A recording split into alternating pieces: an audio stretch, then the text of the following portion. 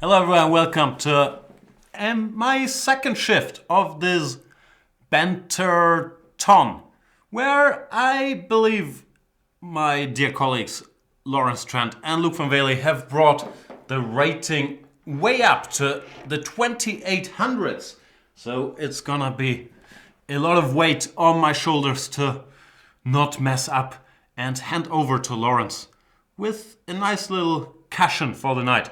I will be here for 8 hours because of mutual demand and because of the heat in Hamburg. I put on everyone's favorite t-shirt, that's just my favorite t-shirt, of a monkey playing chess, and I am gonna be approaching the session like this monkey. I'll be concentrated but not very talkative, and I probably won't reveal much about my strategy in those games. So it's gonna be great fun for everybody involved. Without further ado, let's get rolling and start the crushing. What about... Very hard to keep track who already got crushed and who didn't. But I'll start with someone who has never played against Mr. Banterthon. Hence, he has not gotten the bashing he deserved yet. Mr. Jan Gustafsson, 98478. What is that number? And are you there, John Boy? There he is. D4.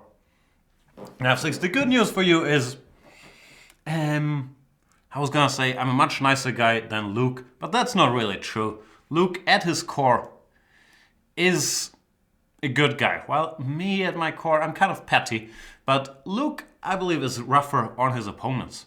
Therefore, you guys are in for less insults and probably slightly less crushing the next 8 hours. Jan Gustafsson, 98478, went for the Verisov, d4, knight f6, knight c3, d5. Normally people go bishop f4 or bishop g5.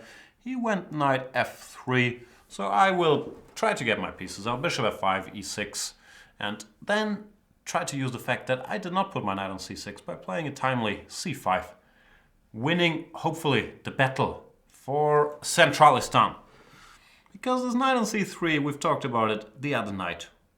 I'm just assuming that everybody's watched every minute of this nonsense that I've done. So I'm just gonna refer back to like, oh, yesterday at 11 p.m. you didn't see what I was talking about. I'm not gonna repeat myself. So here's c5, exploiting the fact that this knight is slightly off. Knight h4 is actually an interesting move, and it... now that I see it, it might make me regret not having played h6, because I didn't think this was his idea. Now this bishop is in some amount of trouble. Well, it's not in some amount of trouble, but it's gonna get exchanged for a knight, which I normally don't enjoy doing. The eternal question is, do you go bishop g6 here, or do you go bishop e4? Trying to either provoke f3, or after knight takes e4, go d takes e4, when this knight on the rim sometimes can look a little funny. It depends is, as usual, the correct answer to that equation. He goes f3 when I could continue to mess around with moves like knight d7, but it doesn't really help my case because he would go g3. So now I'm going to go bishop g6, and after takes, pawn takes, I shall argue that f3 has fatally weakened his position. If that it really is true, I don't know, but I think I would rather have the pawn on f2 here.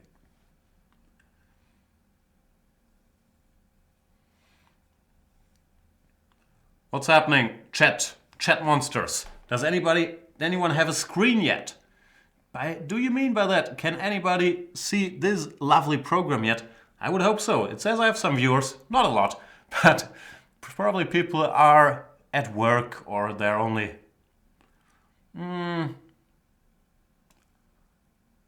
What else could people be doing? I'm still very bad at time zones. In the US and A, you might still be asleep, right? No, you're probably getting up, like making breakfast. While in Europe, it's 4 p.m., 3 p.m. So a lot of dudes at work. This is your chance to take a little break from work. We all know no one's productive after 3 p.m. anyway. So you might get in a little blitz game. And here we see what I was talking about earlier. Pawn on f3 makes it a bit harder for Horsey to get all the way back home, because it has no squares, and Jan Gustafsson 98478 is gonna regret a bunch of his decisions. These are the names that are generated by Facebook, right? I still haven't figured out how it really works, but I think if you sign up with Facebook on Chess24, you get one of these weird dot and numbers names. Is that the case? I don't really get it. You should still be able to change it, right? Anyway, I could take a piece, which would be good enough. I could also be even more greedy and try to spoil his structure before taking the knight, because if I were to take, he would go d4 and the game would continue, of course. Anything's winning, but this looked even better. Don G is at work. One eye on me, the other on the boss. Shouldn't it be the other way around? That you have both eyes on me and your boss has one eye on you? Or is it like in my case where we close the door and pretend to be very busy? People never know if I'm actually doing something live or recording. Normally I'm not. Normally I'm just watching basketball in here. But that makes people very afraid to get in here. Maybe you should get some streaming arrangement like that. Or pretending that you have work that can only be executed in absolute silence, so no one can come in. What else did I miss? Lawrence did a great job. He crushed David Howell 3.5 out of 4 and Pepe 1 out of 1. And he got Fabiano to play him. A lot of action in the Trent Knight. But yeah, I saw he raised the rating. He looked fresh and clean. So all good. Lawrence looked to be suffering the worst. Graveyard shift was rough. Yeah, especially the first night. I've been there in the past, and if you haven't changed your sleeping routine, then you get the graveyard shift. That is extremely tough. So, shout out to Mr. Trent.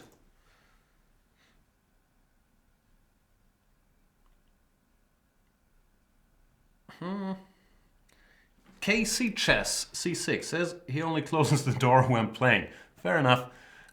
I always close it, but that's because what's the word? I don't think is it misanthrope? I don't know these things. But it's a mix of, I don't even know. No, I like all my colleagues, so I shouldn't say anything I don't mean, but I am a lot in the studio behind a closed door. It's, there's lights. And there's food and water. There's no restroom. There's actually no restroom in the office. So I have to walk out the door. On the floor there's this shared restroom with the other company across the hall. That's a bit of a problem. Apart from that, there's not many new tales out of Afghanistan. That I can tell you. But I'm feeling good today. I had a good day. I got in a bunch of some very solid sleeping. Then I went to the gym, went to the sauna, went to the, what's it called? The whirlpool thingy, the nap area. I'm going to this fancy gym where they have all these nap areas where you're not supposed to say anything or look at anybody. And had some food there. So I feel very, very rested, very ready to crush you all. I'm expecting that this will change within 3 hours. I think I'll be okay for 3 hours. And then the whining will start kicking in again. This is a check by Jan Gustafsson. My phone was ringing, so I should go check it out. Who could it be? Oh, there's action on Twitter. I haven't tweeted forever. I used to be into this Twitter thing, but I never know what to tweet. It feels strange to talk idly to the world, but I have to get back into it. The other day, the problem is, I'm not sure. Probably I should save my NBA material for the Americans when they wake up. But I was very proud of a tweet I thought of, and then I never wrote it. I was going to say that the Sacramento Kings should hire Wolverine because he's an expert in getting his body healed. See? I put a lot of time thinking about, put a lot of time into that tweet, and then I never did it. Think about it, it's very clever. Alright, I think I won this game. Sorry, Jan Gustafsson. You got your knight trapped. This f3 was fine, bishop g6. But here bishop d3 didn't make a lot of sense. Because your plan was to exchange this knight for my bishop. After bishop d3, you got stuck with a dumb knight. Should have taken here. It's this position. Black is fine, but life goes on. Alright, let's keep this going. Tigrea is wondering how my bladder's holding up. So far so good, but you see this water, and the problem is with my bladder, it's like with... Now I can only think of dirty references. It's once the seal gets broken, then the floodgates are open. So what I'm trying to say is, after I go once, I'm gonna have to go a lot. Which probably all you heavy drinkers out there are very familiar with.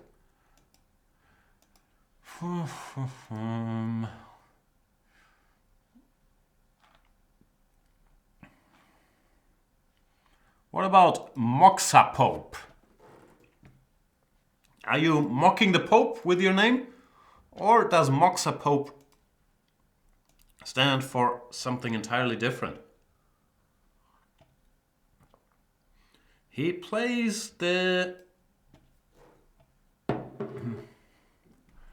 what's called? Bishop opening. And there's d4. It's gonna be some wacko gambit line again. So many wacko gambits out there. I'm gonna refuse this one. And now we've transposed into this. I don't know what all these lines are called, but I do know that this is a line. Bishop c5. Somehow knight c6 not supposed to work, probably because of queen h4. Hence, they castle, and I'm supposed to castle, and it gets all complicated. Who knows? Is this all known? You're blitzing this out, Moxa Pope, like it was the most normal thing in the world. Maybe it is. Do I go here? Or do I go back? I don't know. The problem is, he knows, I don't know. Now you don't know, now you know. But it looks kind of playable for me, doesn't it? I have to be a bit cautious about his f-pawn. But I have things going for me as well. Like bishop a6 can be done with tempo. Bishop b7, queen d5 looks nice. I'm trying to figure out if I should throw in a little f5 or not. I think I will, just to stop f5 for good. But I'm not sure if this was a sound decision. There's ef6 now, which I believe white should play, followed by f5 anyway. Because if he doesn't do that, then my bishop will be stronger than his bishop on this diagonal. Or whatever. It's gonna find useful work, and this knight will be very well placed. So ef6 is the only good move, to my mind. And then after, knight a3, as I just explained, not a fan. Still, how do I handle things? Bishop a6 or bishop b7? I'll go here for status. Bishop a6 followed by c4 looked kind of tempting as well. You never know. But yeah, this position, my bishop is just stronger than his. Bishop e4, queen d5. Easy to play for black. Get the king out of the way. Just in case. Yeah, it might look nice for white that he has this passed pawn, but it is an illusion. The pawn is not going anywhere. Well, black gets to have all the fun here. And t3, is this cashing in already? Not sure it is. I should think it through. Not yet, probably, because d3 he could take and then go queen f3 and I wasn't winning material. But sooner or later, I'm gonna have to do it.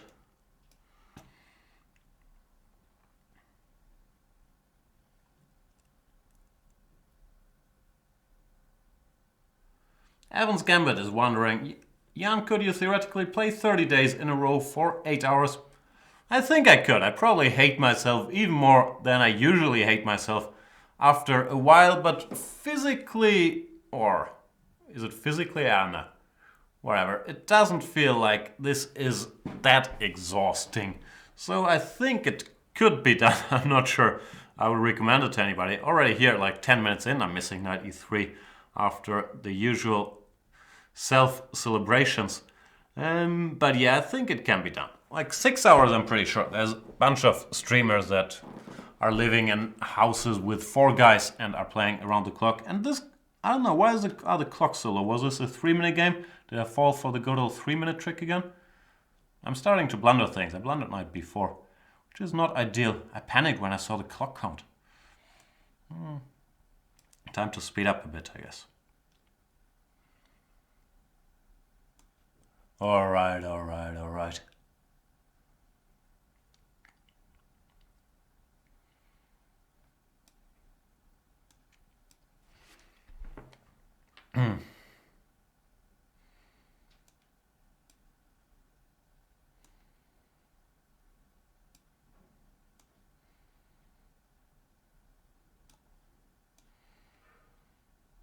I'm guessing it was a 3-minute game. Didn't feel like I played that slowly.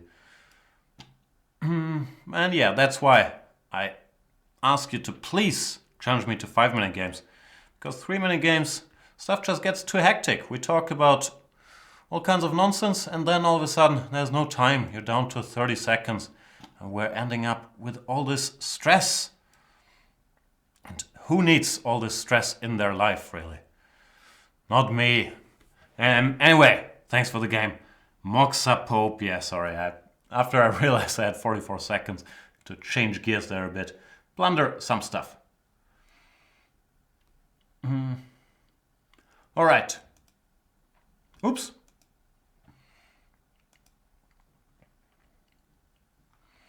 Let's try another game, maybe. Maybe not. What about Night Killer 0-0-0? Which is probably the result he's gonna walk away with from this Banterthon. But you never know. Goes d4. I'm bringing the horse out. What about the Slav? Queen b3. Interesting line. I used to play this myself. It's slightly stronger than queen c2 because after queen c2, g6 is a good move, and then sometimes bishop f5 is useful. Well, after queen b3, you want to do this, and then here they go g6 or bishop f5 or bishop g4. Probably played all these moves, but bishop g4 is my favorite. g3 allows me to take here, which should be a good trade for me. I give up the bishop, but spoil his pawn structure. So that seems like a good deal. Could have gone queen a5 check, but then bishop d2 does not really change things all that much.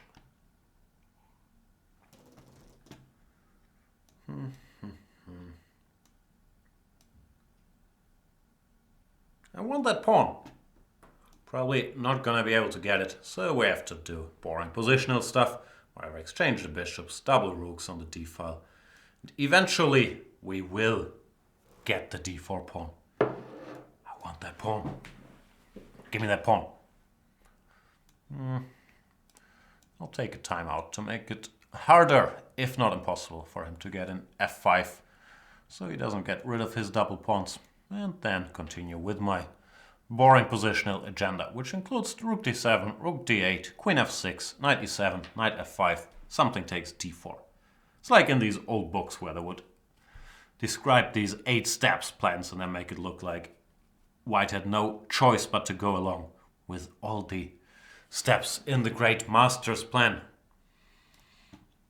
But then in real life you often realize things aren't that straightforward, and this planning is a bit overrated. That's how I live my life, at least. I try not to plan, and I approach it the same way in chess. I pretty much play move by move, like you go here, now is this under attack? Nah, but maybe you want to take on d5, so queen f6, then bishop d5, and all the best laid plans would change. So I'll go here, even though I just said that I was gonna put this knight on e7 and f5. You know, concrete game, blah, blah, blah. This knight might still end up here. I'm just teasing. I still want to go queen f6, and maybe now I want to take this way, or I'll just take the pawn. It's also possible. Rook e5 seems like the logical thing to do, and that's what he does. Don't you hate it when they do the logical thing? I've never been a fan of doing the right thing. Of my opponents doing the right thing, I should say. Galactic says that sometimes in life I blunder appointments. He blunders appointments, I should say. Yeah, I try to be on time when I have appointments, because I know how much it annoys me when people aren't on time and you're waiting in some random place. So I'm not I'm not very punctual for a German, but if you're meeting somewhere like that is not somebody's home, then I try to be very much on time, because else, it annoys me when people aren't. I'm not sure if I'm making a case for being on time, for not being on time, but life be tough. I read in some book that normally if you want to triple your pieces, it's good to have the rooks in front and then the queen in the back, because you have all the firepower of the rooks. Like, imagine my queen was in front. I would not be able to take this pawn because of rook takes d4. While now the battery is charged up correctly, and I am planning to take this pawn. Having said all these things, Knight Killer is actually playing well, which is a great pity for me. Rook d4, rook d4, rook d4, looks too equal, so I have to take here. But now he's managed to make this bishop much, much longer. My b7 pawn has become a weakness. And the position is much closer to égalité than I would like it to be. So let's calculate. Rook d4, rook d4, rook d4, bishop b7. Then something good. Nah, nothing.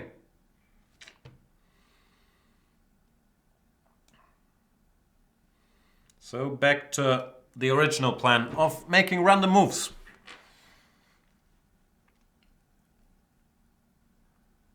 Oh, I learned something. It's the Alekhine gun. The triple things. Who knew?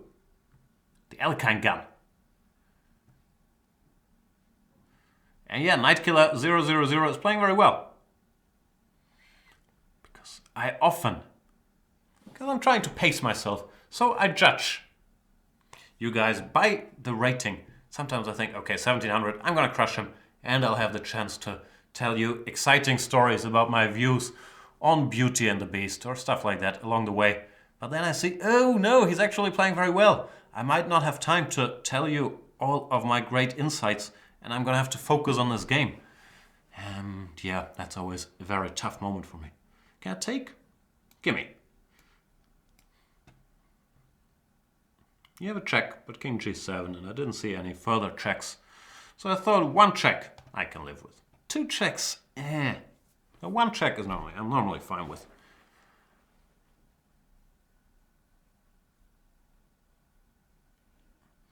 As always, a lot of interest in this t-shirt. The answer is you can buy it in Thailand, Khao San Road. They sell a lot of nice t-shirts over there.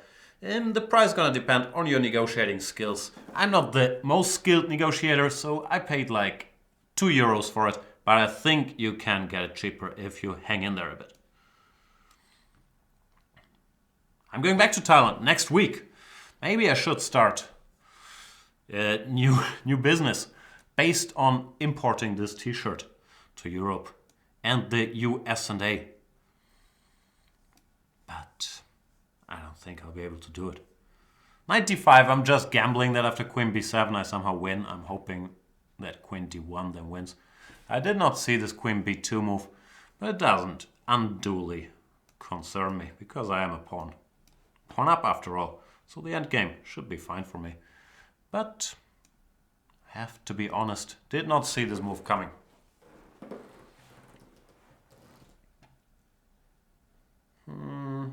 What now? Probably bring the king. I read somewhere else, maybe it was the same book where I learned about this battery thing, that in the endgame you should centralize your king. Now I don't know what to do anymore. Story of my life. Get the end game, pawn up, don't know what to do, move around aimlessly, hopefully win on time.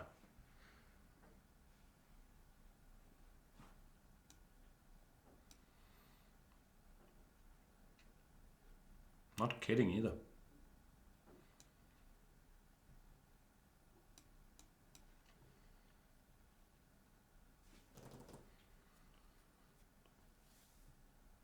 Karl Nering saying I could be like George Costanza, get into the import-export business.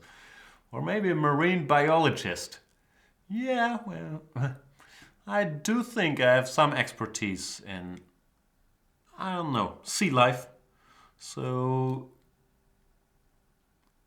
saving whales does not seem like it could not feature in my set of skills. George Costanza, didn't he have other? I'm not a Seinfeldologist, so I don't know these things well, but he had other jobs, right? He worked for the Yankees, maybe? I'm trying to get in knight e3 check and knight g4. I blundered some bishop c4 along the way, but worth it. Totally worth it.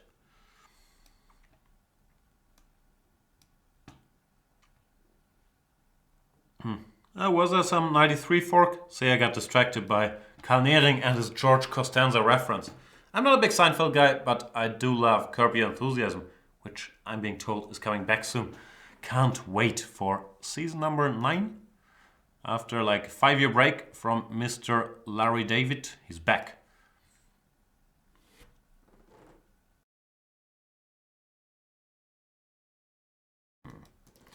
La Rocca. Let us play La Rocca. The Rock. Is the movie The Rock, featuring Sean Connery and Nicolas Cage, called La Rocca in Spanish? Let's find out. La Rocca, Sean Connery. The Rock. La Rocca, that's what I thought. See? Probably it's La Rocca's favorite movie. Maybe not a reference to his playing style. Or maybe it is. Hang on, what am I looking for? Ah, yeah, this thing. Here we go. C, D, E, D. Pin.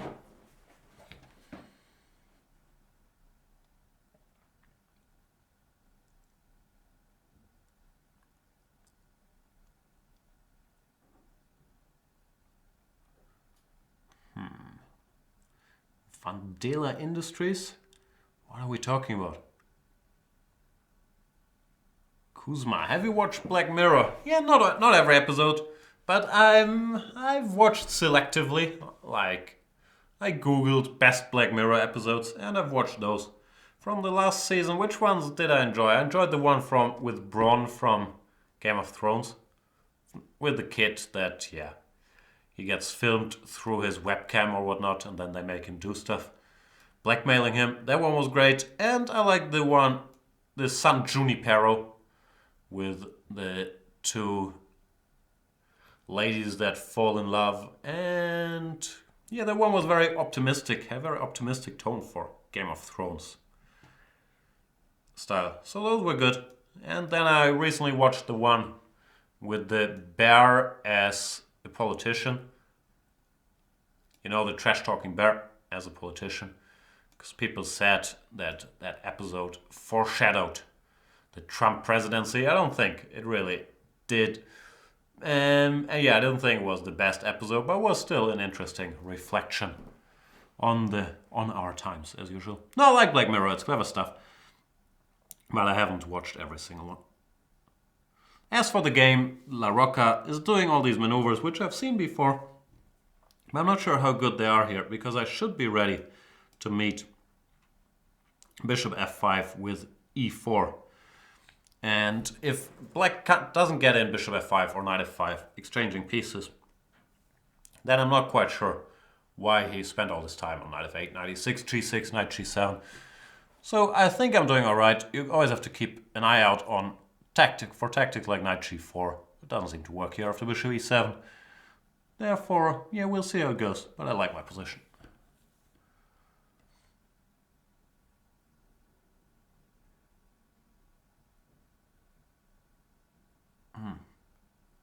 I was a famous hand model for a short period of time. Who told you that Zozo 1969 was right around the time of Zoolander? Hand models were in high demand. And I do have beautiful hands. Like, I don't cut my fingernails regularly, but, you know,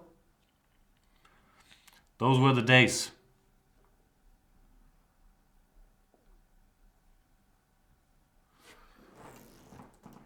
Ooh, what else are we talking about? So much action in the chat. RWC94. Jan, did you know they've changed the Terrace House theme tune? It's now Taylor Swift. I didn't know what it was, but of course I am updated on Terrace House Aloha State, which was incredibly boring even for Terrace House fans like yours truly. I think they should take it back to Tokyo. As far as I know, new episodes of Terrace House are coming within the next couple days, and of course I'll watch all of them and feel very, very bad about myself. Like, this is the most guilty pleasure TV Netflix viewing thing I have, Terrace House. For those of you who don't know it, it's a Japanese sort of reality, sort of half scripted show. It's based on whatever these formats are called, like Big Brother or Hotel Paraíso, where you put a bunch of strangers together in a house and then film their interactions. The problem is, in Aloha State, the new season based in Hawaii, nothing is happening, just nothing. So that's been a bummer for us terrace hats out there. But I'll hang in there.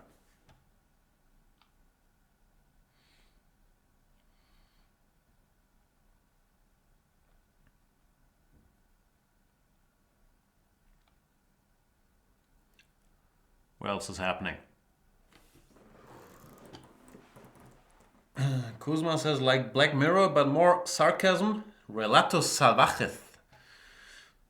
Argentinian movie. Haven't seen it, but I'm a fan of Argentinian cinema. What did I say? I haven't watched any Spanish stuff for a while. I've seen this.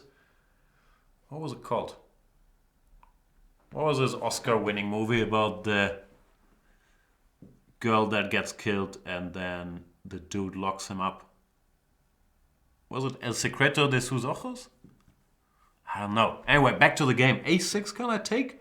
All of a sudden my interest was awoken because I saw the potential to grab a pawn. Calm down. Have a look around. Then grab it. Gimme, gimme, gimme. He did get that one, but if I count correctly, which I did, I got two of his pawns, and he only got one of mine. And I will also get this bishop, which should leave black in a fairly uncomfortable pin.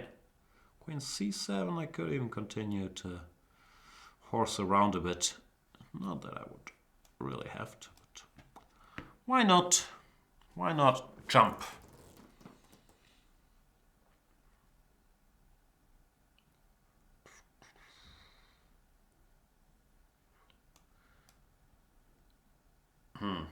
And now what? This looks like a good square for Mr. Horsey. Threatening, probably knight c6 is a threat winning a piece. And generally, black's position is just really, really bad. This pin is very hard to break. And yeah, not a lot of good to be said about it. Queen c7, I should take here. Rook b6. Game is still going. That's unfortunate. Can I do better?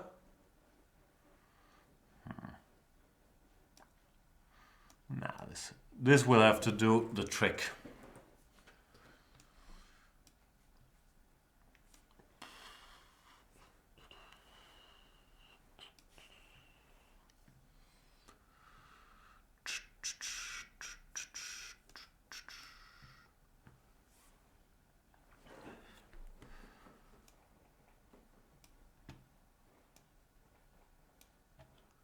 Is it time to speed up?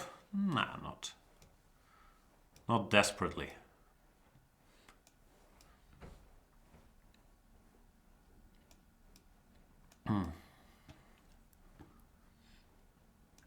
La Rocca is fighting admirably, but I still have a lot of extra material and extra time. And that is the sweet spot. You want both the extra material and the extra time. Because then you can't be hit on the material front or the time front. What are we talking about? Carl Nearing's asking, so Terrace House is a show about nothing? Exactly. But first of all, I don't think they ever said Seinfeld was a show about nothing, if that's where you're referring to. And secondly, yeah, it's different type of nothing. But yeah, highly recommend it. Great movie, you must watch it. 6 unrelated stories. That's the one you mentioned? Relatos Salvajes. I'll check it out for sure. I'll have some time on my hands in Thailand. And I will, as you do, use my holidays to sit inside and watch movies. Who else is here?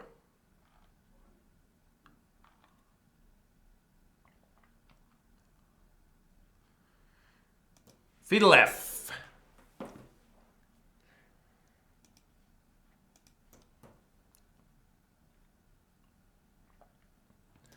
Facepalm Chess is recommending The Affair. I don't believe you, Facepalm Chess. My sources are telling me,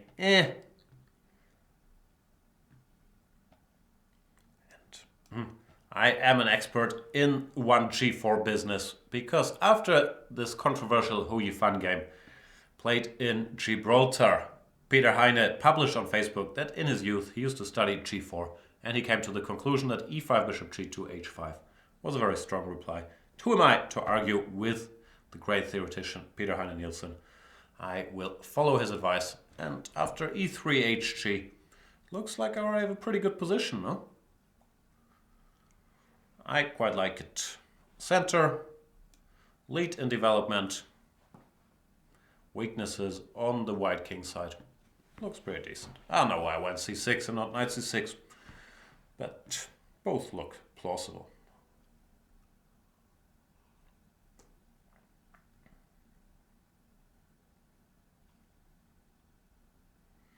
Better Call Saul Season 2 is on Netflix now, is what Sizzle Biscuits is telling us.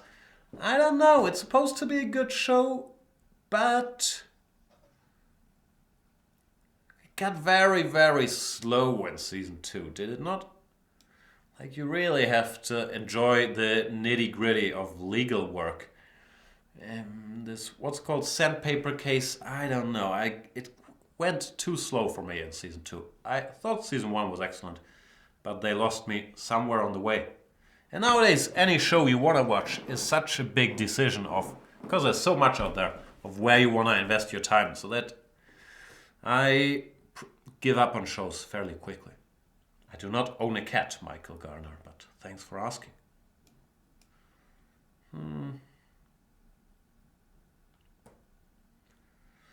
Okay. Thanks for all the t-shirt compliments. I will answer the question where I bought it once more only. I bought it in Thailand on the Khao San Road, where you can buy lots of funny t-shirts. So next time you're in Bangkok, stop by at Khao San Road and buy a bunch of t-shirts. That's certainly what I'm gonna do, because I will be in Bangkok next week. Even though only stopping by, we're going to Hua Hin, where first we'll do a bit of holidaying and then we will go to what's called Cha Am, which is still in the Hua Hin area, where the Bangkok Open is played. As for this game, I'm doing fairly well, as was to be expected, because I do outrate Fidelef, who seems to be enjoying his 1g4 goofiness, and he's played sensible moves since then. Still, he's in trouble because there's a lot of weaknesses around the king side. Maybe left by 1g4, you could argue. My dear boy. f6, bit of a weird move. I should have gone queen f6. But f6, not necessarily bad. Just a bit weird. Ooh, and I'm playing horribly. Now I blundered knight takes e4, which is serious. After a5, fg or knight d7 was still very fine. But to blunder knight e4 is not ideal.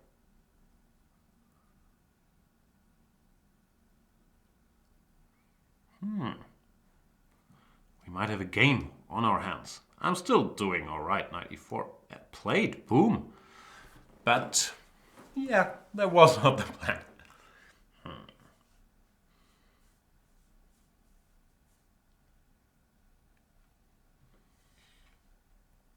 Knight c5, a6, whoa. Feeling yourself. b5 or b6? Or ba? All look good. I don't know. I'm confused by a6. You officially confused me, Fidelev. Oops, that was a bit of a misclick. I hadn't made up my mind yet where I was gonna put that pawn, but I'll take it.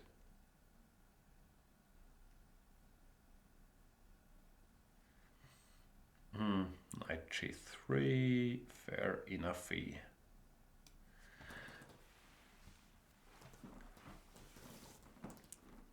What's going on?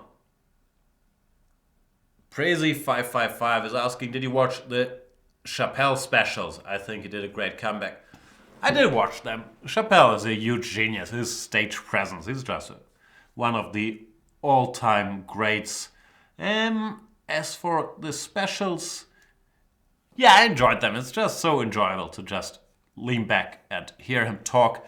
The material didn't feel like super polished to me. Didn't feel like a Chris Rock special where Chris Rock has been out in the comedy clubs working the material every single sentence for like a month. So it felt very raw and not all the jokes like really landed for me.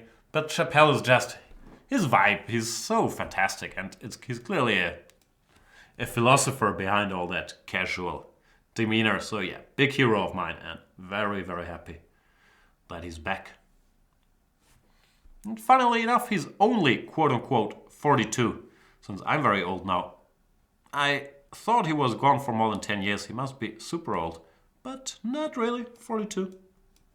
He started really young. All of this Chappelle show, he must have been in his early 20s when things started. Half-Baked? From when is Half-Baked? I don't know, but yeah, I did watch the two specials. I liked the first one better than the second one, but I thought they were both great. And fearless. So, good stuff.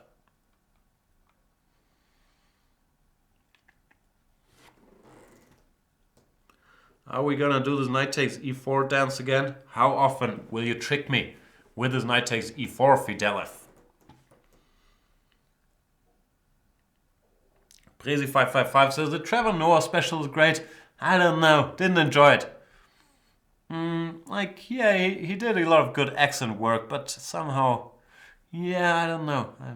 Just didn't make me laugh. It's hard to say. Or in comedy lingo, yeah, the bits did not convince me.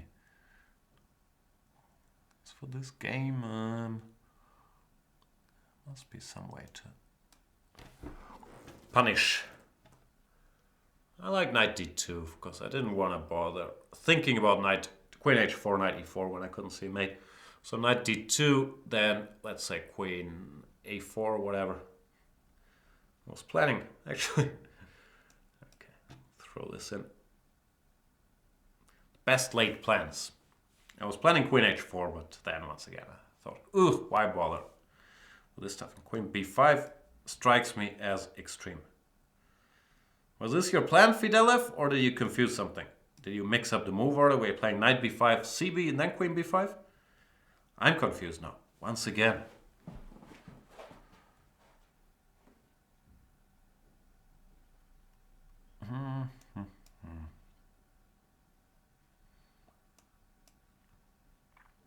Good game by Fidelev, by 1 g4. Not great. Ice-T is back from work now. How's it going? Movie talk? Not a lot. We're talking about anything and nothing. What were we talking? I can never remember a single thing. Dave Chappelle is what we just talked about. Glad to see him back. There's a lot of speculation about where I got my very funny t-shirt. Seen any David Cross stand-up? I might have, but I don't always pay full attention when I watch stand-up. Like I often put it on Netflix in the background. So I think I've seen this David Cross and Bob Odenkirk sketch show, what's it called? But not sure I've seen any of his stand-up.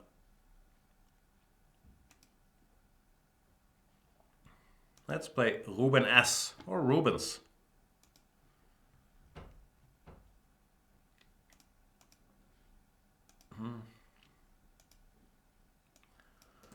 Here we go again. 2836, Mr. Banterthon. I should try to keep my head. No, I shouldn't think so defensively. I should try to expand this rating a bit. Get to 2900. The problem is I'm going to have to win some games to do that. Not an easy thing. Rubens plays the a6 Slav. This line, I used to play bishop d2 here, then I played a bunch of bishop e2s as well. It looks like queen c2 is the recent trend, because people aren't so afraid of bishop f3, gf3. That structure seems to be nice for white. And I'm not actually sure how to play this, unfortunately. But I had the feeling that you could ask some questions here. Maybe knight takes d3 is a better move. But I wasn't sure what happens after takes. Knight e5 back, who knows.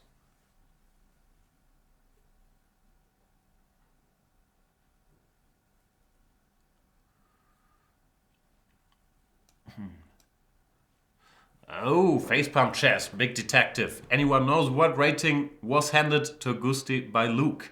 I remember Luke being around 2870 at some point, now 2835. Wasn't me yet. And Luke, I think, had some technical issues and lost 2 games on time. That's what I was taught. Told? Not really taught. But anyway, anything above 2800 are waters that I'm not used to swimming in. Not a very good swimmer. Also, after dc4, I should control myself a little bit and not blunder a piece with bc, bishop takes e5. So you could argue, and you would win that argument, that bishop b2 might have been teeny tiny bit careless, might have blundered a pawn. Not ideal.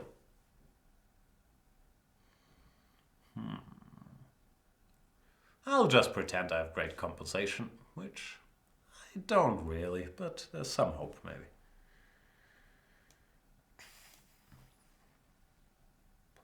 I'm bluffing as usual. I'm not sure what I'm going to do after bishop e5, de, queen e5, but it looks scary to jump into this diagonal.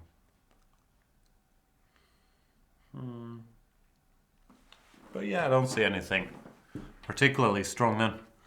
Queen b7, I should keep the fight against c5 and against black developing up. So queen f3 looked logical, just stopping c5 because of the pin.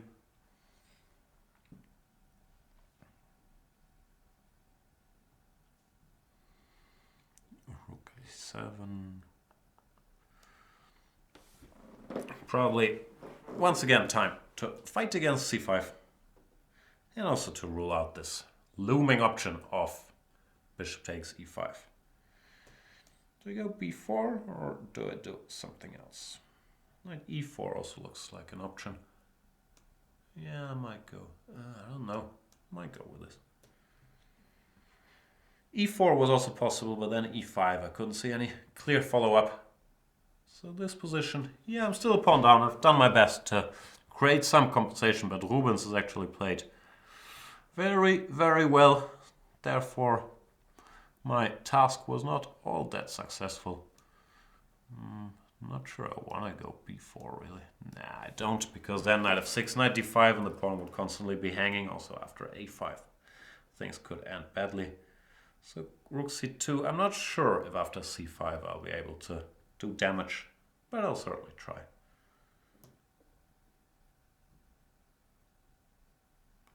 We'll find out. I'm planning to win on time, but even that is still a long, long road ahead. 2 minutes 13. Lot of time. Yeah, the structure is sort of typical. Sometimes I just blunder the pawn, of course, but sometimes you get them on purpose out of some Catalan type positions. As long as you can stop black from going c5, you tend to have, I don't know, full compensation or whatever. You tend to have some play.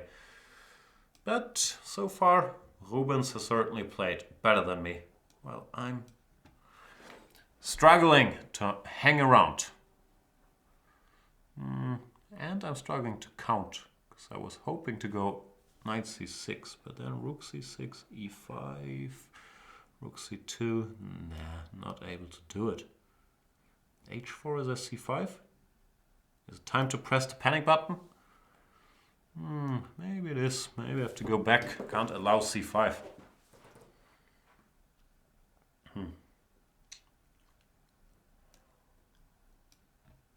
Not sure why h4, but gotta make moves.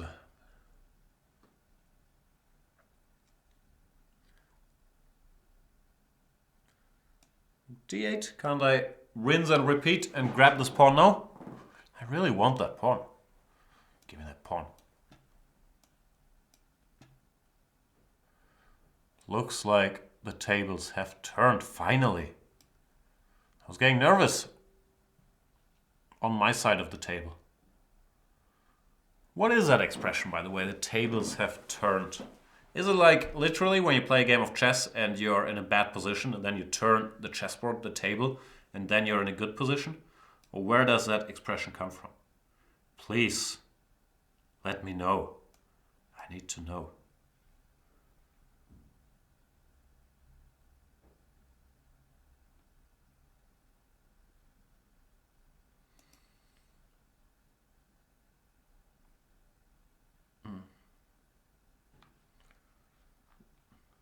And Rubens resigned. Played a great game until, where was it? Rook d8 here. Yeah, I don't know. I probably have compensation, but if you go h5, let's say, still don't know what to do. Anyway, good game by Rubens.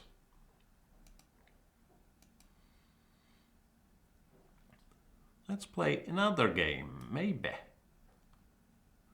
Some non-premium challenges, I can't accept those. Go premium for your chance to play not just any Grandmaster, but a strong Grandmaster like Luke van Vele, a mediocre Grandmaster like me, or a very strong international master like Lorenzo Trento.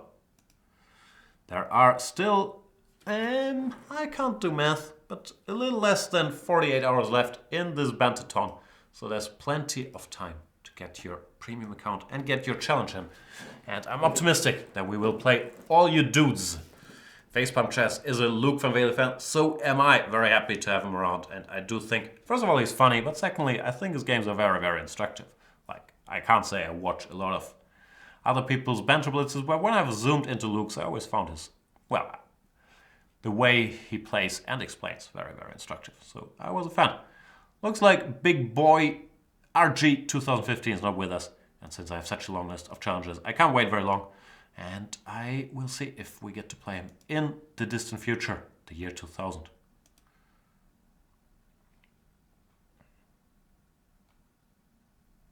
What about Adam 657?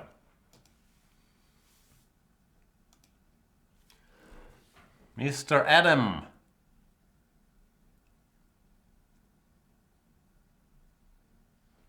Are you there? No one's here. Everybody left after Lukey Boy left. They thought, ugh, this narcissistic patzer with his monkey shirt again. I'll have a nap and then I'll crush Lawrence Trent in the night. That's at least what I would do. But looks like Mr. Adam. Oh, just as I was about to abort, there is a d-pawn in the middle of said board. Nimzo Schmimzo. Let's see what Adam does. He goes queen c2, and I will play a Vallejo move here. b6. Castles is my main line and the one I recommended in my video series. But sometimes you gotta mix it to win the biscuit. Nah, I think you gotta risk it. e4, c5 is Paco's point. And the best thing you can say about this line is it's not as bad as it looks. It's not very good either. And I can't remember what I gave. Probably bishop e2 in my series, claiming white was a little better. That's probably true. But the fact that this b6 can't be refuted directly is already something. Instead of d5, there's also e5. But black normally gets some sort of position. Queen e7, bit of a sneaky little move. trying to exploit all these pins. Bishop e3, I'm not sure. I haven't seen that one. I'm guessing knight g4 could be the reason why it's not seen more often. Queen e2 is legal, but now I should have achieved some things positionally, right? Do I take here or not? I guess I should. I don't have a doctorate in Nimzo Indian studies, but this looks like... I'm wondering if I should bring my bishop out or if I should... Maybe I'll castle first. Leave my options open. Because I'm not sure yet if this bishop should go to a6 or if it should find another way. a4, it's always a big decision. One wants to stop this pawn by playing a5, of course weakening b6, or if I want to allow it to get to a5, I'll delay that decision by playing rook e8. Maybe that doesn't really delay it, because he can still go a5.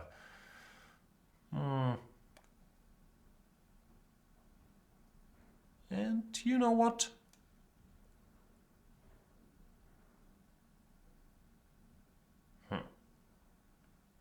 I don't know what. It feels wrong to play a5.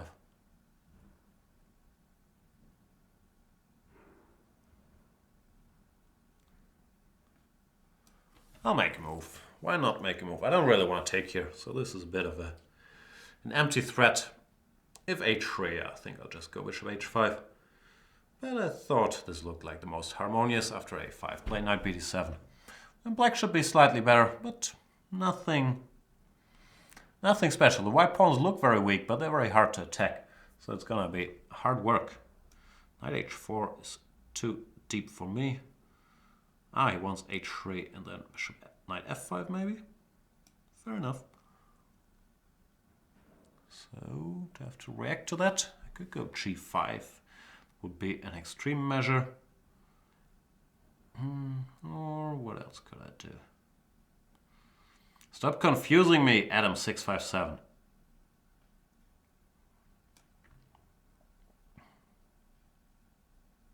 I don't know, I have a good position, but it feels like I'm drifting big time. Because he's making moves that I don't see coming. Yeah, rook e5 was a weird move.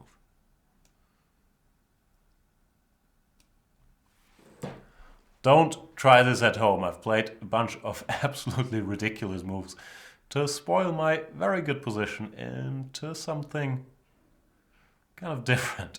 I don't know why this happened, why this had to happen, but I'm no longer very happy with where my pieces are. After just g3, I still can't really go knight d7 because of h3. So yeah, this has been a series of unfortunate events.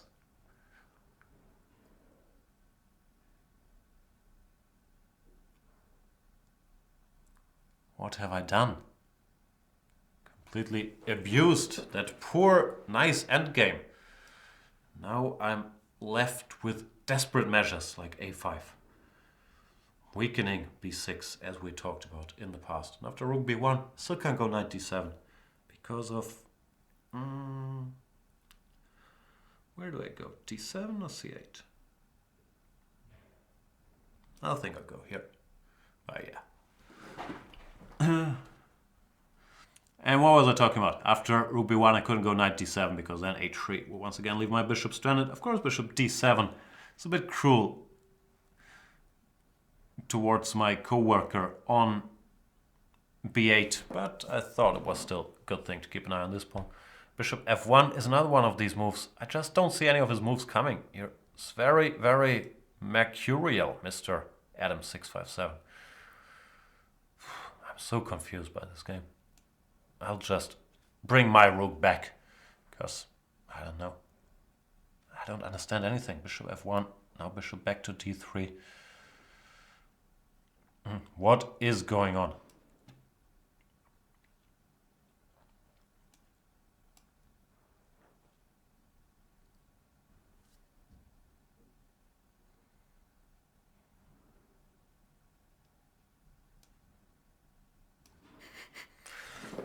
This is a very weird game.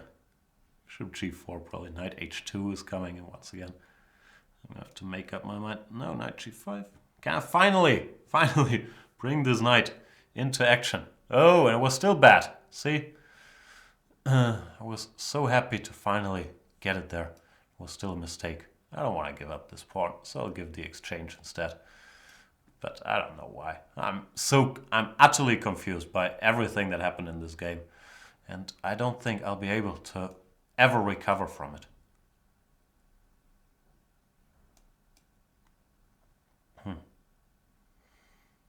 Adam 657. You are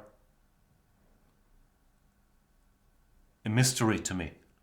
And I did play horribly the whole game. Because Adam, he's confused me, but I don't think he's played so many great moves. I've just done many things to myself. Still, my position is not terrible, because it's very hard to exploit his extra exchange here, and I think he's already offering to give it back, if I am reading this correctly. Yeah, he's trying to set up some sort of fortress here, but I hope he won't be able to do it, because there's still weaknesses in the white position. This knight is still very strong. I have a lot of grounds for fishing or hunting.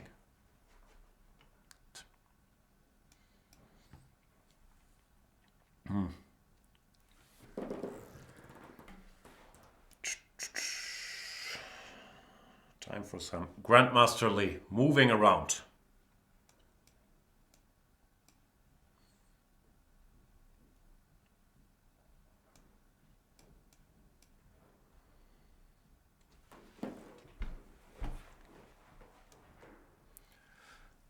Still don't have a plan. I don't think this game will enter the collection of neither mine nor Adams's best games, because it's a mess of a game. But now I'm winning because of all my expert, what's called in German, they say lavieren when they don't know what they're talking about. All my expert maneuvering and a petite combinaison. Beautiful. I'm very confused.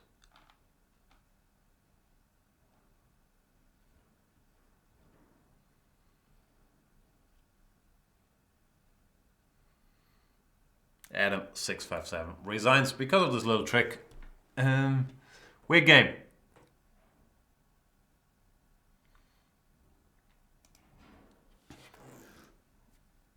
What am I missing in the chat? Is it just me? The vision is very bad. The sharpness, I don't know what that is. I'm sorry about that. Surprised that Jan is not foaming yet. I'm sure I will eventually. What else do we have? Jan, do you ever do simmels? Of course.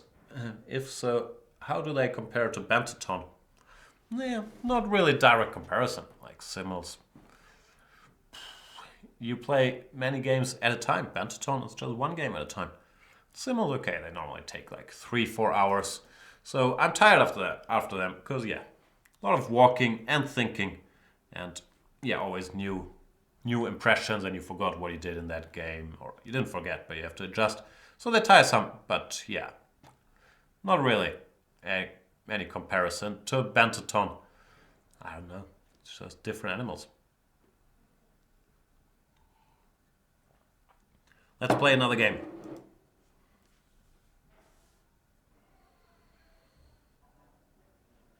Mr. Blitz Enemy. I think I tried to play Blitz Enemy yesterday, but he was not there.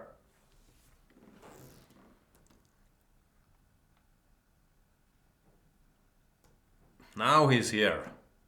Blitz Enemy has joined the action.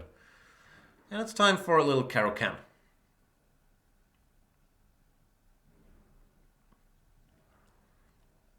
In Bullet, I play the move a6 in this position exclusively. I've also looked at this move. Both are terrible. a6 is slightly less terrible than b5. The main and correct move is, of course, d takes e4. But sometimes in order to play for a win, you want to mix it up a little bit.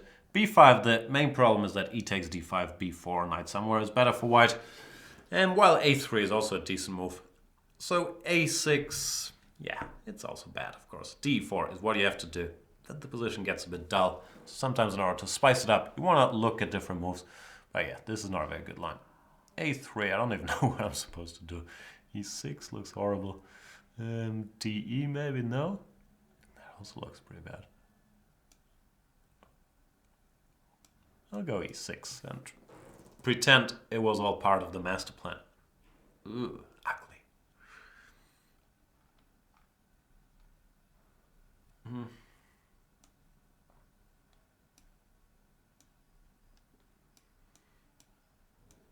Wow, he pre-moved A takes B4? That's some real anticipation skills there, blitz enemy. Very impressive.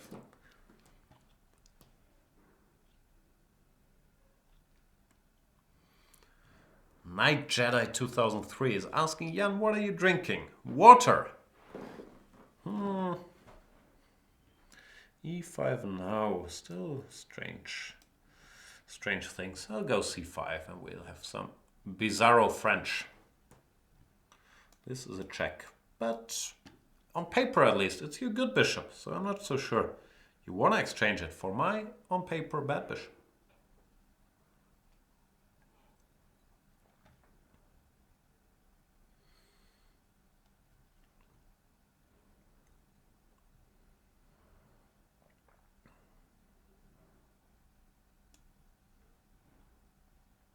Can I go bishop c3? Not sure I want to. I'll develop a bit.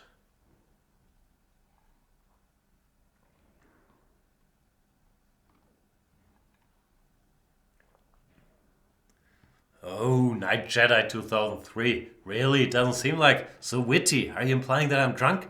Genius stuff. No, I'm always sober doing these things.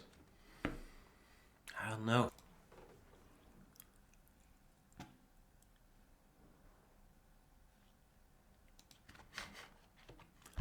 Lovely. Am I back? Looks like I did lose that one because of disconnect. I guess that's what happened to Lukey Boy earlier as well. Yeah, that's a pity. Congratulations, Blitz enemy. Sorry me. It can be very hard to keep this rating up if this keeps happening.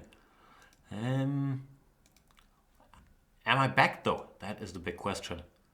Well, I was trying to fix it. Looks like I lost the chat here. We are back. All right. Yeah, congrats, Blitz enemy. Sorry me. Pity in the city. I switched internet connections because they put me on some different line here earlier. Let's see if this works. And let's play Mari Gemma. Mari Gemma or Mari Gemma? I would guess Mari Gemma.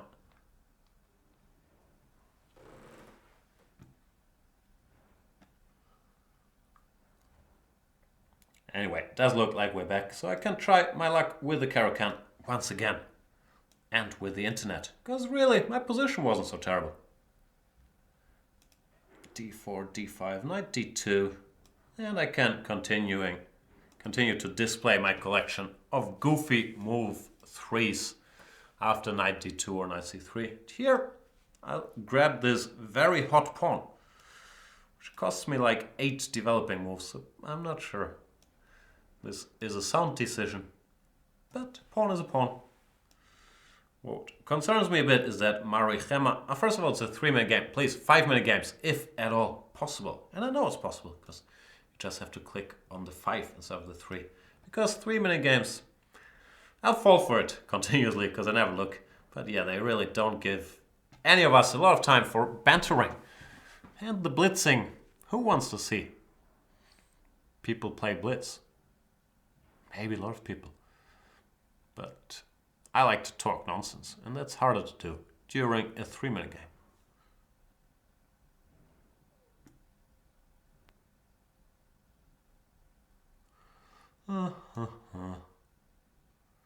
I don't really like my position.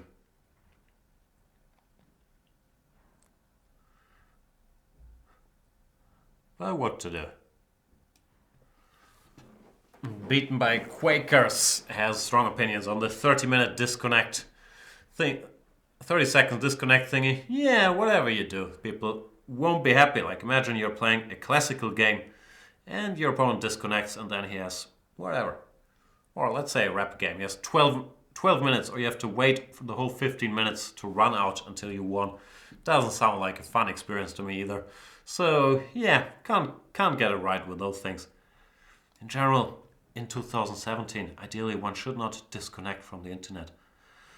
But always some issues here in this office, which hopefully will get fixed one day or another. I don't enjoy my position all that much here.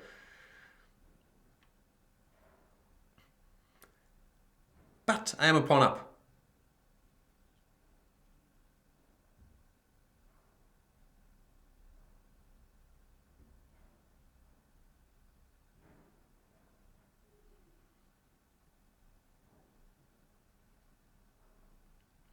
Problem is I can't castle to either side really.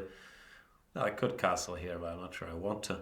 And this white bishop on d6 is a serious nuisance. I guess I have to castle queenside. Yeah, not very pleasant. You already start thinking of all these bishop a6, queen a8 trickeries. Dangerous, but I made my bed and now I have to sleep in it.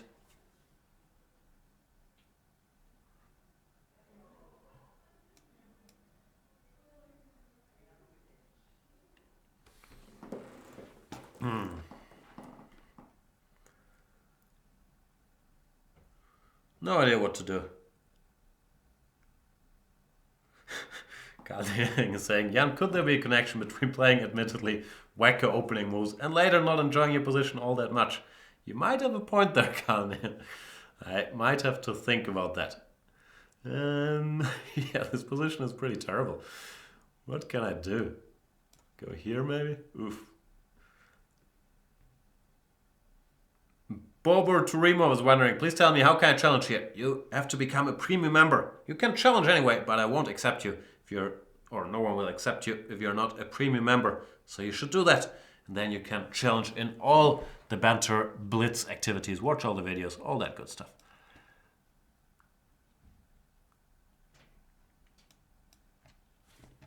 And yeah, the usual 3-minute problem. We're down to not a lot of time. Therefore, I have to speed up in my horrible little position. Mari Chema, by the way, very strong player. Why are you 1700? I'll complain about that later. Right now, I'm going to have to win that game without a lot of bantering because, you know, no time.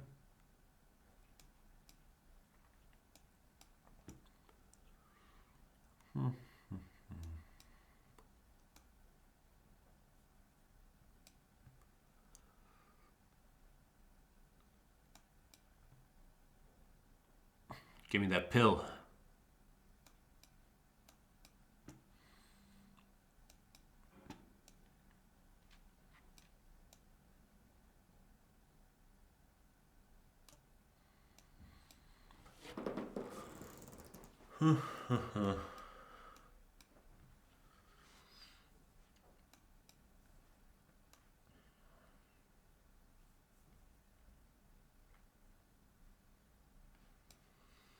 And Mari Gemma resigns says, thanks from Menorca. Greetings to Menorca. Been there quite a bit with our boy Paco Vallejo, who hails from Menorca.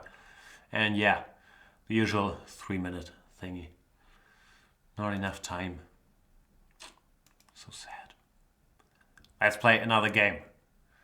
Hopefully, I won't lose on time or get another horrible position due to wacky play.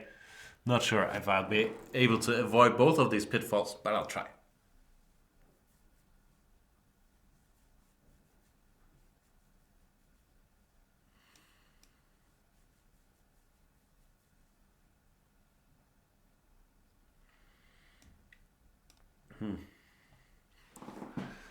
And I'm sorry for anybody who didn't get a game yet, but it's frustrating for me to hear this, because we're doing these 72 hours in a row marathon. So we give as many people as possible a chance to play.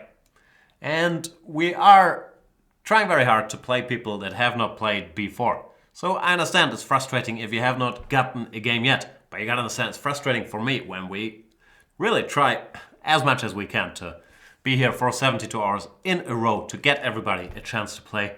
And then all you read is, I haven't played yet. I'm sorry about that. There's lots of challenges, and I'm really trying to play. Not just me, but all the banter blitzes here, as many of you guys as I can. I choose very randomly. It's not against you personally if you have not been chosen yet. We're doing this to give all of you guys, the premium members that make this site possible, a chance to play. I'm very sorry if you haven't gotten that chance yet. Yeah, that's all I can say.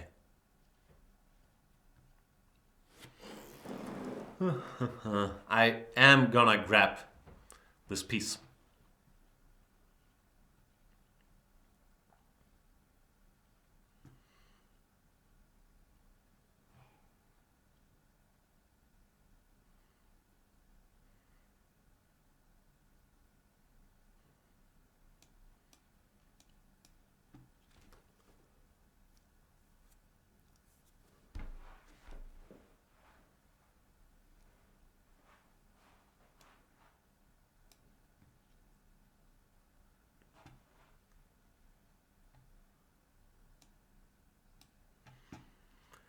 Miktal is making it worse by saying he got 3 games. I don't know why that would happen, but maybe he's just here 24/7, so people ran out of opponents, or I'm gonna have to brief the other guys to have a closer look who already got games.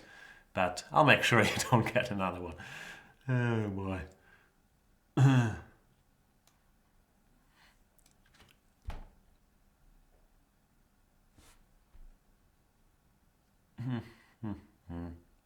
So this game, I had a piece up, which is good.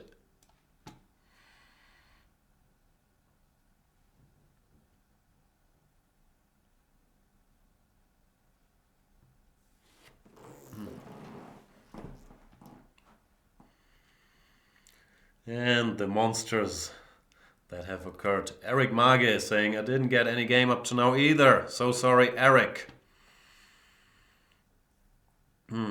Carlson Superlight saying your boy Kawhi has closed the MVP gap yesterday. Actually, I was planning to watch that game, but yeah, I won't. And now you've spoiled it for me. So I'm guessing the Spurs won, yeah? Now I want to know all about it. Didn't I make a case for Kawhi in the show before yesterday? Because I think he deserves it. It's so freaky that...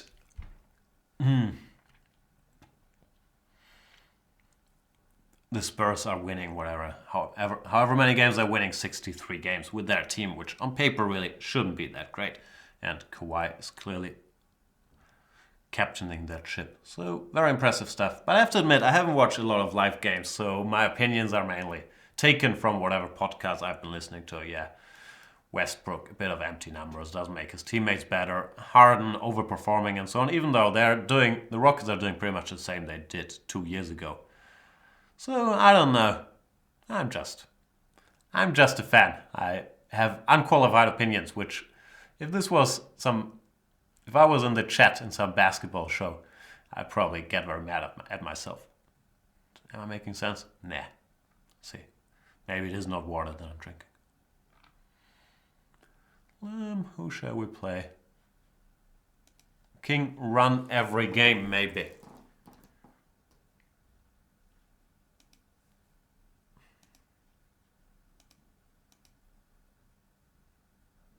Maybe not. Here we go. Plays D3. That's a bit of a solid move. Why not go all the way? Push it. Go D4. You can do it.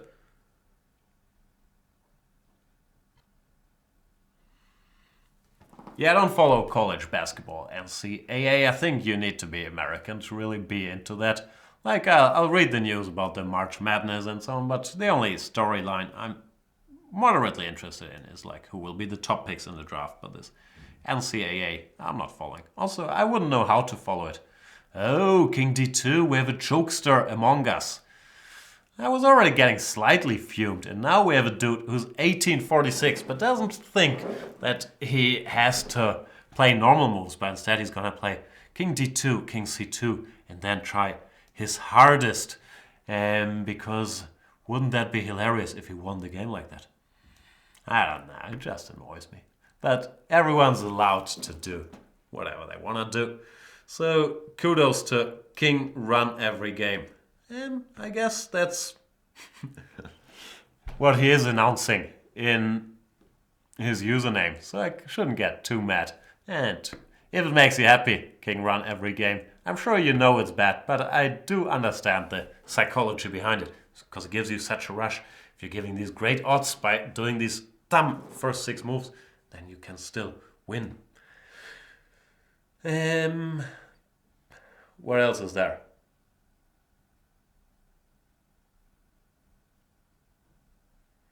Jan, looks like some folk here have come for a monaton.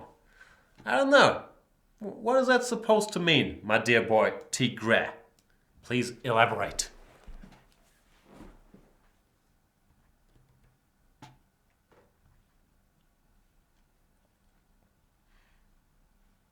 Ironmanth is telling me there's been good games in March Madness. Yeah, I believe you. I honestly know pretty much nothing about it. I heard that... What did I hear? Who was it? Kentucky lost to somebody, eh? Kentucky is normally the good team. But that's pretty much all I've heard. Who is in the Final Four? Is that what it's called?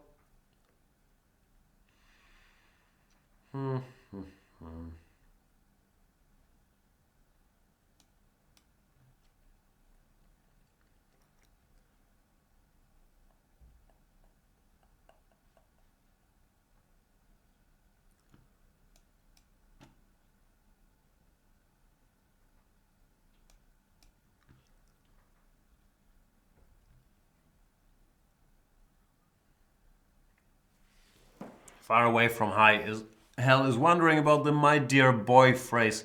I'm not sure, but I just probably start repeating things I hear. I think this is probably a Comedy Bang Bang thing.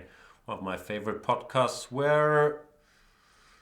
Who says my dear boy? I believe Paul F. Tompkins in character as Andrew Lloyd Webber. I think he says my dear boy a lot.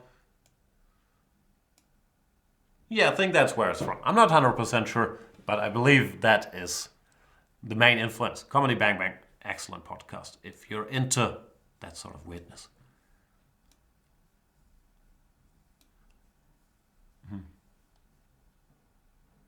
I'm also playing terribly, but we're used to that by now, I would guess.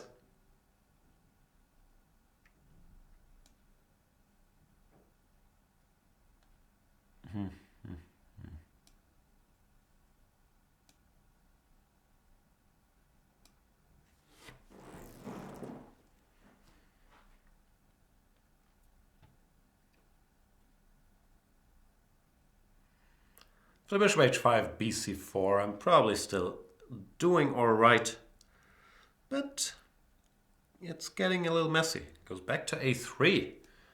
That might be pushing it a little bit.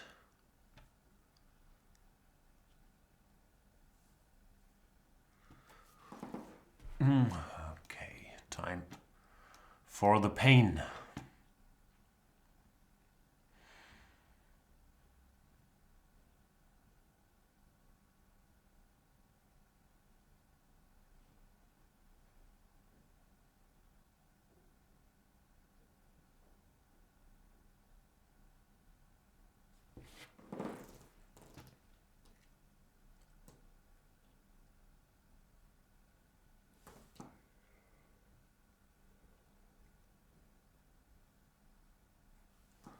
What are we talking about? East Coast, West Coast, basically. Gonzaga, Oregon, SC. What's SC? South Carolina? UNC. Isn't UNC traditionally never good at these things? So you know a little bit, but not enough really to have any qualified opinions. What's going on here?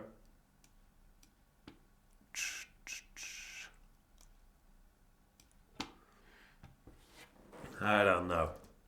I refuse to really comment on this game because I don't know. I don't like these. You run into lots of dudes that do this, push their H or A pawns or move their king around and then start playing seriously after that. I don't enjoy it. It feels like, yeah, you're trying, but you're not really willing to admit to try. So you ironically like do this king stuff early in the game, so you have the built-in excuse, yeah, but I played my funny king run on the first 6 moves. Why not try really? I don't know, I should get worked up about it. And you can do whatever you want, but it rubs me the wrong way, which maybe is one intention of it, because it might tilt your opponents. Imagine if I were to lose this game, I'll win because I might be, a better player. But that's another thing, that you just annoy people if you win your game after doing this. Why not play normal? Chess is plenty interesting, even without your king run. Anyway, everyone can do whatever they want, so I really shouldn't be imposing any artificial rules, just sharing my feelings. Thanks for the game, king run every game. Let's play another game against Martin K, maybe. Signor says, Jan, don't be so German in your approach. Another thing. Whoa, why am I stealing already? I came in here in a good mood. I am German. So if you call me German and it's meant as an insult, you're probably saying that I know you're German, but you don't act like a German because normal Germans are weird. Is that what you're saying? Please elaborate.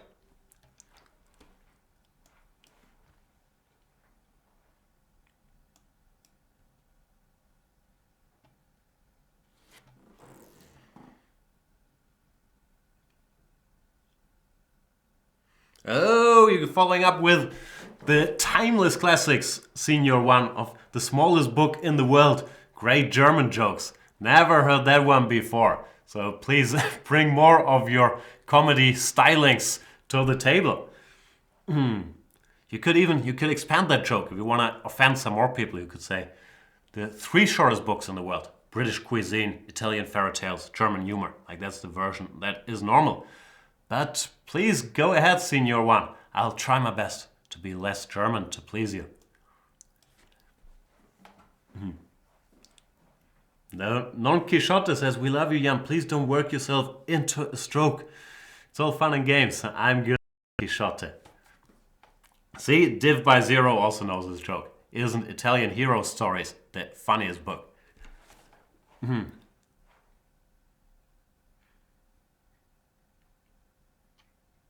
Okay, end of rant. It's all fun and games. I do appreciate all you guys being here, keeping me company in the chat. But gotta have some opinions sometimes.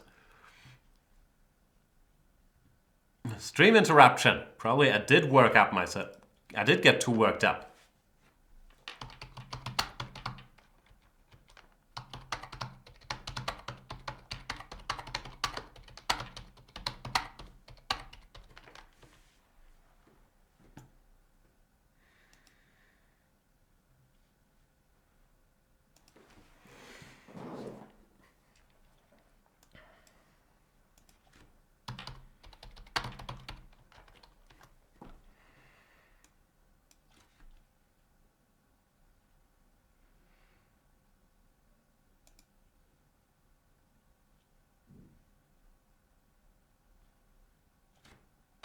Looks like we're back, so it was just a little hiccup. As for the game against Martin K, not a lot has happened. I have quite some experience in this almost symmetrical structure, which is deceivingly dangerous for both sides, actually. But white can build a serious initiative here, often just with piece play, or sometimes by pushing e4 followed by e5.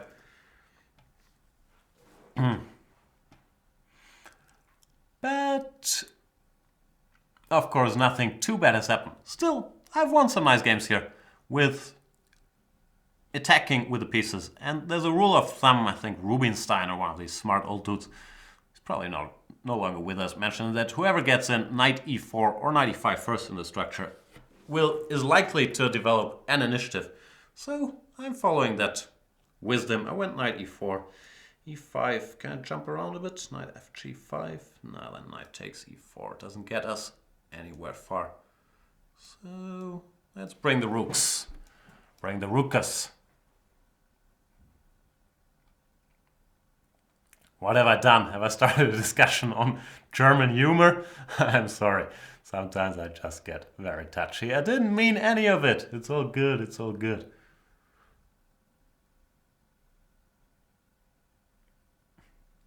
Oh, Hölzüklaue. European humor exists?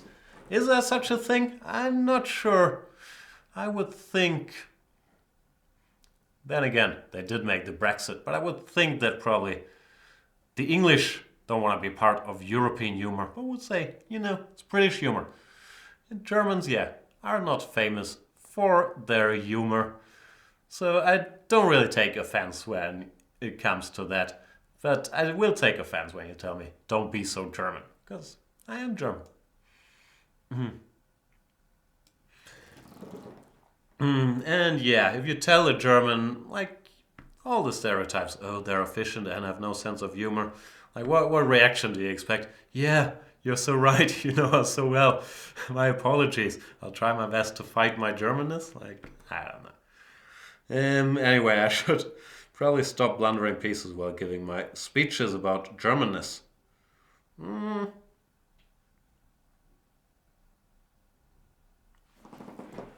Let's figure this out. I had kind of seen this coming, but I thought I would have some trick. But I'm no longer sure. Bishop c4, bc, rook d5, ef doesn't really help. Knight b7, queen b7. This looks like the way to go, at least. Pre-move. Still not sure if this works. Probably doesn't, actually.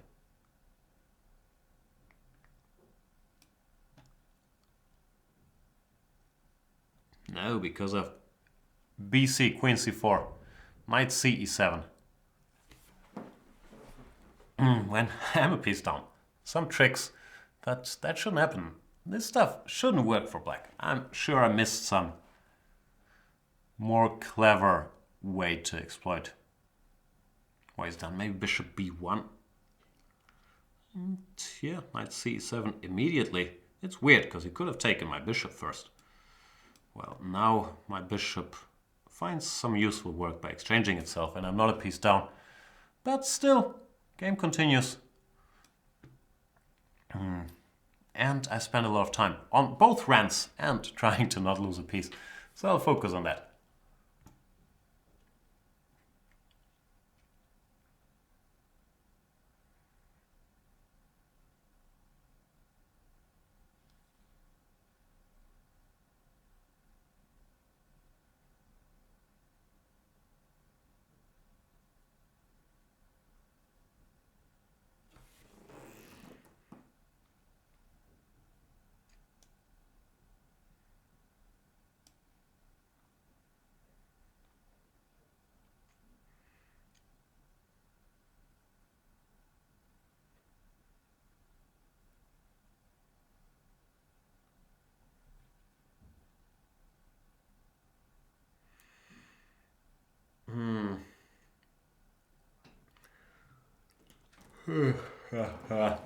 I'm reading the chat, but I'll stop reading.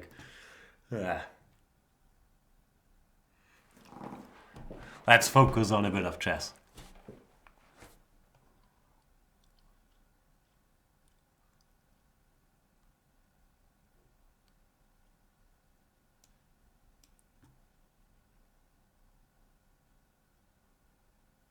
Now I have a rather typical initiative for these types of positions. I shouldn't start. After I blundered a piece earlier, I'm not sure how much authority I have talking about these types of positions. But now things should get tough for Martin K, even though I just took without thinking it through at all.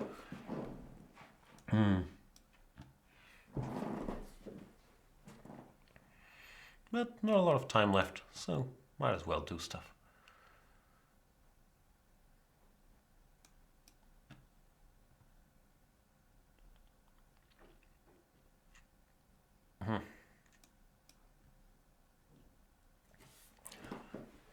I gave a piece, first of all, because I thought I'd somehow get it back.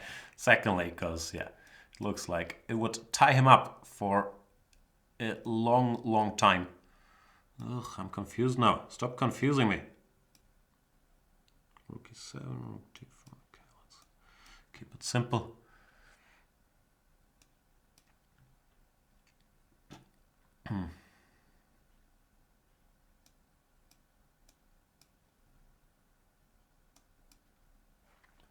Gonna need my bullet skills in this one. Oop.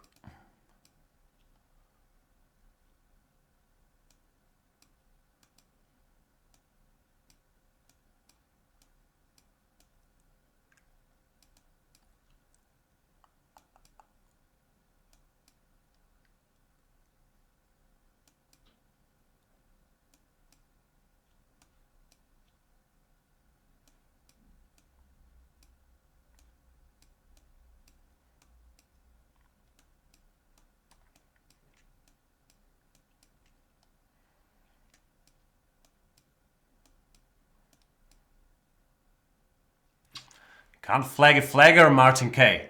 But good game anyway. Let's play another one.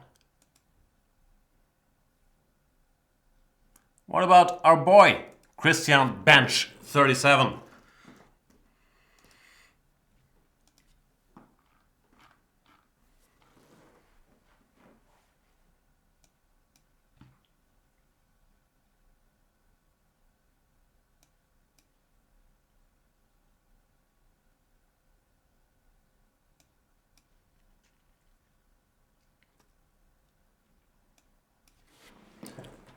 Good old Italian.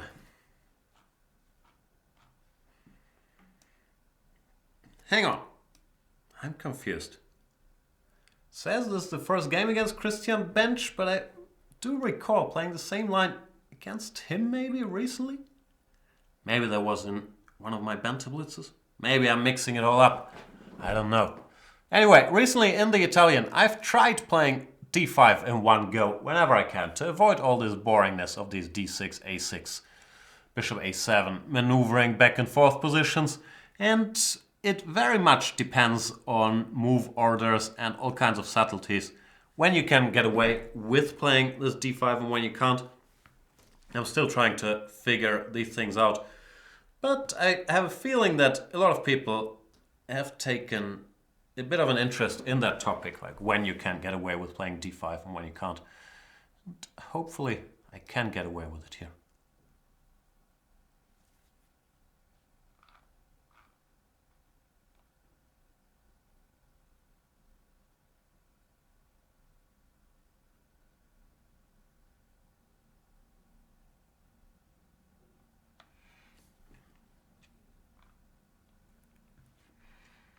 Knight f4, I wasn't sure what was going to happen here after knight e4, for example, but I was hoping things would turn out okay. There's a lot of pieces hanging all over the place after knight c5, knight d3, or after bishop f4. I wasn't sure what was going on, but we'll do a body count after everything is said and done. Probably bishop f4 is a good move. There we go. Christian Bench, you're 1434. You're playing like a big champion of chess. What is happening? Now it's going to be up to me to keep track of what pieces have been captured and what haven't. Too complicated, I'll take this. But I'm in trouble probably after knight c5. Maybe knight f4 was asking too much of my position. It's not impossible. But I'm also really, really confused why Christian Bench 37 is so strong.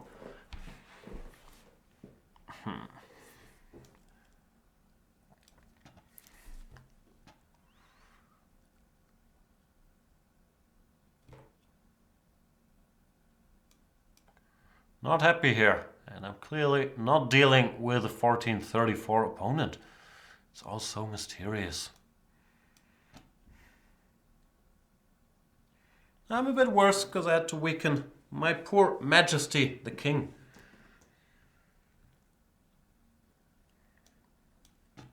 But I'll hang around. As usual. Try to make it to Phlegistan. That is always my plan. Maybe I can do damage before that. Now I'm feeling slightly better about life again. Even though he can take and go queen b3 check, so it's not winning material. But still gives me some hope. Sometimes hope is all you need.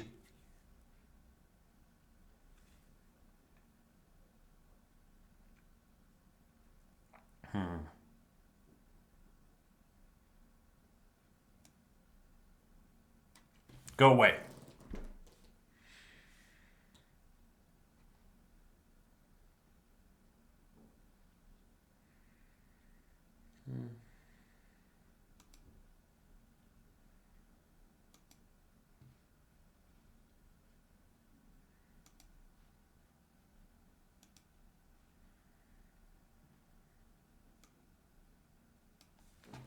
Still a very complicated position. I'm not so sure about this f5 move.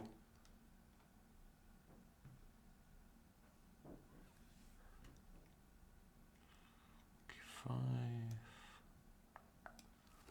Yeah, not easy.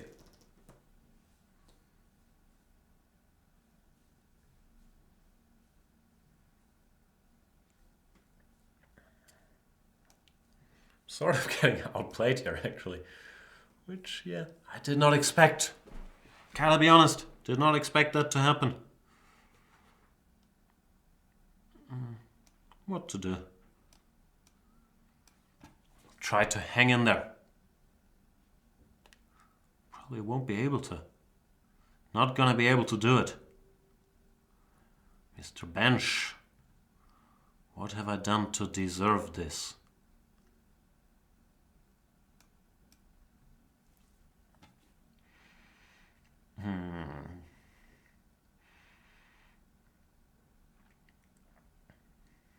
Also,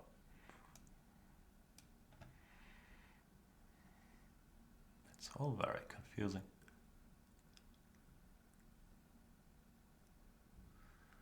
Okay, it's not that confusing.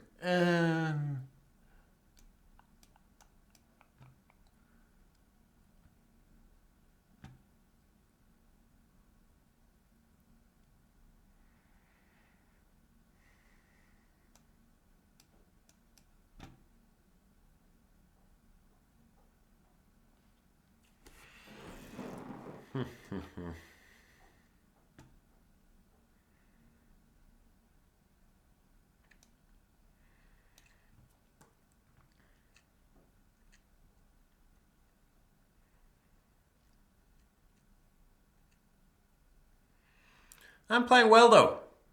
This won't be a walk in the park, Christian, just so you know. I will fight.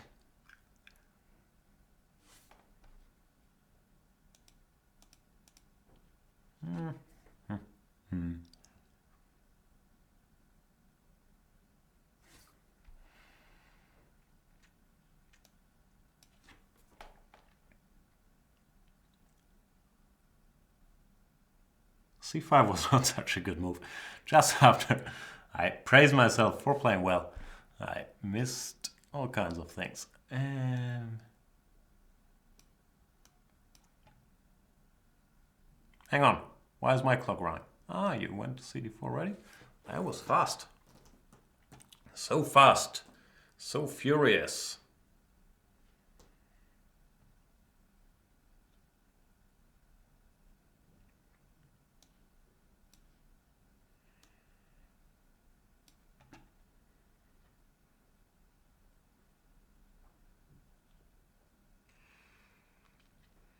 Still in trouble, but you know, gotta keep making moves.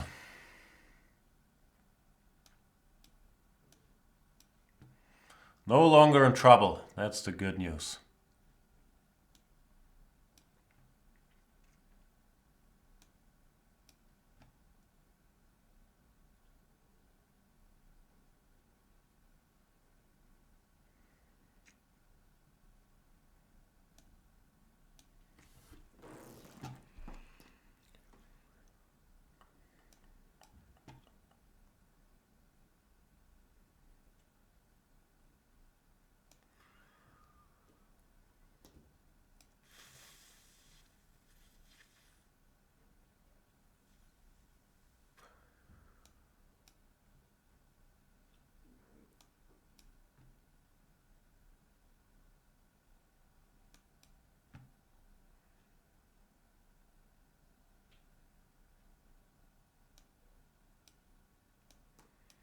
I would guess the pawn endgame is winning, or I'm pretty sure it is, but why bother?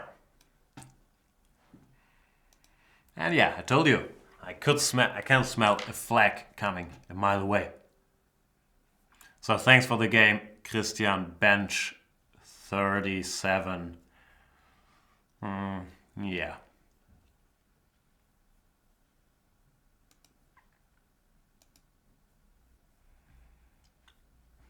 All right, let's play another one.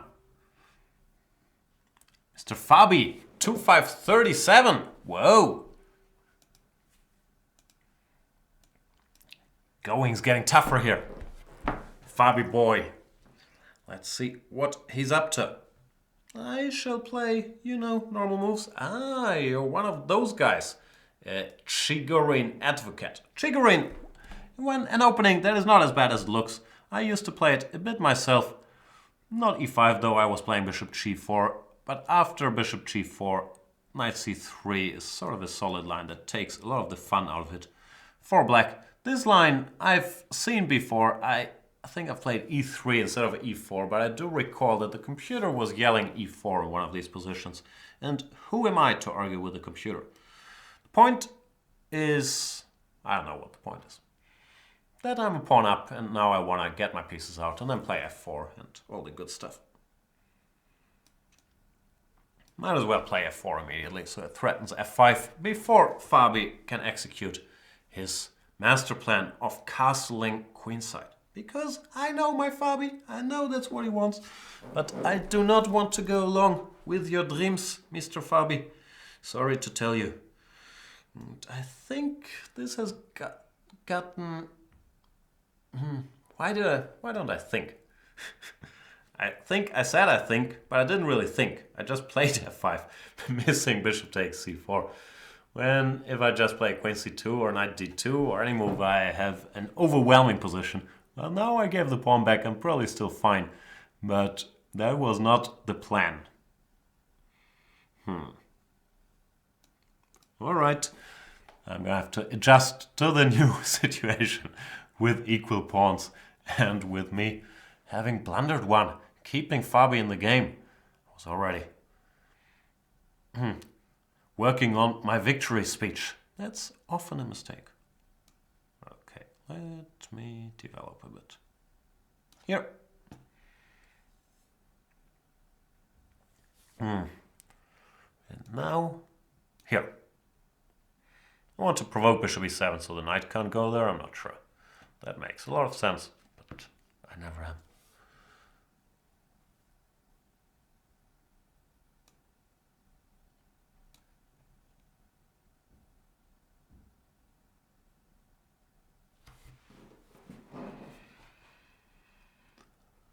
Do I have to spend a tempo on king h1?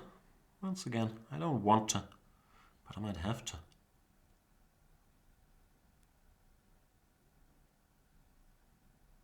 Is queen b3 a good move? So many decisions, so little time. I'll get out of the way. Get out of the way.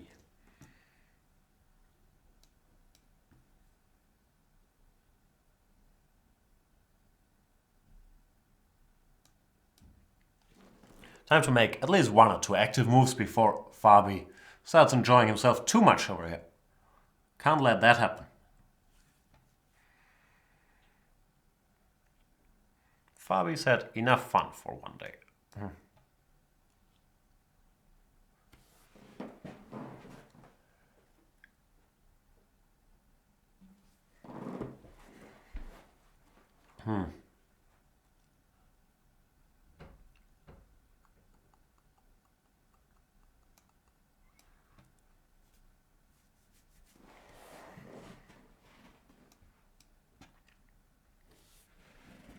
Still a very complicated position. I have a feeling I should be better. Well, I have this passed pawn and all the good stuff. But it's still a mess, and I'm still very, very capable of blundering things. Did I just blunder things? I don't want to blunder all these things. I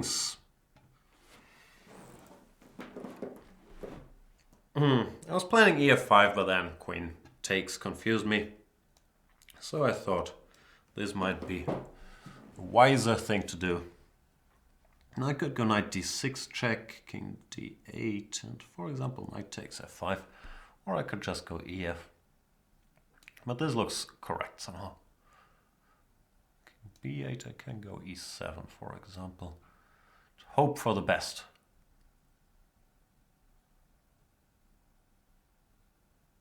Still unclear actually. Yeah. Maybe it's not. It's even bad for me. That'd be even worse than unclear, wouldn't it?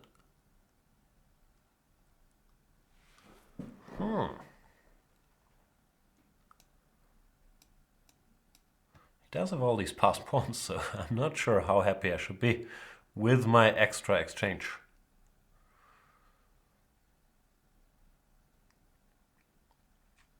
I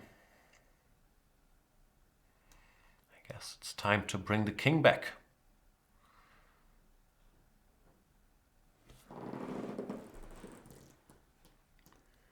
Strange position, but his pawns are quite fast, so I should be very, very careful.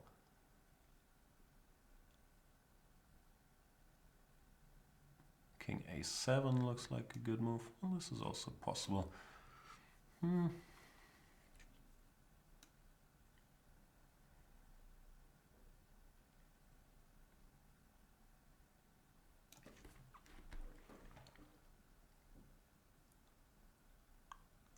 Also time to start thinking about getting some counterplay in maybe the form of my g-pawn. c5 takes and f6, winning, not winning? What do you think? Bishop d8, bishop g5, bishop takes, I don't know, complicated.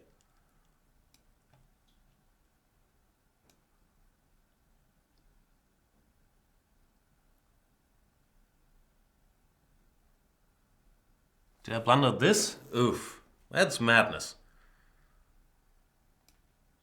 I honestly blundered this. This is insane. Oh, man. Madness.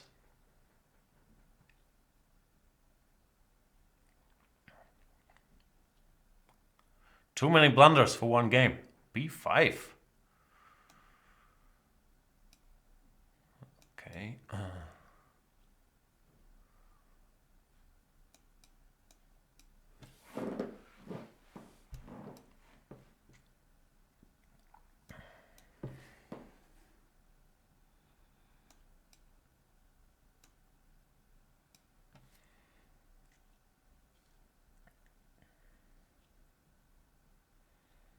It's a race. I have a feeling I might lose it. But I'll at least try.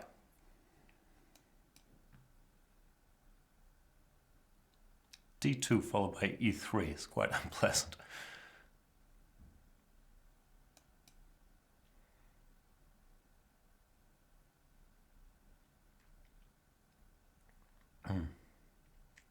Here we go. Could have done that a bit earlier. That is still quite unpleasant. Oh, d1 is queen. d1 check, queen is check. Oof. Yeah, not much of a race left. I guess I can resign, right? Yeah. Good game, Fabi. What happened there? I blundered something insane early on. Ah yeah, blunder bishop takes c4, which was madness. Because here I was already totally... Or I was doing well. But then, yeah, to blunder bishop c4 kind of was upsetting. Then it was a weird position. But gotta give him credit. He found ways to keep it murky. And after gf, I don't know. Maybe ef was the way to go. But I couldn't see anything direct. After queen f5 here. Bishop c7, then queen, I don't know, queen g4 or queen g6 with a mess. Probably I should have done this. Still looks, yeah, this looks good actually. But I didn't. Kudos to him. Very well played. Ugh. Don't like to lose. Did I completely ruin poor Banterthon's rating already? I think I did. Below 2800. So, must win rating back. Oh, now strong player. Tino 12. Let's See what Tino 12 is up to. I'll be up to my usual shenanigans. d4, c4, knight c3, queen out, and see what happens. Knight f3, this is the line I gave in my video series, c5, dc5. b6 is of course possible, but it gives white the option to play e4, which is one point of this move order. This is supposed to be quite dangerous for black. We'll see what Tino 12 has to say for the position. Goes d6. Can't I go e5? I kind of want to go e5. Takes, bishop f3, gf, knight d7. Let's find out.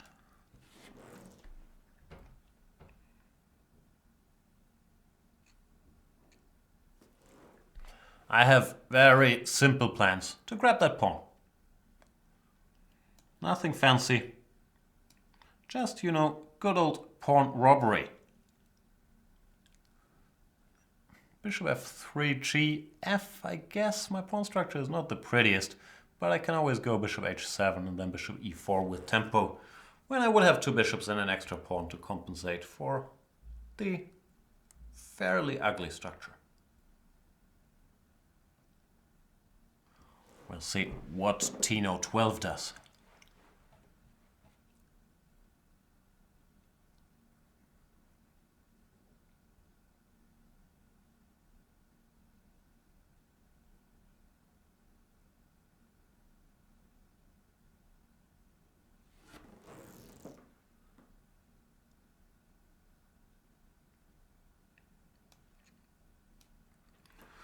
That is the pawn I wanted. So now what? Bishop e4. I guess he wants to take on knight c5, even though maybe I can just take on a8 then. I'll find out. Oh, no, he didn't want any of those things. He wanted queen to c8. Now can I make some vague attacking gestures maybe? I'll make some vague attacking gestures. I'm planning to checkmate here. I have a feeling Tino won't allow me to. I'm getting that kind of vibe that he doesn't want to get checkmated. He'll probably play f5. Not allowing me to checkmate him.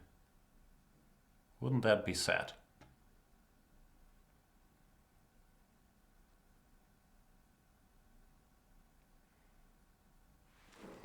I should try to figure out what to do after f5, because I don't see anything else.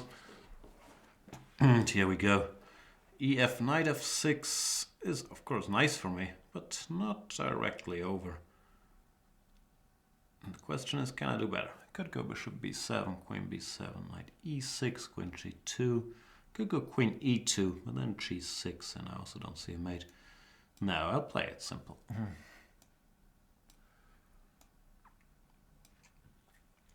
Because now, yeah, I'm material up, and I have bit of an attack still going, so this should be quite promising.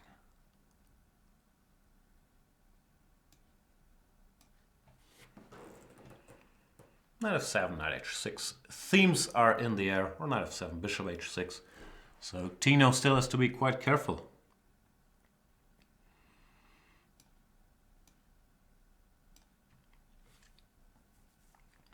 Knight h5 only move?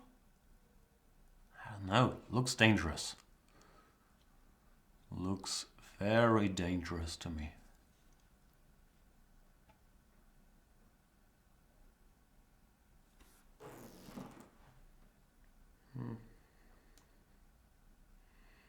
Can I finish in style? Like queen h5 is winning, but can I do better? Nah, let's not get all fancy.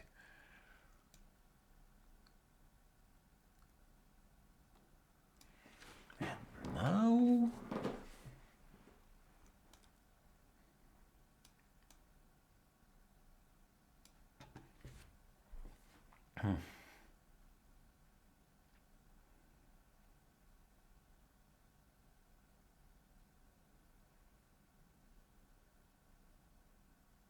still unpleasant. Queen f7, bit of a threat, so king e7 is the only move. I have a feeling it's time to bring some noobs to the party. My queen and knight have done their job for now. So some reinforcements would be nice. King d8, and time for the finale grande in Alemania.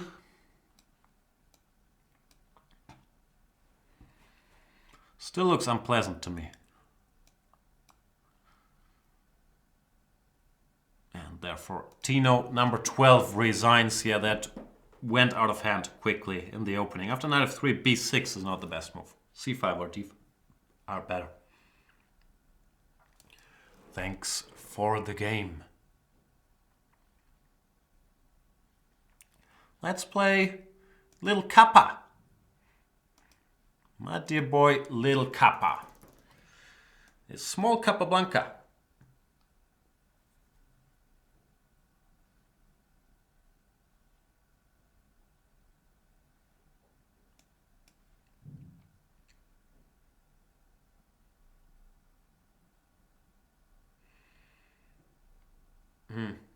I'm reading the chat. And no, guys, don't accuse Fabi of cheating, please. That was very much a human effort with mutual blunders. He played very well, but that has nothing to do with engine play at all. So stop it.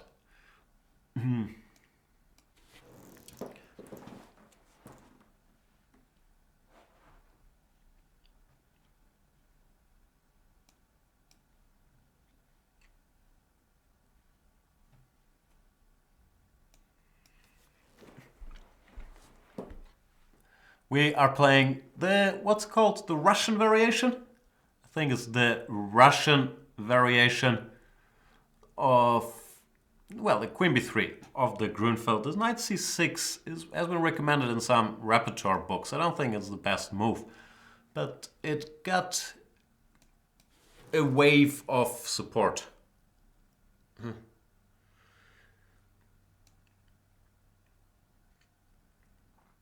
I had a tournament game here. I think Queen b4 is the move you're supposed to play, not Queen a4. Now Black should take on f3 if memory serves. Bishop takes c6, and then the drama continues. I think castles Queen b6 is the main move. I don't know. I can't recall details, but I do recall that this was disputed by some people at some point, and that I thought that white was a bit better. Looks like Little Kappa, very much up to date on the theory here. Or maybe not up to date, maybe just read a repertoire book that recommends these things. Am I up to date is the big question. No, not really. Queen c2 looks like a natural move to play. I vaguely recall that I had some great g3 idea in some of these positions, but I can't remember if it was here or somewhere else. I'll go here.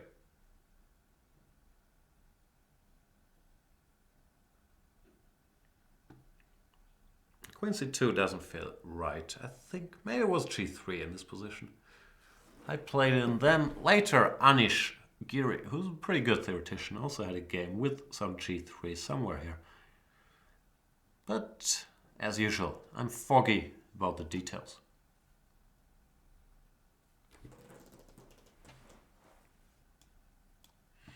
CD knight d5 looks dangerous for black. Why would he allow me to centralize my knight with tempo?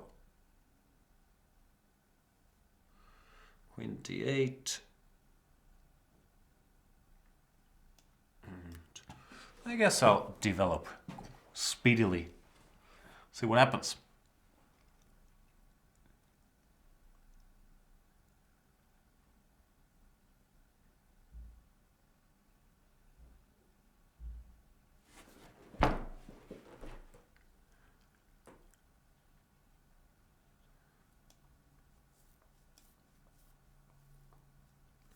I wasn't sure I could take on f6 as well, but once again, in the spirit of winning time, rook f d1 looked natural. After knight d5, rook d5, and some things should start hanging at some point. Queen b6 looks forced, and then I'm going to have to figure out if bishop e3 wins material. or if I should just take on e7. But I was intending to go bishop e3. To think it through though. Queen b2, bishop b2, rook b1, bishop c3. No material gains for poor me yet. Guess not. That is a great pity. Am I missing something? Bishop e3 takes. Nah, seems to work. That is very sad. No, take here, but that kind of, yeah. That was not the plan. Seems like black survived everything. Surprisingly. Because it looked good what I was doing. Or at least it looked good to me. But did not quite decide the game. I'm still fine. I have the two bishops and my pieces coordinate well. I was just hoping that there would already be some kill somewhere. Not the case.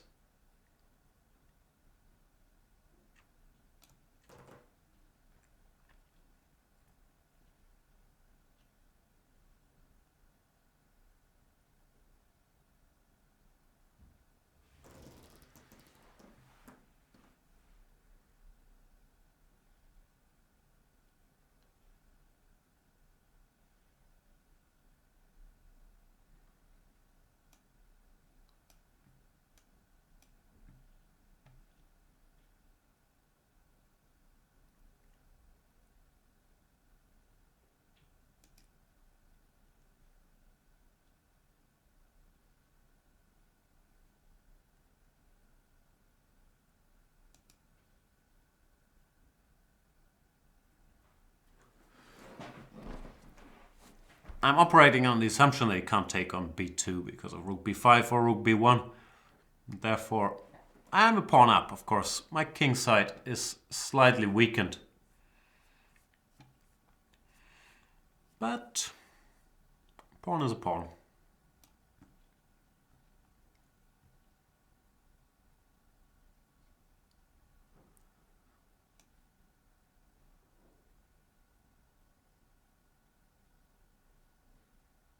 Where to go? Here? Looks a bit like an empty gesture. But sometimes empty gestures are gestures too.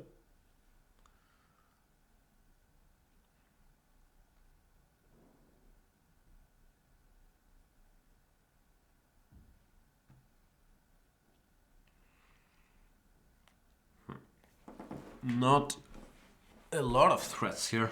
Actually, I'm gonna ask this queen. Nah, I won't. I was gonna play bishop e7, but then bishop f6, and I can't really see what I'm doing there. So I'll just play it safe.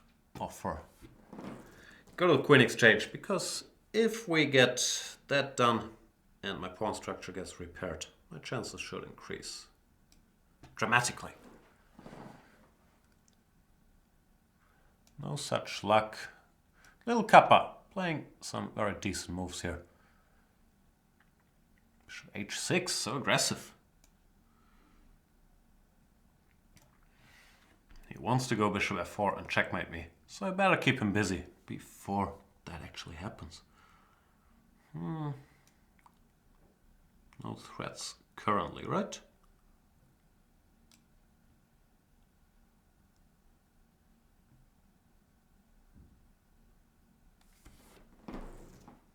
Hope not.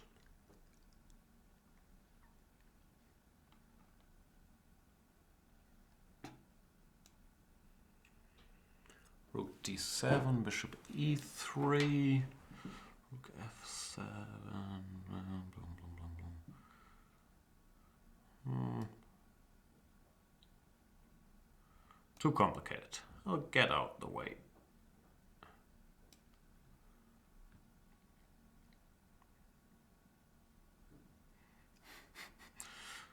Not sure if this is a don't try this at home situation. g5. What is going on?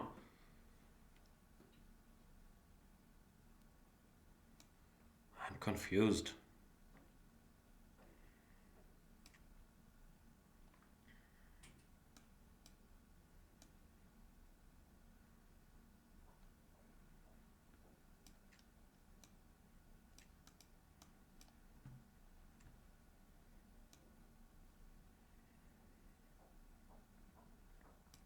Nope, rook h6, rook h2 would be a bit of a mistake, unfortunately.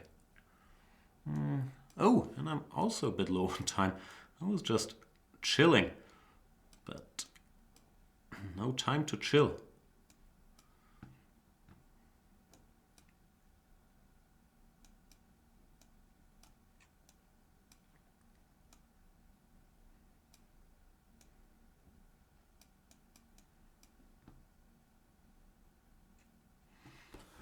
To speed up a bit.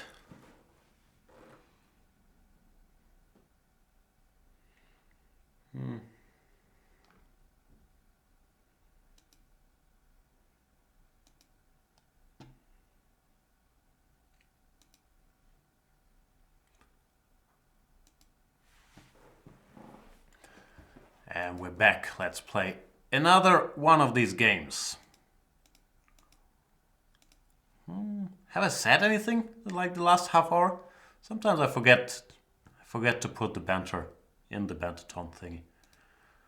What's happening in the chat? M. Hansen 23 is there. He's looking for his boy Iremanth, and it was a good game by Little Kappa. Very tough fight actually. So shout out to the Capster.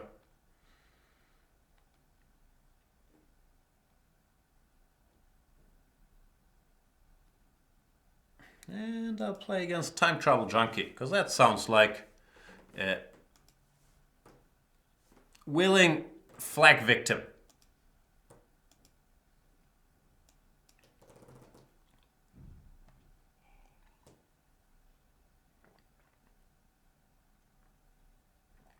If he's here, maybe he's not here.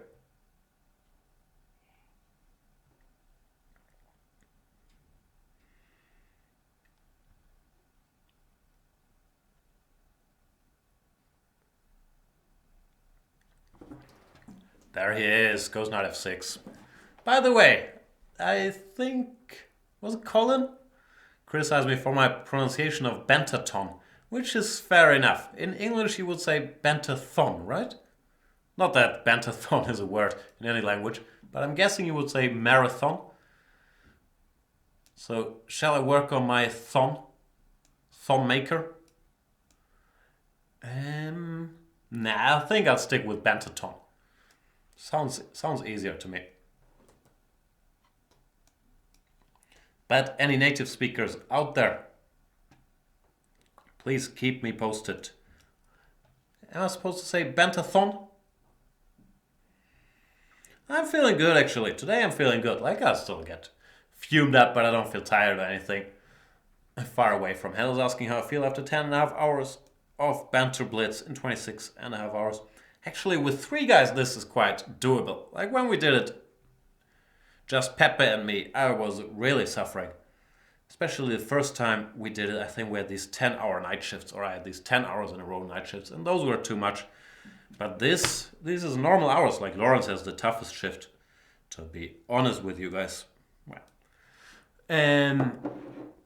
so yeah, no biggie. I'm very thin-skinned these days, so I get offended at random stuff quickly.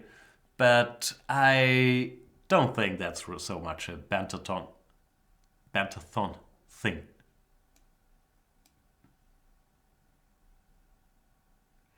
Doltanius is weighing in, saying since it's a Greek word, my pronunciation is fine. I was wondering, do you say marathon or marathon? I'm sure in Greek it's marathon. Well, I'm not sure, but maybe the ton is okay.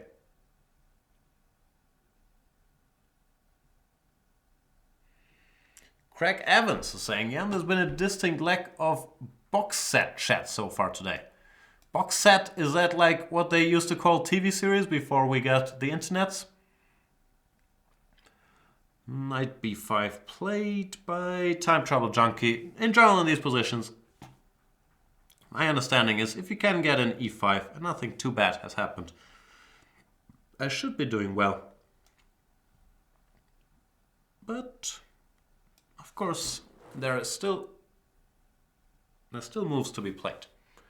I'm not so sure about my decision to go bishop takes b5, but I felt like this rook on a7 could prove to be a nuisance for him. And this knight is more useful than the bishop, or so I was hoping.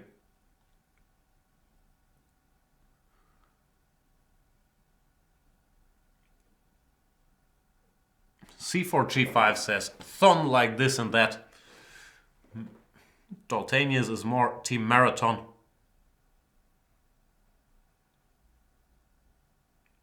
Who knows?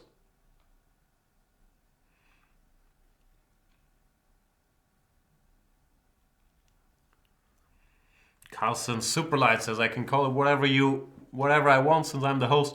Fair enough, but I'm still curious. Like marathon, what do you say? Do you say marathon, Boston Marathon, or Boston Marathon?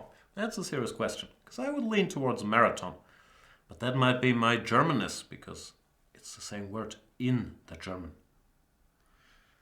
You know what? Let's exchange these bishops, if you don't mind, Time Travel Junkie. I wouldn't mind if you thought about this, because so far you're not really living up to your name. Gotta be honest here, you're playing faster than me. So my well laid out plans of flagging you don't seem to work so well. Okay, 8. I'll take, I guess. You're thinking now? You really want to recapture there. Is this the time to start the onslaught? I don't know.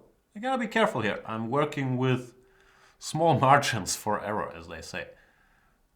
I was hoping that I could create trouble here, but I'm not so sure anymore. Trouble sometimes, kid. No time for comedy.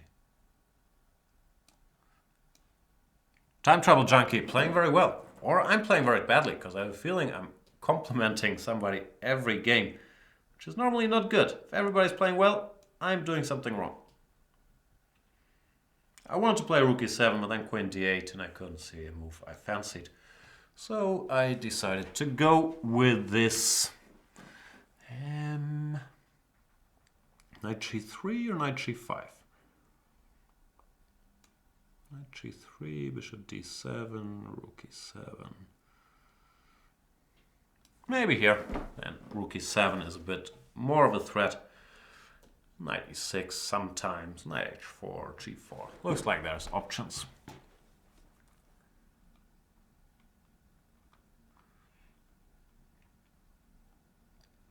What are we talking about? Have we resolved the marathon? I don't know, marathon? Sounds wrong. That sounds like the mispronouncing marathon. But thanks for weighing in.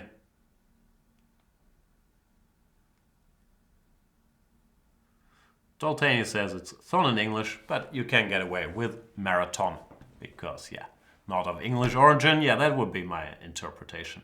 M. Hansen says Looper is a good time travel movie. I don't disagree. I think I've seen Looper. It's with Bruce Willis and weird stuff happening, right? I think there's some time loops involved, probably. Yes, I don't really recall any of the action, but I do recall that I thought it was fine.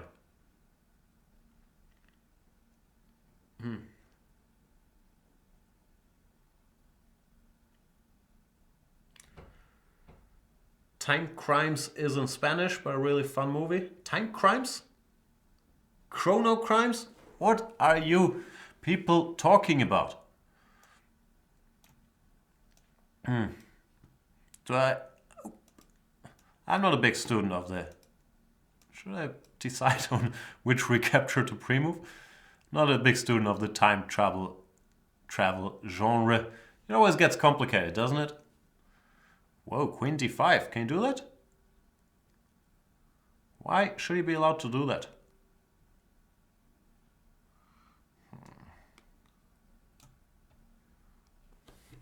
Seems excessive to me. Give a whole piece just to free things. Just bishop takes e6.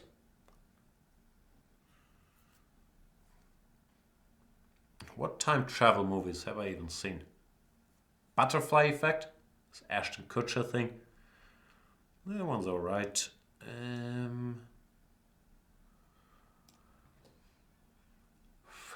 Back to the Future, are those time travel movies?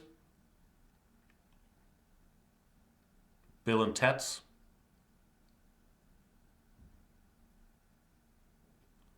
Game of Thrones involves some time travel, right? Technically. I don't know, not an expert on the genre.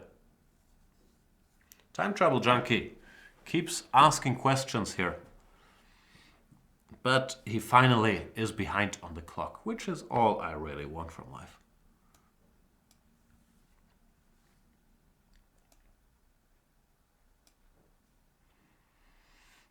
I'm hoping I didn't blunder some mates in one here, but I had the feeling that I should be fine.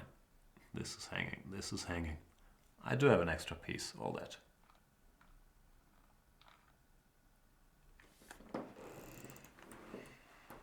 M. Hansen is saying, yeah, my references are a bit dated. Yeah, I'm old, showing my age. And it's not a genre I have studied in great detail, the time travel genre.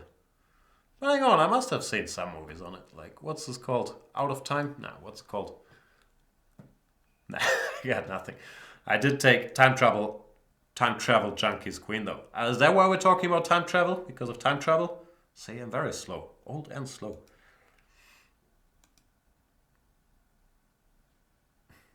Whoa, more strongness here. Carpton, 2935. Outrates Mr. Banterthon greatly. And has like, is that a Tokyo Hotel avatar? Nah, it's not. Where you at, Mr. Carpton? I'm not a big 12 Monkeys guy. I know you're supposed to like that movie. Didn't really do it for me, even though Brad Pitt was good in it. Groundhog Day, technically time travel. The X-Men movies, but that only gets weird once they start with the time traveling. Carpton is not with us, so I'm gonna abort that one and find a new game.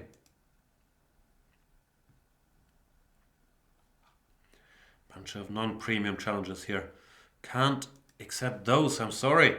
I can try harder to play. I try harder though.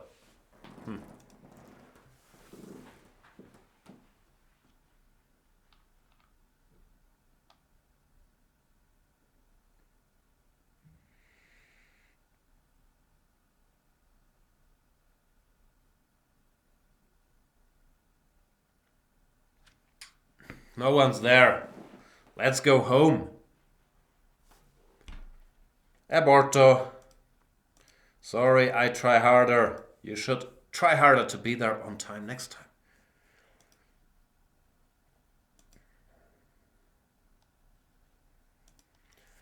What about check race?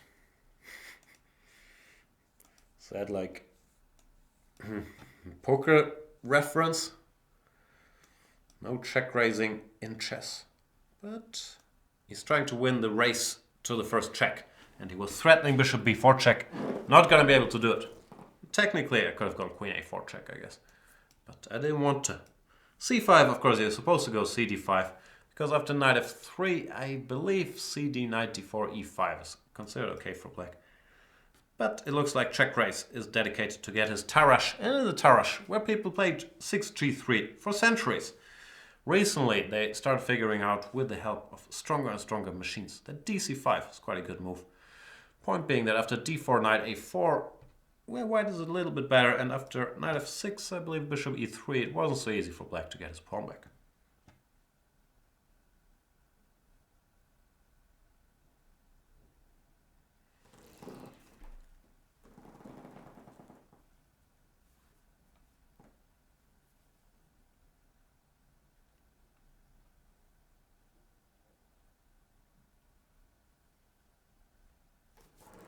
Ambitious Porn is saying, I really hate the comic book thing. What do you mean with the comic book thing? You mean that every movie is about superheroes? Or which comic book thing? It is weird that every movie is about superheroes nowadays, right? Because you feel that not 50% of the stories to be told on the big screen should involve someone who's been in an accident or genetically altered or got implemented adamantium. But there must be other stories to be told. Having said all that, Logan made me believe in superhero movies again. Logan was a properly good movie. But I'm with you. I still watch them all, so it certainly works financially for the Marvels of the world. I probably even watch like horrible ones. Like what's coming up now, Justice League. That's supposed to be really, really trashy. Black's position is quite trashy too, by the way, because he's not getting that pawn back. But I'll watch them all. But I'm with you. If we're talking about superhero movies, that it's getting too much. Give us some different stories. Then again, I haven't even had time to watch all of the Oscar movies from this year. I've watched Moonlight, which was excellent. Highly recommended. Small indie movie. About nothing really. Just about life, growing up, that kind of thing. So that was a great movie. What else have I seen? I haven't seen La La Land. I'm not planning to. I haven't seen Manchester by the Sea, but I want to see that one. It sounded like it's very sad and serious though, so you have to be in the mood. I have seen Hell or High Water. That was a great movie. Recommend that. But else, yeah, I'm not very up to date on the award-winning movie scene. Queen A5. Can you do that?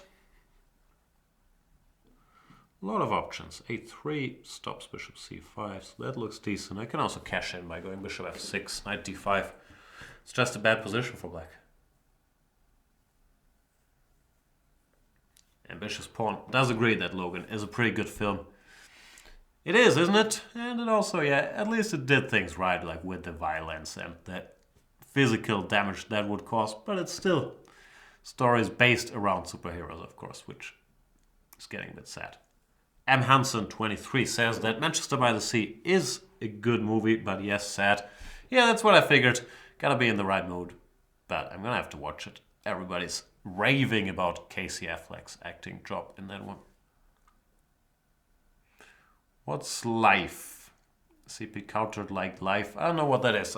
Is that like this animal documentary on whatever, BBC? I've watched that. I watch all the animal things like Life and Our Blue Planet or Planet Earth or whatever it's called. Like, not always paying attention as usual, but I like having them on. And I still have not seen John Wick 2. I've made plans multiple times. Like, I was very close. I think I might have gotten tickets, then cancelled them at some point. Never get time. And nowadays, it's not running in so many theaters anymore. So you have to go for a late night version. And I'm stuck here till midnight. Not even able to make it to that. I've rewatched John Wick 1 just as preparation for John Wick 2. But no, it's getting embarrassing. No John Wick 2, no Skull Island, no nothing.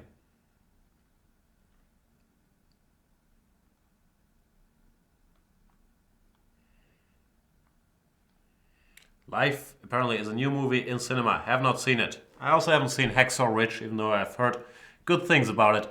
Then again, I'm not sure. We have forgiven Mel Gibson. So not sure, but yeah, probably I'll go watch that one. I'll check out this Life movie. Close sci-fi ambitious? I'm confused. Check for Life 2017.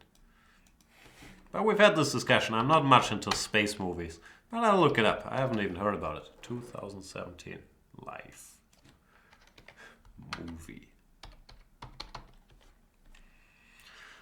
As for the game, I should be winning, even though I don't think I've gone for the cruelest punishment. 7.1 on IMDb. Is this the new Alien movie? No. Jake Gyllenhaal, Rebecca Ferguson, Ryan Reynolds. Life on Mars. More Life on Mars? Didn't we just have Matt Damon over there? Rapidly evolving life form proves far more intelligent and terrifying than anyone could have imagined. So it is one of these alien movies where the crew gets killed by some new life form, slowly but surely.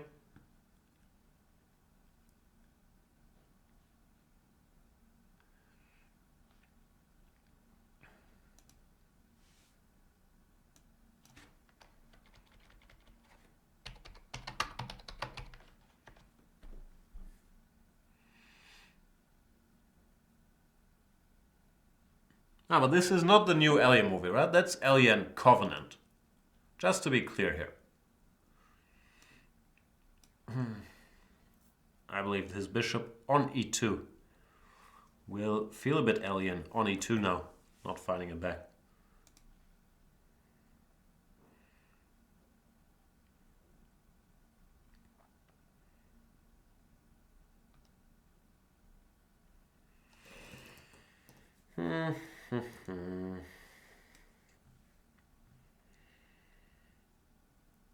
Far Away from Hell is not a Hacksaw Ridge fan.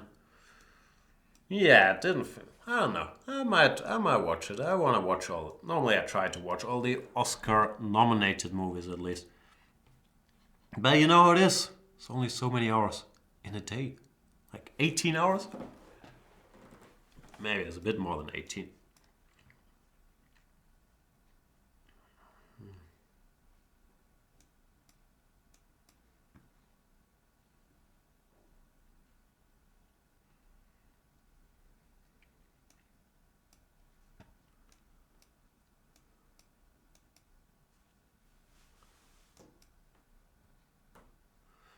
Check race did lose on time. Eventually. Life is kind of scientifically supported. So there is life on Mars? What's going on? Keep me updated. I don't follow like the space news. I also heard that we're no longer able to go to the moon because we lost like all the knowledge and it would cost serious amounts of money to go back there. So yeah, well, the whole space situation is very confusing to me. I know nothing about space. I can't name the planets. My whole knowledge about space things is based on Rick and Morty. Like on Rick and Morty, I learned that Pluto is no longer a planet. Yeah, that's pretty much my whole space knowledge. Pluto's not a planet.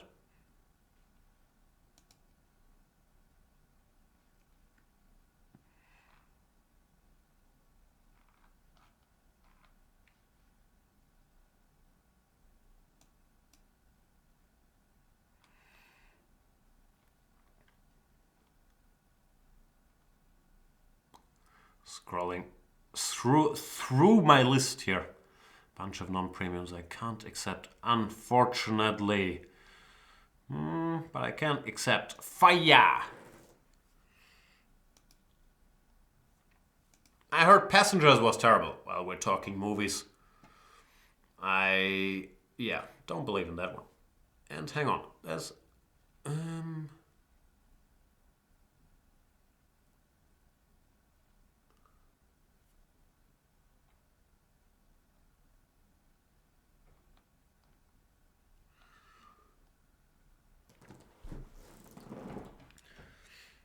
our boy, little New York boy, does agree. We tend to not agree that Rick and Morty is the GOAT.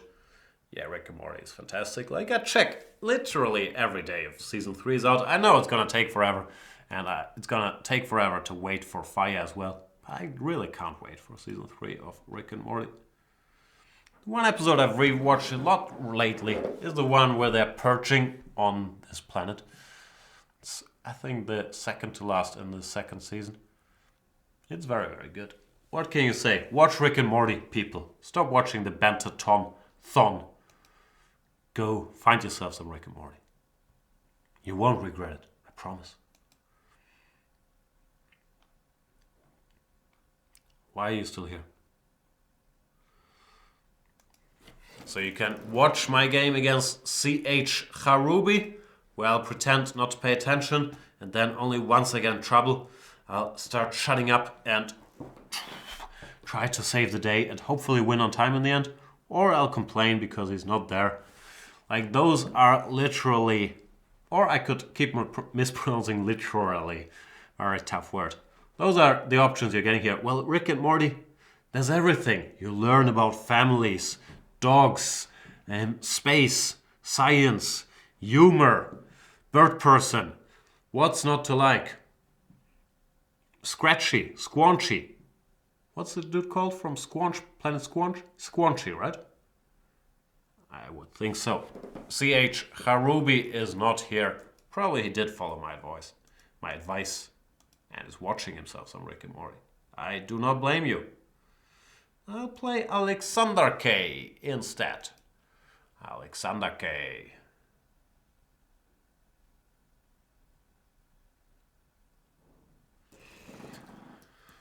Smax 2006 is saying he's going to have to take his name off the list for 20 till 25 minutes as something has popped up. Will I be punished for going back to the bottom of the list?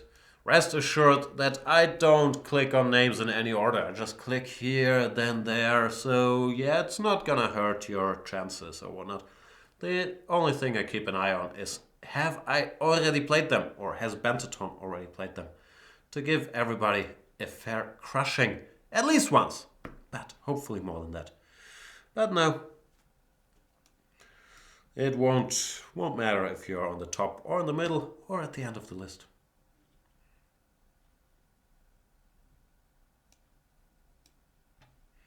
The Clasher says he had no game against Banterthon, but the score against Banterthon is 0-1. Maybe you played Banterthon in the past. Banterthon has done other Banterthons. I don't know, man.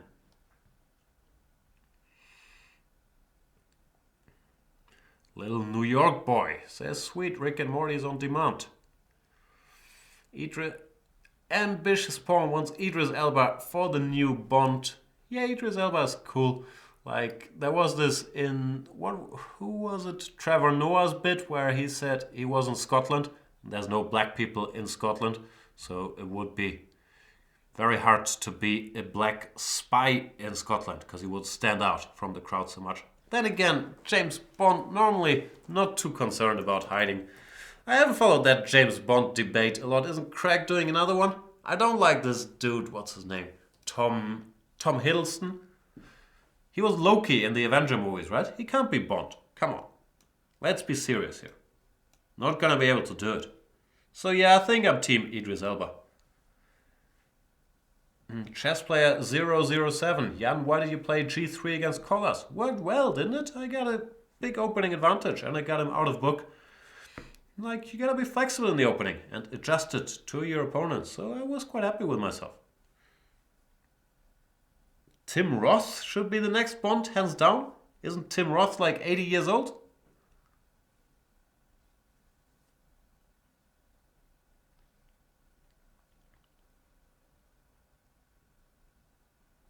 Tommy Shelby for Bond. There you go. What's his real name? Cillian Murphy? That'd be a good Bond. Do I go B3? Bishop G4? BA? So many options. B3 is probably good, but then it would take forever to pose a threat. Still, I'm curious if I have enough to work with here.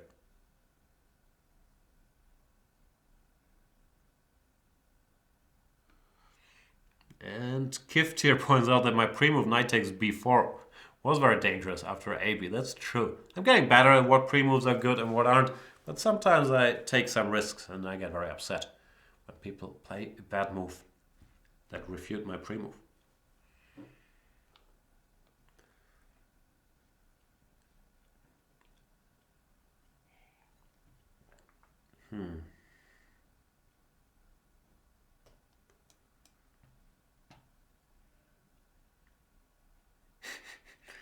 Ambitious Pawn says Lawrence Trent could be a good Bond guy with a hair transplant. Does Bond need a lot of hair? I think Craig is blonde. He's been Bond. Yeah, maybe. I'm sure Lawrence would be interested. Maybe Lawrence should be the new Bond. No, I don't think I can be a Bond. I can maybe be a villain. Like, I have the German accent and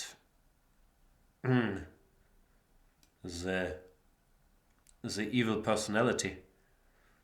Then again, if I had to be a Bond villain, I'd want to be like a good iconic villain, and it looks like Blofeld is already taken by Christoph Waltz. One of my main rivals when it comes to all these roles, like Inglourious Bastards. It was, once again, me or Christoph Waltz. Waltz got it. And Django, me or Christoph Waltz. Waltz got it. I haven't won a lot of those, like, looking back at it. But Yeah, I wouldn't mind being a Bond villain, especially if Lawrence Trent was Bond, because I'd be really motivated, and I think I would improve the villainous strategy by not explaining my elaborate plan to him and then leave him in a hopeless situation from which he can't escape, but just shoot him. I think that would really improve things. I mean, the Bond character, of course, just so there's no misunderstandings. So I think I could win one for Team Villains in the Bond franchise, where villains really are down like 0 to 30 or something. Luke would also be a good villain, that's true. So yeah,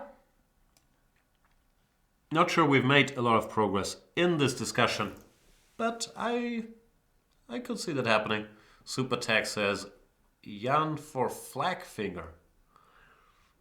Flagfinger doesn't sound that scary, right? Could I be like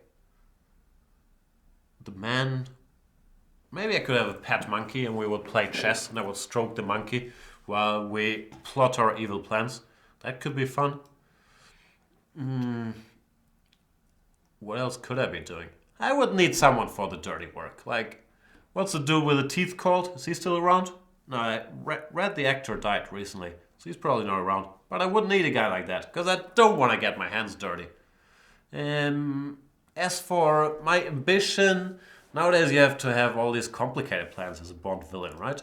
You control information, you control the world, you control water, you control the world. I just want to rule my own country, Yanistan, and be left alone, sometimes expand a bit, like take over some other country. But nothing like all this complicated cyber control. I just old school. Wanna, expand my territory of Yanistan. So I'm not sure if that's a plot for Bond in the year 2017. And I also don't see why Mr. Bond would have to interfere with Yanistan's foreign politics. But I do think that could be a good plot. Now the question is, who would I have as my right-hand man? Like in recent movies they had wrestlers and stuff, right? It didn't scare me all that much. Batista, is that his name? No, I would need someone better than that. And after Rookie 2, I thought I would break through somehow, but not so easy. I am probably... No, I've bungled it again.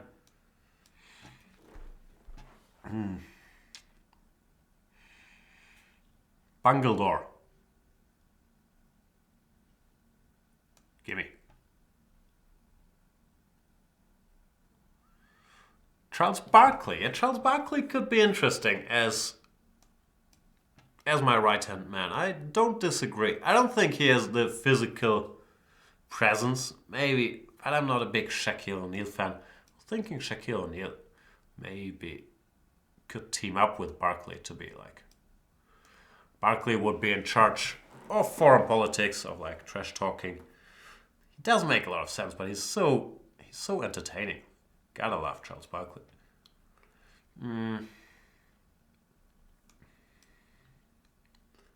Yeah, that's an interesting thought. But once again, I'm not sure if this is Bond movie material, because I really don't see why it would be the MI6's problem, what Yanistan is up to. Pepe is too nice a guy. I'm not sure he'd be up for all my evil plans, but he'd be useful to have around. For sure.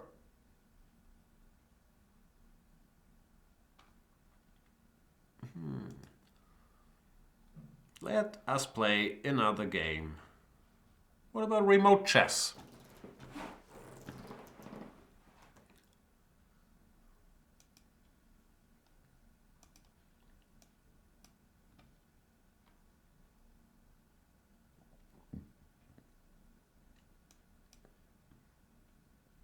Is Bash the Bishop a chess term? Not one I've heard of, but could very well be. We are playing the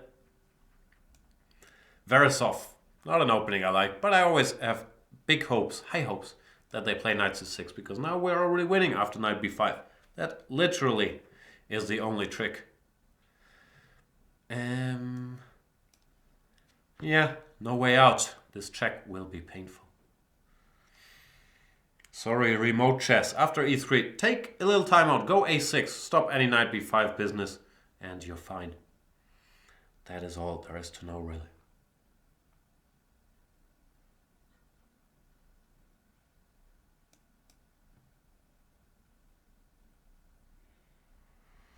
Kappa Jr. is wondering, will the inauguration be in January? Well, just like the US. Yeah, but I think I would get a serious crowd to show up. Like probably the biggest crowd ever in Yanistan for the inauguration. So, that could be interesting. Hang on. A4, A6, EF, AB.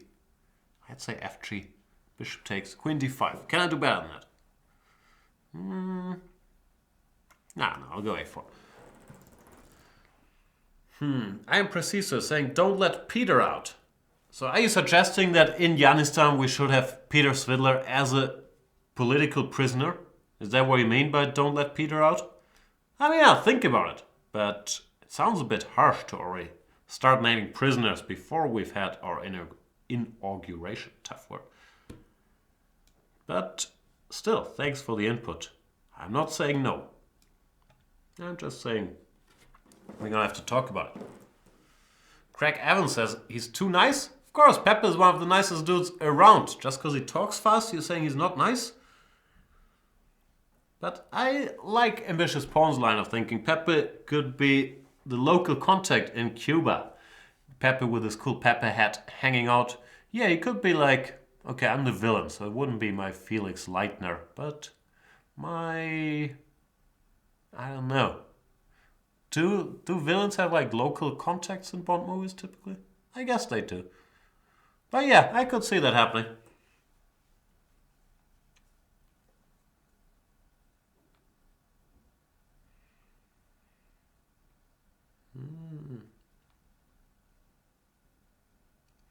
Ambitious Pawn says Niklas Huschenbeck would be a great co-villain. He's also a really nice guy.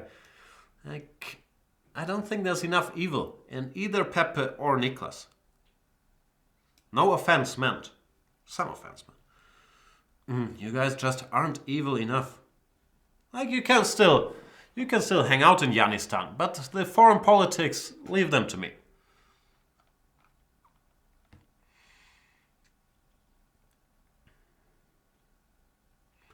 Lefty John, who would you command to do banter blitzes? It depends, of course, like how big the stakes are. Like probably instead of taking care of actual politics, I'd be doing a lot of the banter blitzing myself, because who enjoys to like manage things? And yeah, I'd be very busy with rallies and banter blitzes. Most of my time, I would guess. So I'm not sure I would need much banter help. But I don't know. I'm gonna have to think about it. Also, for whose purpose would the banter blitzes be? I mean, the goal wouldn't be to make people premium members of Yanistan, because trust me, everybody in Yanistan would pay premium taxes anyway.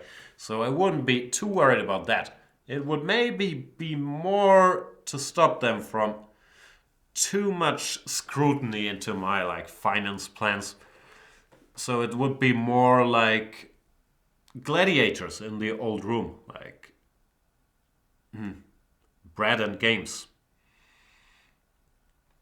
And with that purpose in mind, it would have to be pretty bloody, because I've watched all these gladiator movies and shows, and there has to be blood and violence. So I would need someone like Luke who's willing to play dirty. Like the one issue I have with Luke, he's not really a flagger yet, so we would have to work on that, because he loses on time too much and he doesn't have this. He still has this bit of purity, like, oh, but I've shown my chess worth and I don't care who pre-moves more in the last 20 seconds. We can't have that in Yanistan. Like, people should get flagged. Bishop f5 is my queen. forced to go here? I guess so. Duke Crusher says, beneath Yasser's nice exterior, there's true evil inside, a villain in the making. I don't know. Yasser is... I'm not comfortable calling him a villain. Everything I've ever seen from Yasser has been perfectly nice and friendly too. But I'll take your word for it, Duke Crusher.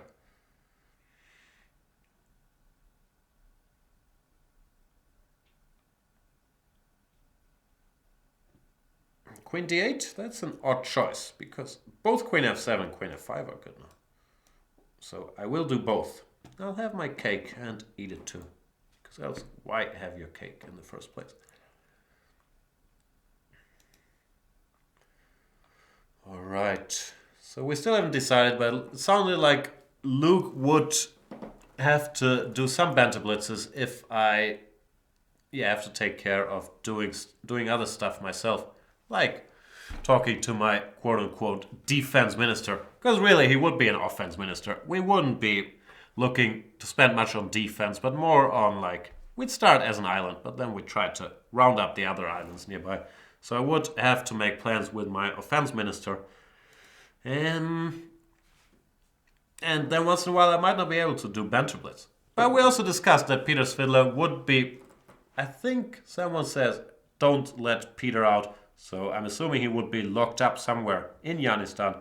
And then maybe he could do something useful and play banter blitz too from his cell. We'd give him a nice cell. No, don't get scared, Peter. Like, you wouldn't even realize. It's like in Goodfellas when they go to jail. Doesn't feel like jail. Would be nice, but yeah, you can't get out. Let's play someone else. How about Craig Evans? He's probably a crack when it comes to playing the Evans. I'm sure I've made this joke before. E4. Okay. Let's play e5. I want to play c6 more, but last time I played c6, I got disconnected. Can't have that again. So instead, let's dull it up. Oh, are you one of these knight d5 people? Hang on. I'm trying to do the math here. Knight b4 is the mathematical refutation, right? But hang on. What? Like, okay, this is a theory line, d6, knight d4. I'm just trying to piece together some pieces of information I had.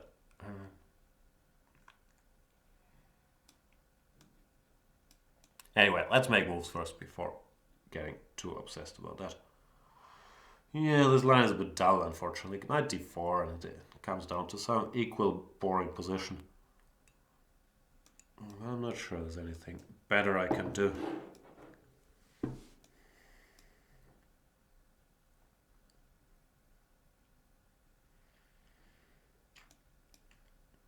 I have a feeling we played this exact same game before against Craig Evans.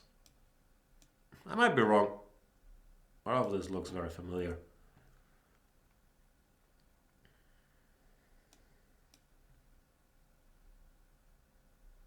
Did we play this exact same game before?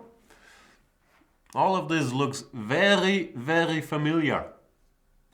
Sorry for mispronouncing the words. I'm still in half in Bond movie mode. Lefty John says Peter has to refrain from all cricket talk. Yeah, he knows that anyway. Like, that's not even a Yanistan thing. But in Yanistan, yeah, no cricket talk for Peter, no Hearthstone talk, and no poker talk. So yeah, it would be, I don't know, like he'd be treated fairly, but it would be different. I'm not sure, but since he's a prisoner, I don't think I have to sell this too much to him. And Craig Evans says he played a4 last time. Okay, well, even this looks very familiar to me still. Maybe it was against somebody else. I don't know. Anyway, this line is losing, or is bad because of knight b4, as far as I know. But, what to do? I should update my knowledge. Grominu is saying, so how is the good, the bad, and the ugly show going? Is that the title we gave it? Who am I? Am I the ugly? Because I'm also the good. I can't be two, right? Good, the bad, the ugly. I don't know. No, it feels like someone's gonna be unhappy with that. With that name. What do? I could always go d5, bit dull. Teeny tiny bit better, I would guess. Could go queen b6, maybe. Bit weird. But, you know, I've always had a soft spot for this b2 pawn.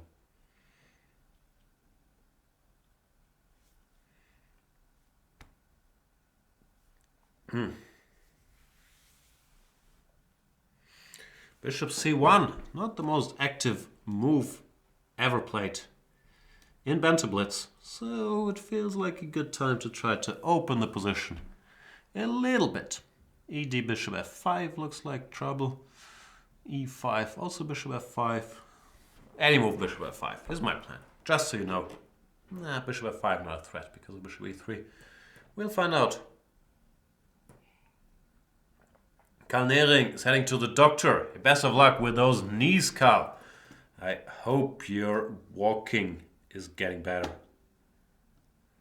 What's going on here? Do you prepare this, Craig Evans? Was this a trap, Evans? Bishop c2, ef. No, queen f6. I miss queen f3, of course. But that doesn't mean that it scares me. I'm just trying to calculate. Bishop e5. If bishop f5, bishop h2, king h2, rook e1. What's going on there? Nah, not clear enough. Okay. Yeah, maybe it's not as clear as I would like it to be.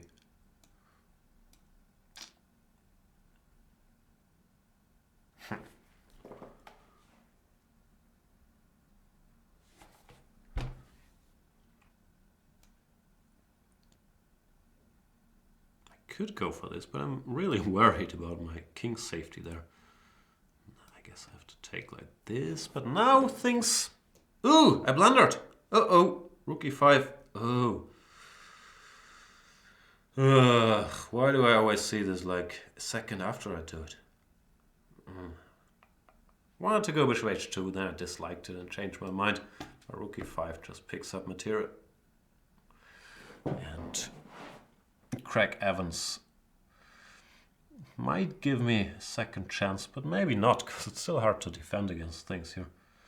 But maybe I can get away with this. Oof.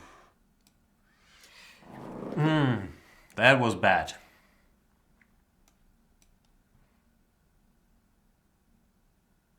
Hang on, I shouldn't pre-move this, but I should think. What went wrong? I was totally winning, or I should stop saying totally winning, but I was doing fine after d5, then e5. How can this queen f3 work? It's very odd. Queen h3. But that looks slow. Now I should be okay again, miraculously. Here maybe? Hear me now. Dodge the bullet there. Rook e3 is not threatening me, hopefully.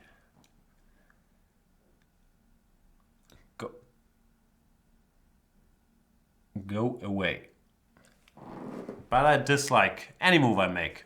f4 was also weird. I don't know.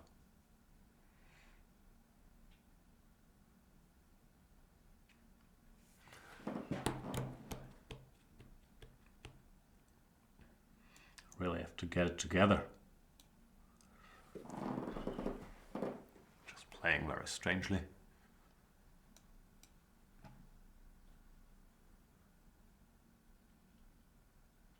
Rook f4.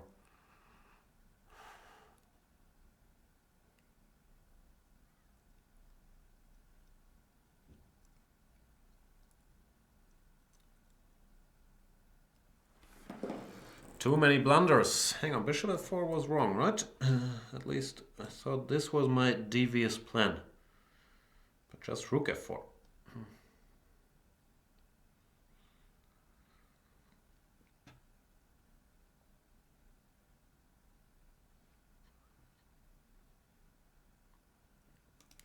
Now it's back rank mate, but instead of, yeah, this rook f4 was strong. Bishop f4 I can't do because of queen g7.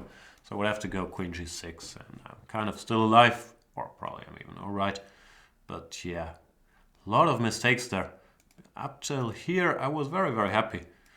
But somehow bishop f5, queen f3, there was nothing direct. I have a feeling there must be something strong here.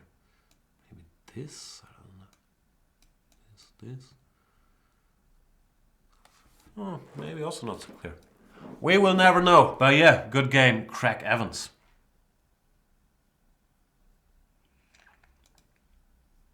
Or actually, not good game, but bad game by both of us. And you've been waiting for it. It's time for my first coffee refill bathroom break. I'll be back with more Banter Blitz soon. Thank you guys for keeping me company, for keeping this show running. If you haven't become one yet, go premium right now. Do it in the break. Then let me know. Challenge me, and I will crush you. That sounds scary. All right. See you guys soon.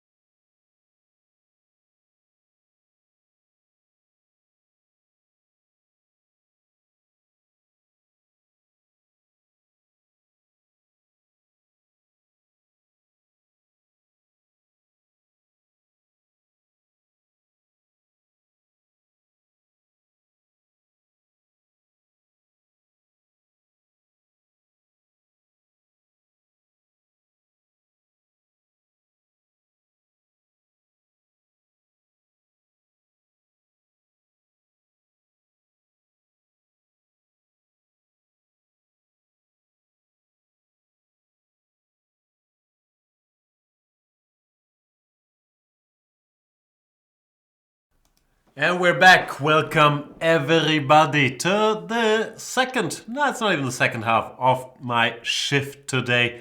This is Banterthon. What's my name? Can I put up my name or am I?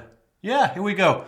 I'm Grandmaster Jan Gustafsson and I'm here for almost 5 more hours to crush all of you or to lose or to be very thin-skinned about whatever you say in the chat. That kind of stuff. We're currently planning our personnel for my future project, which is the country of Yanistan. And of course, it's important to have the right staff for expansion and for entertainment within the borders of Yanistan.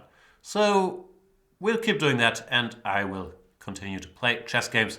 Challenge me to a 5-minute game if you're a Chess24 premium member. If not, what are you doing? It's whatever, $9.95 a month.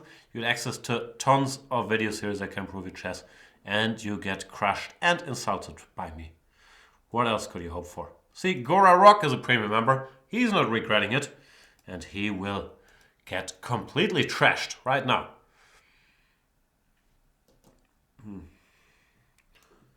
D4, knight f6.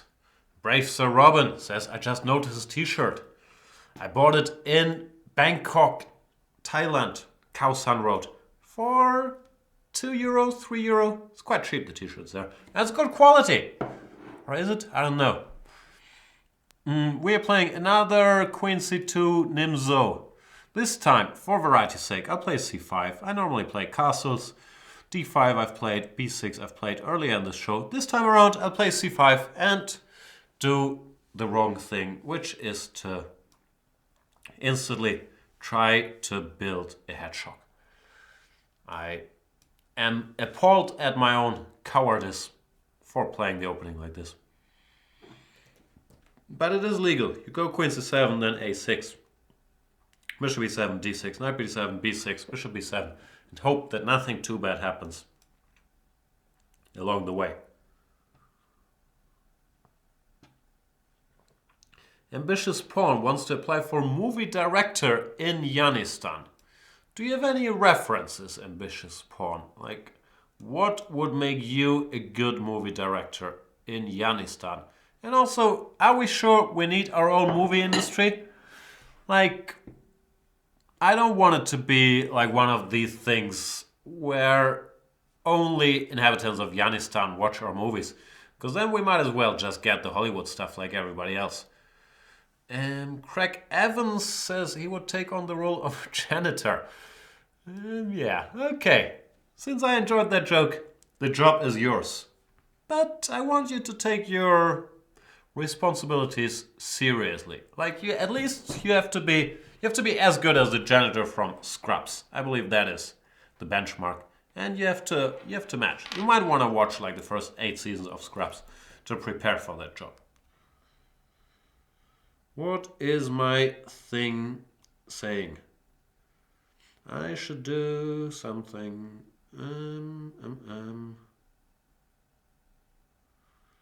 All right. The phone. Lefty John wants to be billiards executive. I don't know. Maybe. I'm not sure if billiards will be legal. We have to think about that. But I don't know. I've seen the effects of billiards in Thailand. Like, people don't get any work done if they play billiards all day. I don't necessarily mean Thai people, but the expats hanging out in these billiard bars all over the place, playing their billiard tournaments.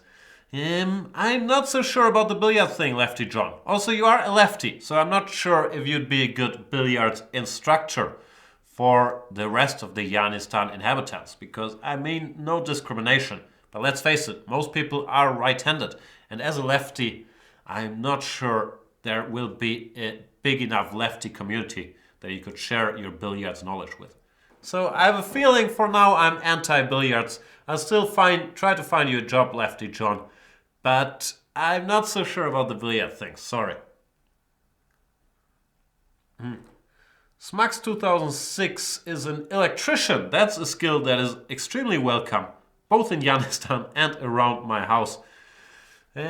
So yeah, you're hired. or by hired, like you don't get paid in money in Yanistan, but don't worry, like there's all kinds of foods. We have supermarkets that are full with the freshest of fruits and vegetables where you don't really have to pay because Father State will take care of you. So don't you worry. You won't regret it unless you end up in Yanni jail, but why would you? There's only a few simple rules to follow. Don't insult her. I'm not sure if I want to be Majesty because I want to have power, like not just representative powers, but real power to do stuff. So I'm not sure if I want to be president or governor or maybe just dictator. I think that's the most honest title. But yeah, we would have to think about that. Anyway, don't insult me in Yanistan. That's the main rule, and I decide what I consider an insult. So you know I'm kind of thin-skinned, but that's the risk you have to live with. However, if you do your utmost to please me and don't say anything remotely, not even controversial, but that might theoretically displease me, you should be on the safe side. Then there's a bunch of other rules, of course. But nothing that isn't common sense. Like, you're not supposed to... I know, I'm going to have to think about this. I have a feeling no croissants. Sorry, not a fan. You're not supposed to eat croissants, in public at least. I'm fine with public drinking. And you can even, I don't know, drugs-wise, I think we'll legalize marijuana. Like, I'm not a big weed guy, but I'm not against it. And I think it should be legal.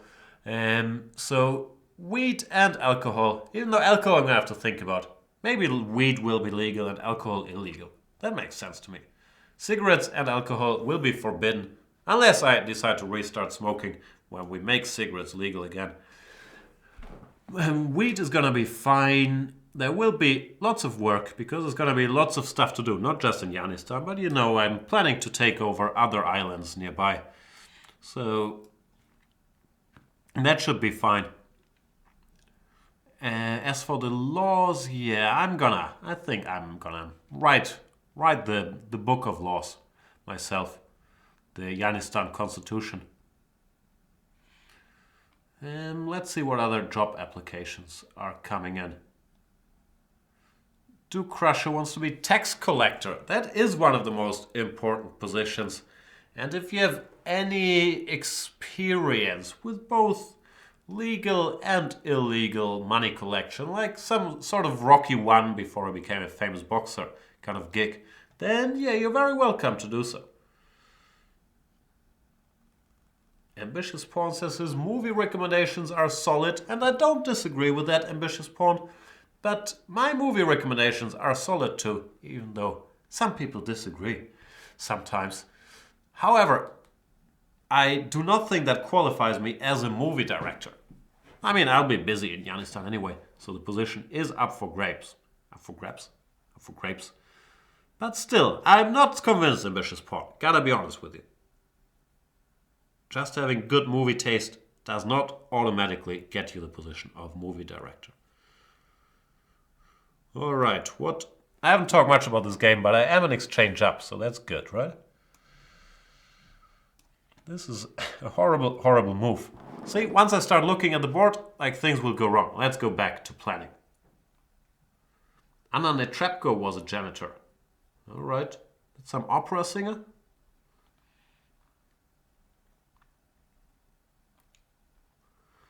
I would also need some experts on construction, because I would like to have some statues of mine, for example, that would have to be built.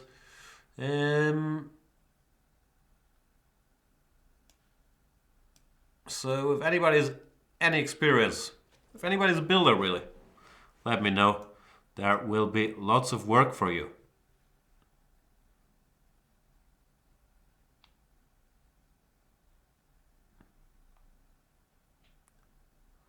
Oh yeah, I don't need a defense minister, as I said, since I only need an offense minister, but I need a system of defense against dolphins. Like sort of a coast guard, a Baywatch against dolphins. Because I don't want any dolphins in Yanistan waters. Like they can stick to the international waters and plot their evil little plans, but I don't want them in Yanistan waters. So if there's any marine biologists that strongly dislike dolphins as well, you might just find yourself a job. That is important to me because, yeah, dolphins, as I said, are, apart from all neighboring states, probably the main enemies of Afghanistan. I don't trust dolphins. They're evil. They're rapists. They spend all their days having sex while they make other dolphins watch them. They're cannibals. I don't know. I could go on, but I think I've given you enough reasons as for why we need to do something about the dolphin problem in Afghanistan. Let's play William see this. If anybody can see this.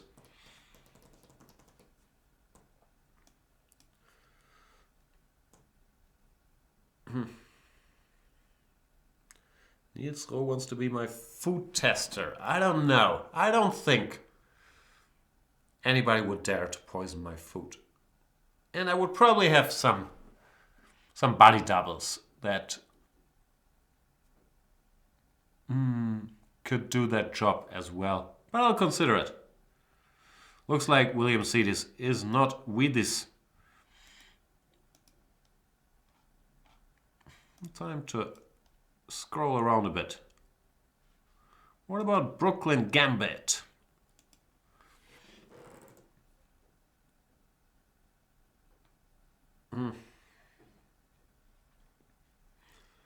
Mr. Gambitier. D4, knight f6.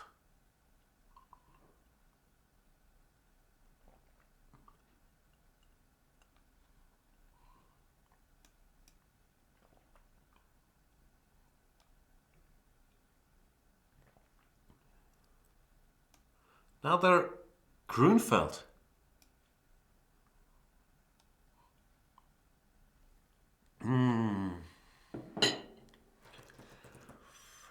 I'll give a check for a change. It looks like it's time to moan in the chat about not having played yet. Again, I'm very sorry, guys.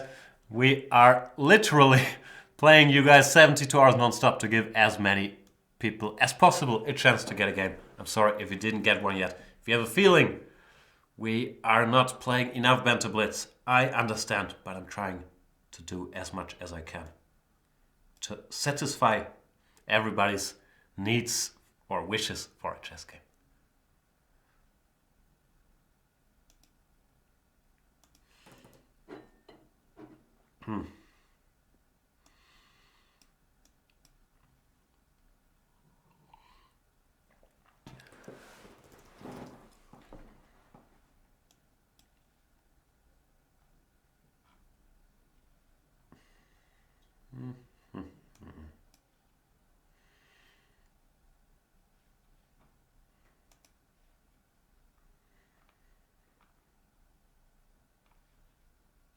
I'm a pawn up, right?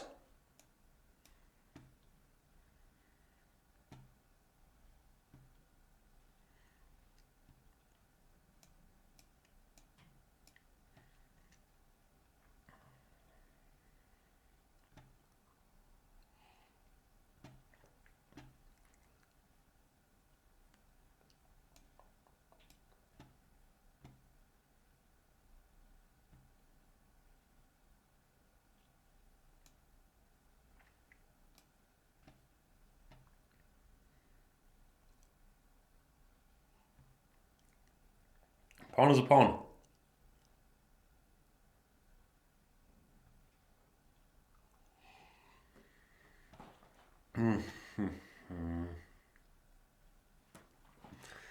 Smile of a Bond villain in the making. Yeah, I don't know. I have to work on my fake smile. Nah, not really. I'm good at fake smiling.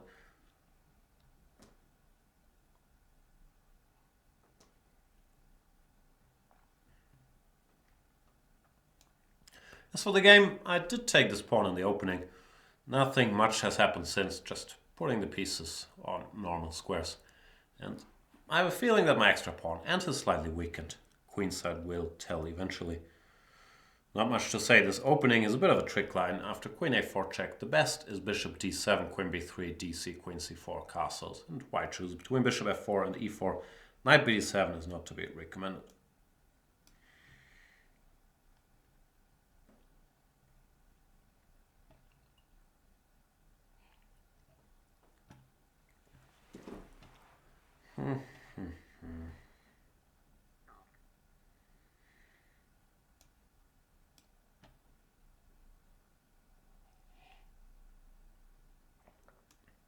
Ugh, I'm drifting again. Okay. Sometimes you gotta admit your last move was dumb and take it back. Because here, all of a sudden after queen e6, c5 was looming. Don't want that to happen.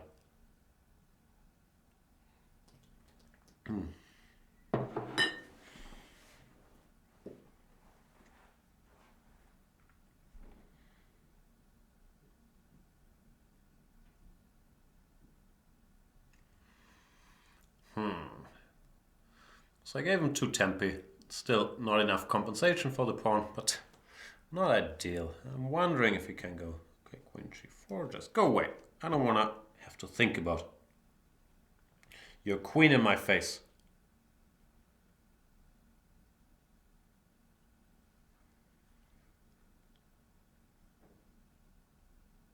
And he does go away. So I have to think of something new to do. Can't really think of anything. So I get rid of this knight before it shows up on f4 or whatever.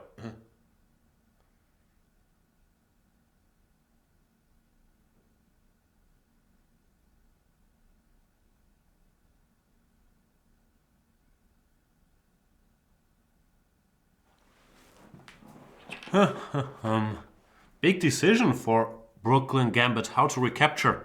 Bishop takes does look like the most natural to me. I want to go here and probe his queenside a little bit.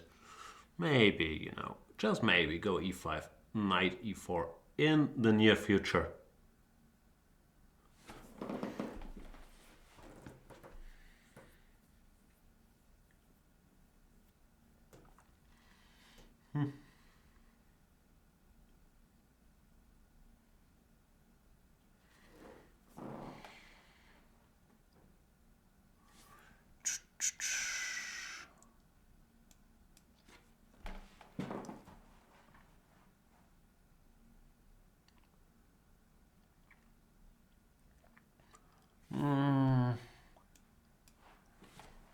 I'm hoping to win material, but he might not allow me to do that. Still, black is under quite some pressure here, and his bishop on g7 is not very active either. So it's still a good position for me.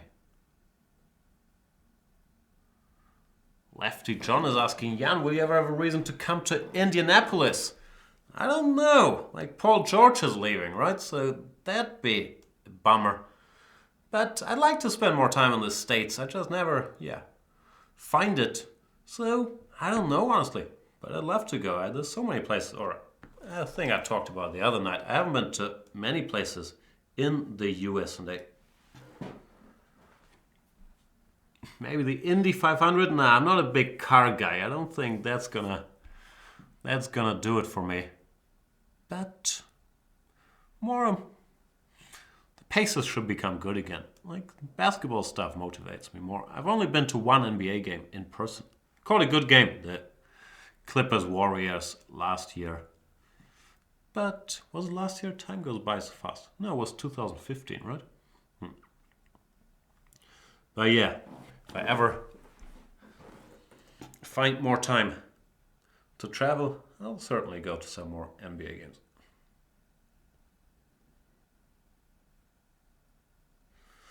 Albuquerque. Also love to go there. That's Breaking Bad territory. Better Call Saul. See, all I know is from watching TV shows, obviously. The chess night at the Frontier restaurant. Yeah, chess nights. I don't know. I never go to any chess clubs. But I should. Haven't. No, I recently was at the Hamburg Chess Club, actually. I'm not even saying the truth. But I feel like internet's killed the chess club star. Nowadays, we can all just sit at home in our monkey shirts and sweatpants and play people all over the world. So why bother with the grind that is human interaction, especially at a chess club, but also in general? Gimme.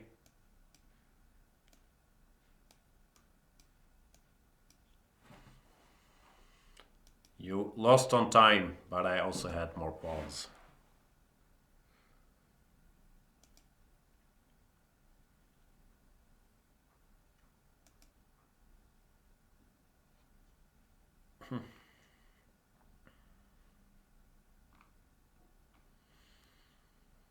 Let us play Johnny 99.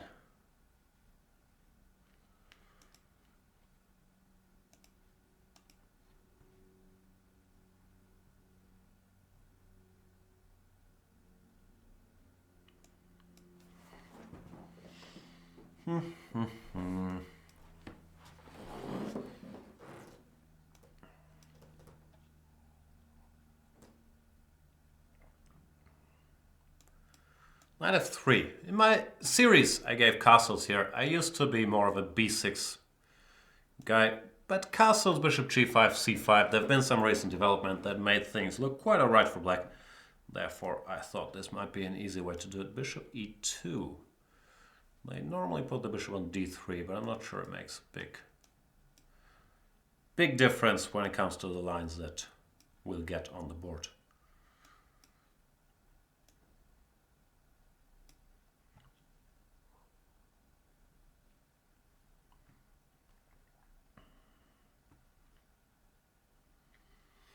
This is the so-called, what's it called? Karpov variation, I believe. Can occur from the Nimzo and the Caro-Kann. It's had a rock-solid reputation for many years, and it's covered in some detail in my video series. I can never remember any of these details, which is very sad, but it's a good line.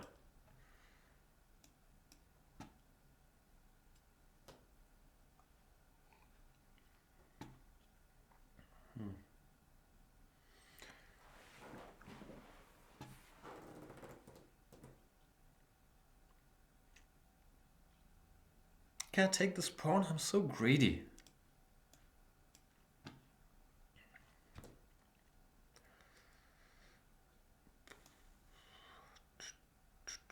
Seems like I got away with it. At least I don't see any direct punishment.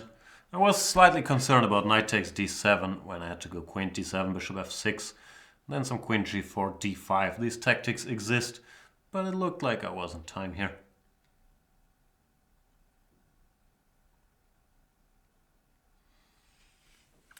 Still a lot of interest in the monkey, not on my back, even though I've had plenty monkeys on my back. But this guy, I've never studied the chess position. I hope he's doing sensible stuff. I have a lot of stock in that monkey.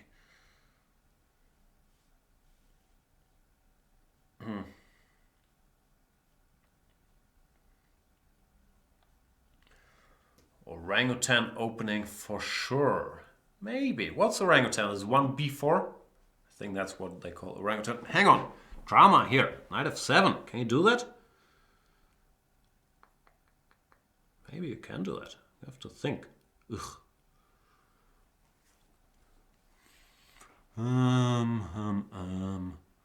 Queen c6, d5 takes. That'd be good. Queen c6, f3 takes. Bishop e6, knight f8. Alright, let's see what happens. Deep grandmasterly thought process, as you're accustomed to. Threatening mate in 1. I wanted to get this Zwischenzug in so the queen can keep an eye on e6. If that's a good move or not, I have no idea.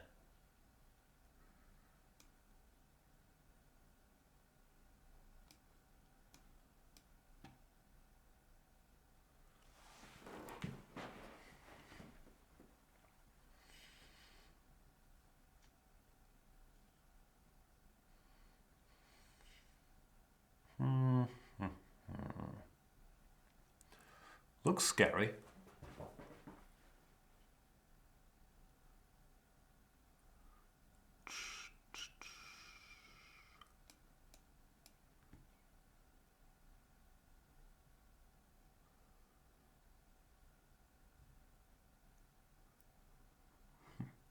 That's my scared face. Not sure I'll need it as a future Bond villain. Bond villains normally they don't get scared, right? They might not make it out alive, but I haven't seen them like tremble in fear. They're quite brave people, these Bond villains, has to be said. So as for the situation on board, I have 2 pieces against a rook and maybe a pawn. Yeah, which is a tiny material advantage for me. But my king is quite open, so no time to relax at all. Troublesome times, kid. I'll try to get my pieces going ASAP.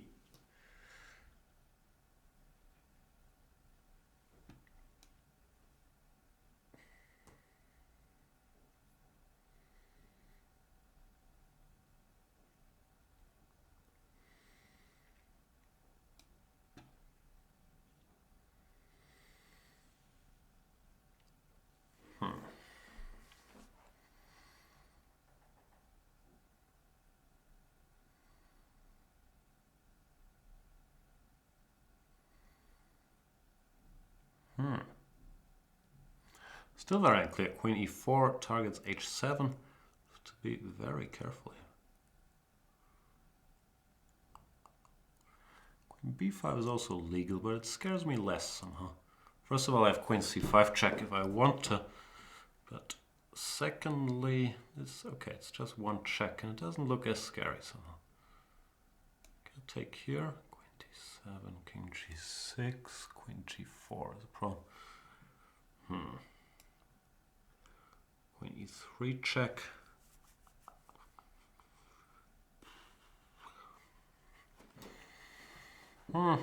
Still not easy. Guess I'll go for the end game with a heavy heart. Not that heavy, I think the end game is fine. But not sure if this was all there was. The d pawn looks scary after d6, but I do think that I'll be able to keep it at bay.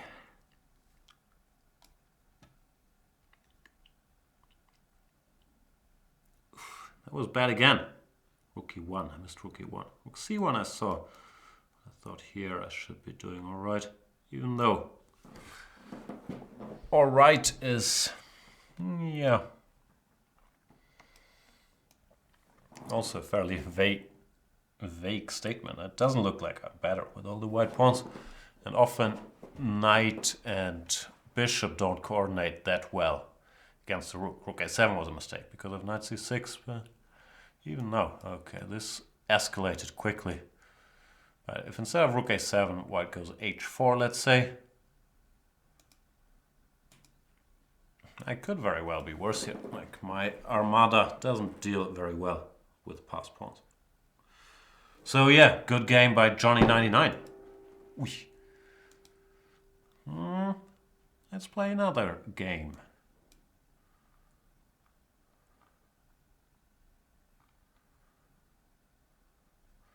How about Eurobag?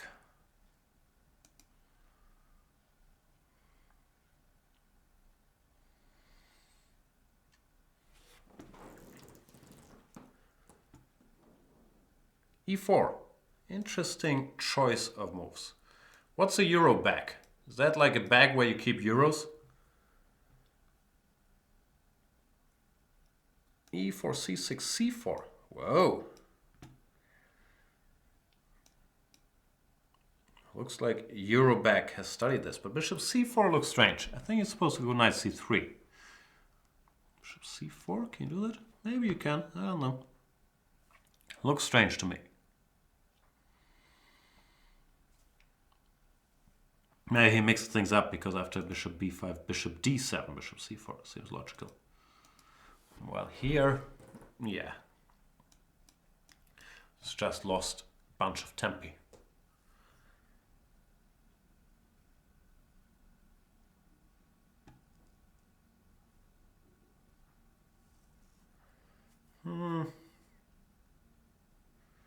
Wondering if I should worry about knight e5 and some queen a4 checks, but I decided to not worry too much.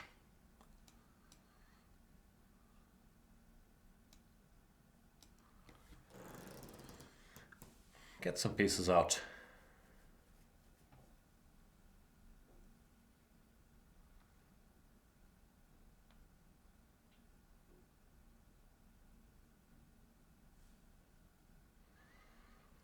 What are we talking about?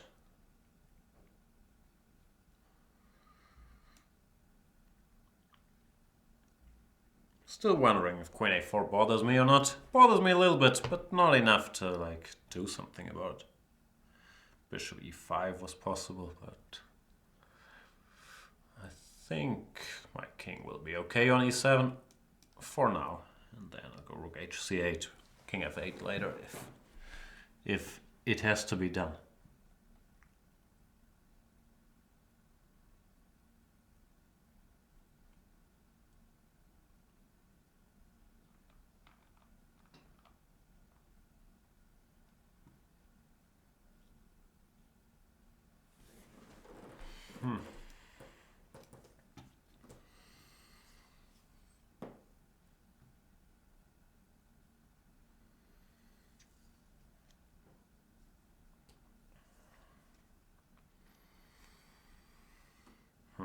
King F8, Knight B5, Knight A3 actually, very strongly played.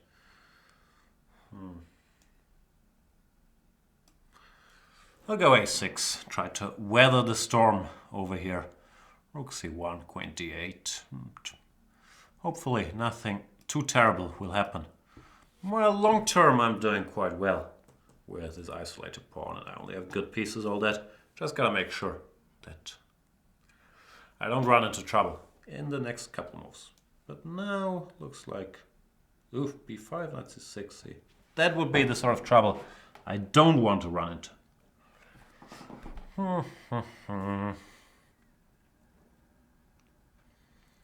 Even though the idea of just giving that exchange is growing me, but now that's crazy.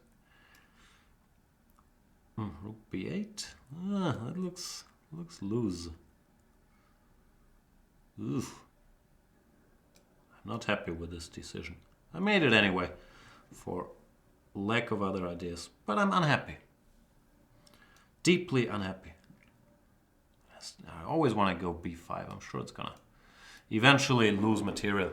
But I just can't fight this feeling. Oh, Knight A5. There you go. There's the material loss.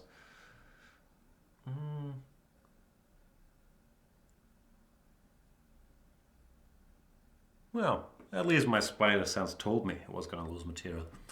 Promise, I did it anyway.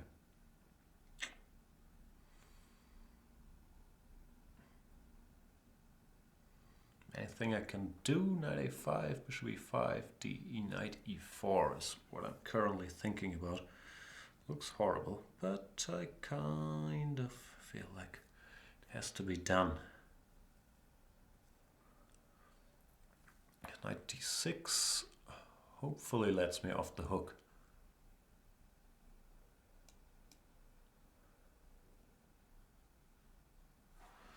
A4, sensible moves, but I'm still alive at least. Can I get away with something active? Not sure if activity is what the doctors ordered. Maybe just keep my head down, try to keep things closed.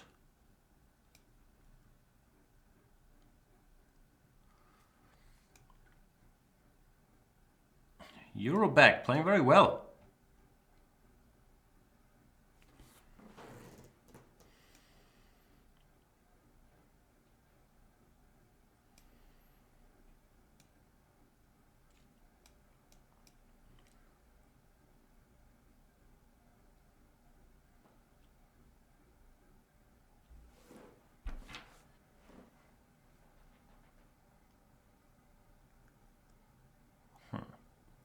Still a bit scared. Takes, and Queen A6, for example, looks fairly unpleasant.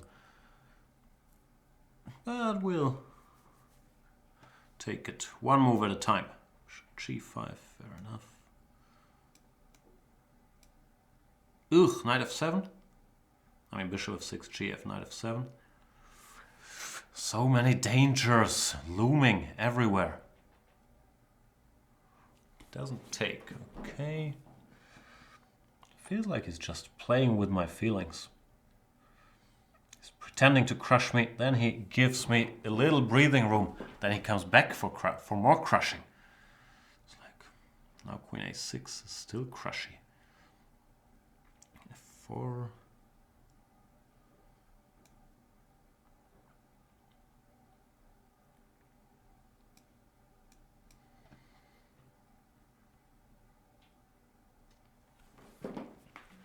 Rook d1 feels like he's finally taking his foot a bit off the gas. At least that's sort of a passive move. But still danger with this king. But yeah, things could have gone a lot worse because now this bishop is a bit passive. And feels like my pieces. Just as I start relaxing, I blunder knight c6 finally. Even this is not too horrible because his bishop is still bad. But yeah, I don't know.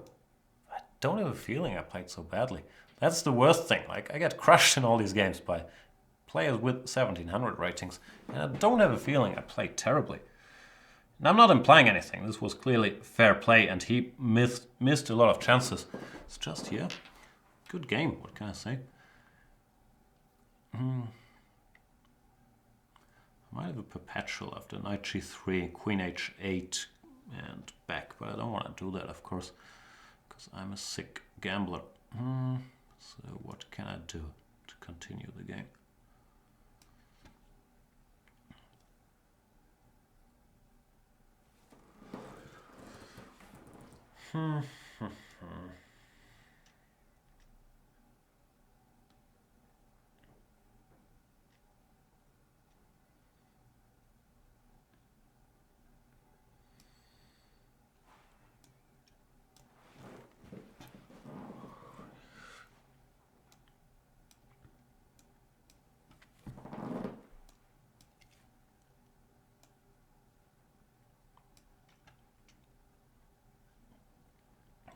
Master plan was for him to go queen d7, knight f2, followed by checkmate, but it doesn't seem like that's his master plan.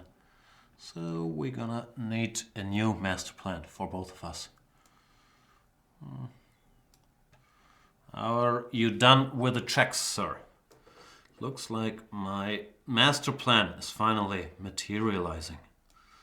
Because this is an idea that I've known for a while. What's called the smothered mate, but yeah, excellent game by Euroback. Once again, outplayed me for great parts of the game. What can I say? Good job. All right, let's get another game in the books.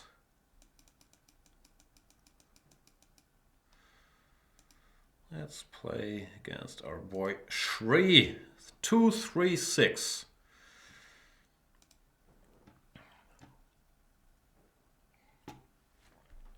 If the Shri is around.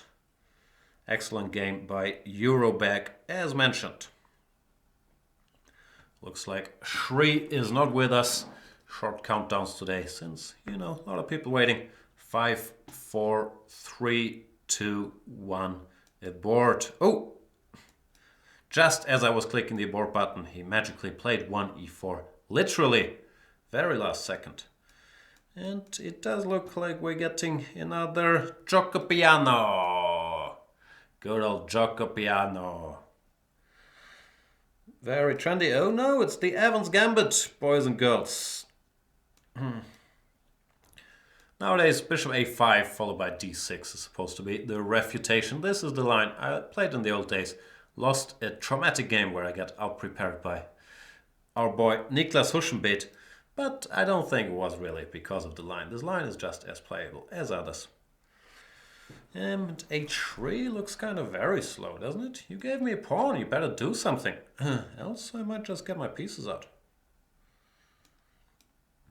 And don't mind developing pieces with the extra pawn. We shall find out. h3 was surprising. I thought queen a4 check, you have to do c6, d takes e5, some stuff like that. With complications. Well, now, just a pawn up. Of course, a lot of play ahead. I'm not saying this will be easy, but could be worse outcomes to the opening than this for sure.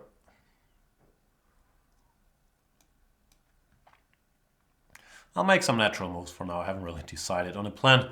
Like h6, bishop f8 are typical ways to proceed. And then at some point I'm gonna think about what to do with the tension in the center. If you want to go ed followed by d5 or ed followed by knight b4. You know, standard stuff. I could also just continue my maneuvers by going g6 and bishop g7, also very typical. I think I'll do that. Yeah, we're playing standard maneuvers, except for normally white has a pawn on b2 in all these positions, so can't be too bad for me. Queen b3 doesn't really threaten anything either, does it? Maybe wants to go bishop c4 or knight h4. Gotta be a bit careful with knight h4 unpleasantness. Okay, I'll focus.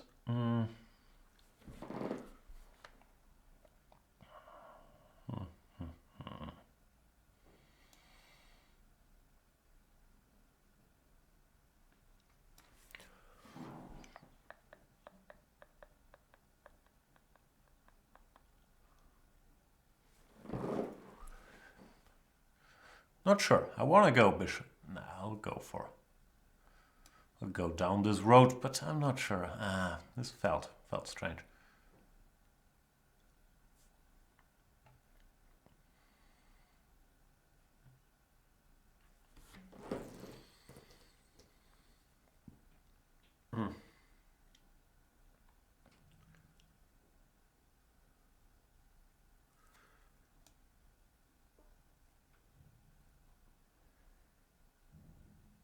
Feels a bit risky what I'm doing, but we'll find out. Knight h4 is unpleasant, threatening knight g6, when I probably have to go king f8, which is not ideal.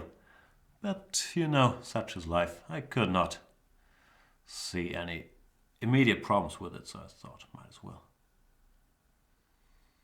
But yeah, I haven't played well the last couple moves, allowing him to get some play. Bishop d2, once again, very slow. Not worried about anything. So, what useful moves can I make? Maybe this? Looks a bit funny. But now I can meet knight h4 with king h7 since I covered f7.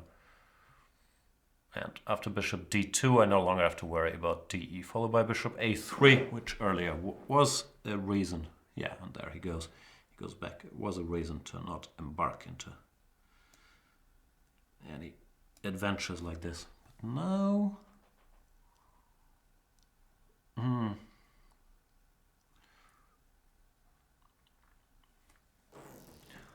Ugh, I'm so indecisive. Bishop e6, de, bishop c4, queen c4, de, bishop a3. Can't calculate. I'll play something.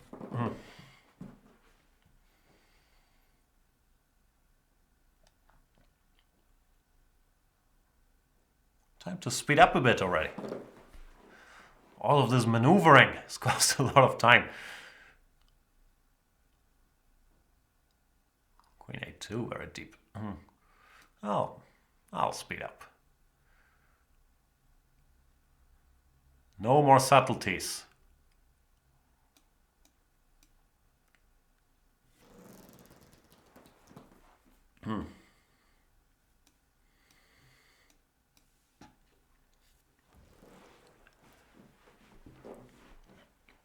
Normally I start playing better when I just speed up instead of randomly thinking about stuff forever. But not always. Okay, do I take back all my subtle maneuvers from earlier? I think so. I'd like to take that pawn at some point. But not easy to do. One thing is white never wants to go d5, closing the position, because then in the slower maneuvering battle, an extra pawn would tell. So he wants to keep the option of going d e5, and I always have to keep an eye out for it. Here after d, for example, bishop a3 would be unpleasant, but it looks like I can meet it quite well with knight takes e5. Knight h2, whatever. Put a rook here, see what happens.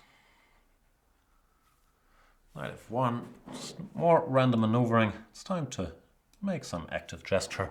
Now that the knight is far away from g5, looks like a good time to go h5 for maybe bishop h6. And maybe h4, you know. Expand a little, live a little. Knight e3, go away.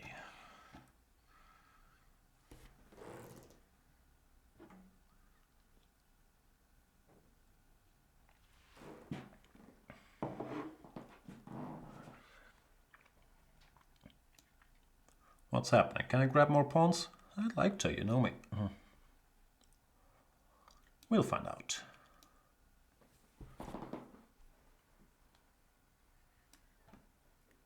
This might lose a lot of material.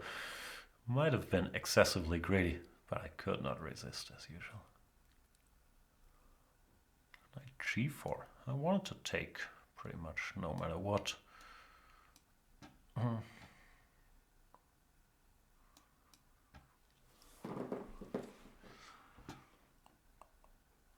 So what is going on? Bishop c3. Here, I guess.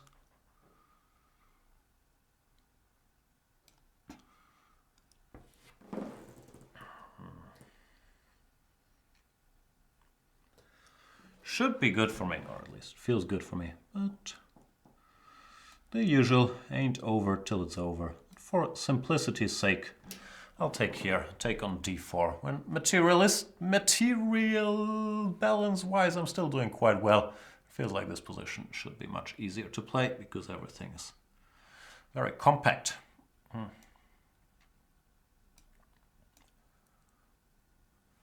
a whole lot of targets in my position. And stop knight d5, knight g4 I'll take. And then, do I go d5?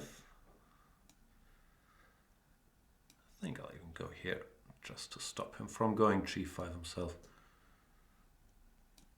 And kudos to Mr. Shri236. He found some target on b7, which is a bit unpleasant, frankly. Did not see that coming. I have to make some clumsy moves to keep it. Probably still better, and I did win on time. Welcome to Flagville. But yeah, interesting game. I think I was doing fine more or less all the way, but then I'm not sure if I should have forced the issues here with ED or not. Who knows? Let's play another one. Let's play our boy Kramnik Student.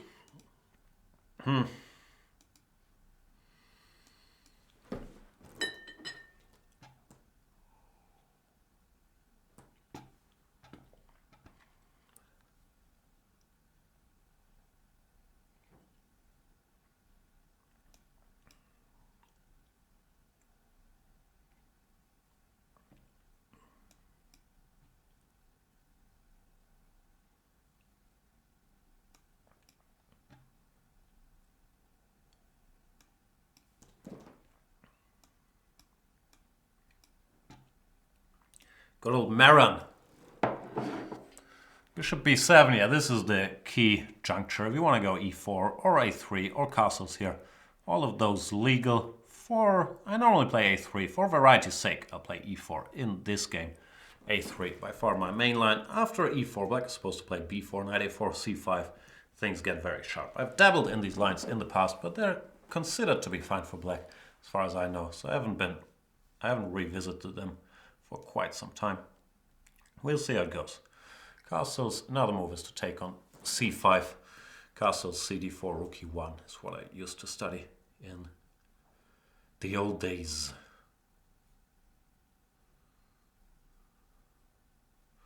Rook c8 is a move. Have I played this myself? At least I've certainly analyzed it, let's say.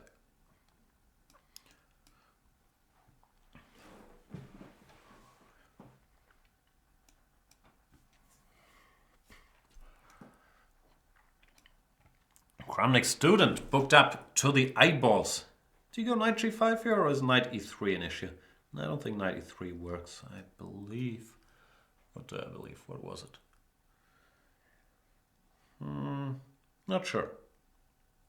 I've analyzed this position, but I can't recall the detail. Bishop e7, I think, was the key move here. Was it? I think bishop e7, and then there were a bunch of goofy choices for white. Knight e4, the most obvious one. Knight h3, also interesting to go queen g4. One point was that after queen g4 or queen h5, some rook takes c1s were possible. Is that correct? I have a feeling it is. We'll find out. As mentioned, I haven't analyzed this for something like 10 years, but when I was looking at the stuff with both colors, I thought this was playable for black. Not sure.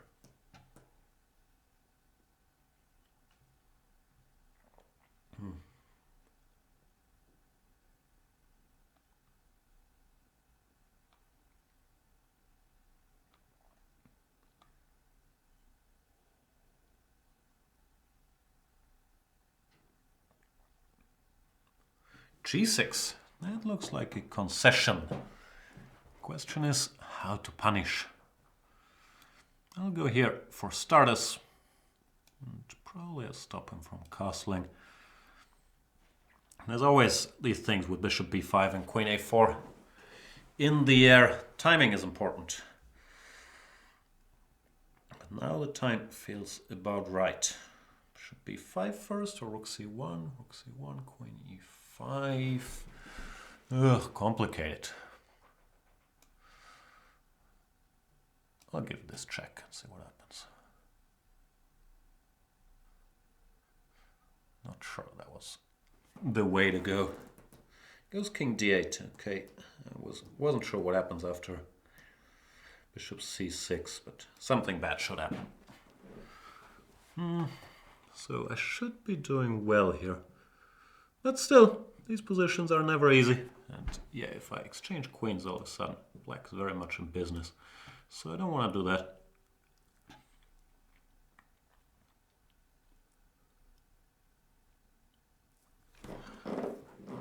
Now bishop c6. I could take, or I could not take. Those are the choices.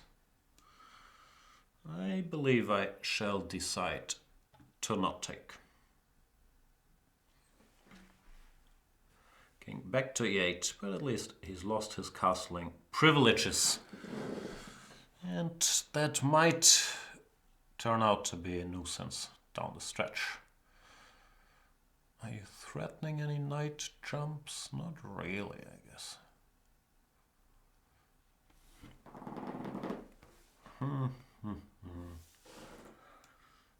But better safe than sorry. I'll get out the way. Biding my time here before I do something drastic, but with black's king in the center, his task should be fairly difficult. There's just too many tactics to keep an eye out for. Knight d6, knight f6, bishop d5, rook d1. Things might happen on this diagonal. Looks difficult to play. Bishop g7. There's things. Queen d4, good move. Wasn't sure how to react to that, frankly. Knight d6 looks logical, I guess. Huh? Or just rook e1. Do you really want to take on b2?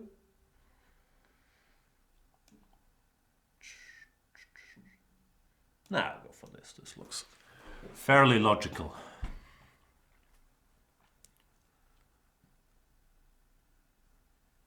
When, once again, the exposed black king should tell, or at least I hope it will tell. Bishop d5 might look funny, but I really want my rook here. Threatening mate in 1. Exciting. Spotted that. But are you willing to live with the consequences as well? Rook c8, for example. It looks like there's all kinds of trouble, does it not? Queen g5 looks fairly unpleasant. This is a threat, so you can't take here, and yeah, everything loses. King d7, queen e7, king c8, queen c7, checkmate, king f7, queen e7. So yeah, there's trouble. These lines are incredibly complicated, and I believe that after knight g5, g6 by Kramnik's student probably gave me too much play. I do think you should go bishop e7 there. This is old knowledge, or old instincts, whatever you want to call it.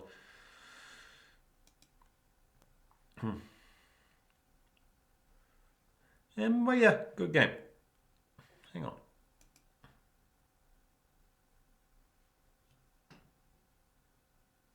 That's what I thought.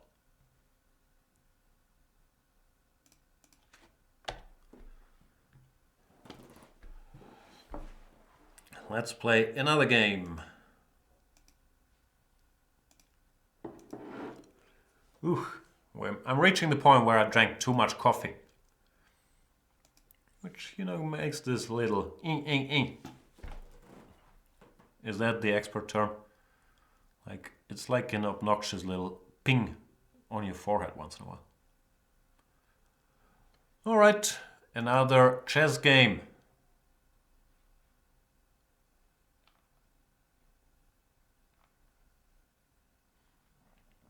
What about Alfredo?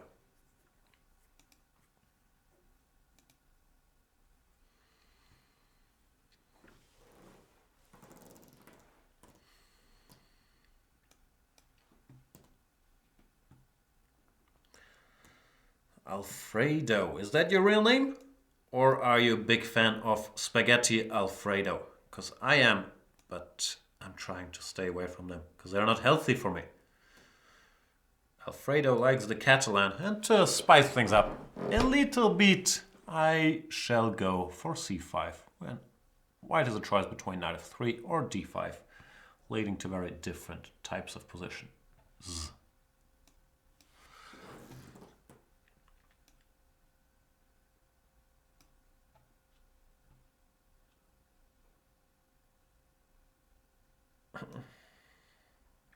Hang on, is this the line? Bishop g2, e5, knight f3, d4? Or am I confusing things?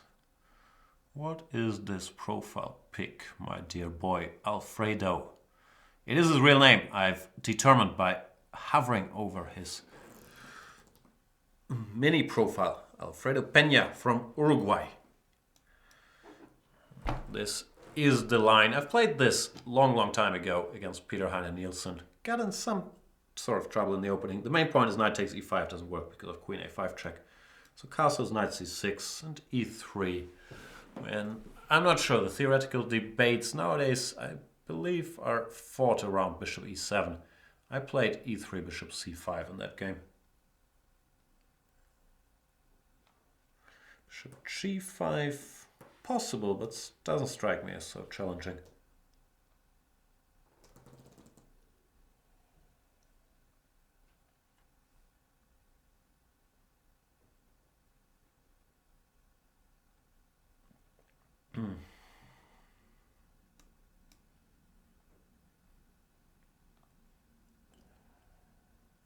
I'll go a5, just ruling out any b4s for now, before it's too late.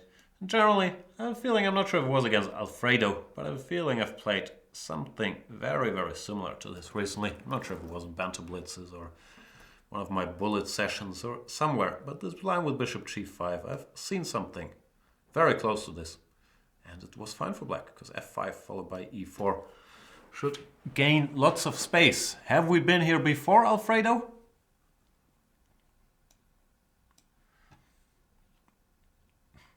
Because I'm having deja vus.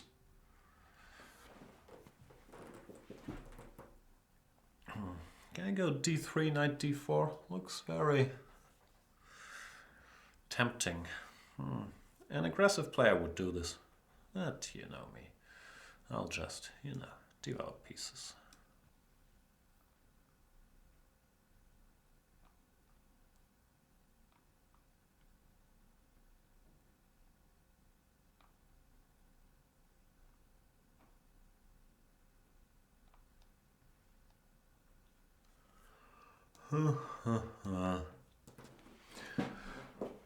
Okay, I can see a bunch of complaining in the chats, even by our moderators apparently, that they don't get games. Sorry guys, you can see I'm sitting here, I'm playing people, and almost everybody I'm playing I have not played yet, as you can normally see by the final result. When the final score shows up, it says 1-0. It means it's the first game. I'm very sorry to everybody who I did not get the chance to play yet. I am picking at random. I always do have the same rule that yelling about it in the chat will not increase your chances of me picking you, but I do feel honestly sorry that I do not manage to play everybody. Did not manage to play everybody yet. That's why we're doing this. That's why we're here for 72 hours, to give as many people as possible a chance to play. There, yeah. I understand it's frustrating if you wait for a long time and you don't get picked. But it's also frustrating for us if we're playing for a long time and we're getting a lot of complaints that people didn't get a game yet when all we're doing is playing people. Now I feel it is time to cash in.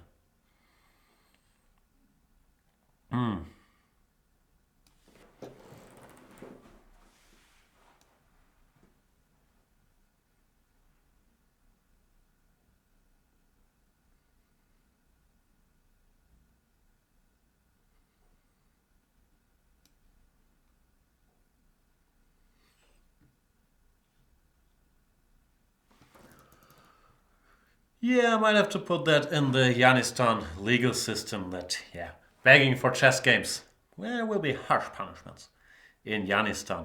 But this is still Chess 24 Stan, so not all my rules. Who am I kidding? All my rules will be enforced, even in Chess 24 Stan.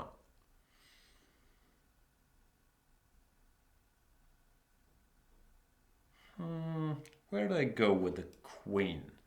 A5 is the most tempting. I was trying to work out if after knight c4 I'm winning a piece or not. I believe I am, but I would not bet a lot of money on it. Okay. I probably bet enough on it to do it. The problem for white is he can't go queen c3 because of knight e2. And queen b1, I'll go knight e2 check anyway. King somewhere, knight takes c1. Things don't look great. And Kuronian is right. It seems Jan play only the ones he can win. You got me all figured out, Kuronian. That's why I'm avoiding you with your 1800 rating, because you are scaring me too much. Okay, I'll stop. I'll stop the cynicism. I'll just try to play as many games as I can. I can't please everybody. I know that. But I'm a pleaser. I'm trying so hard. And that frustrates me when I don't manage to please you all.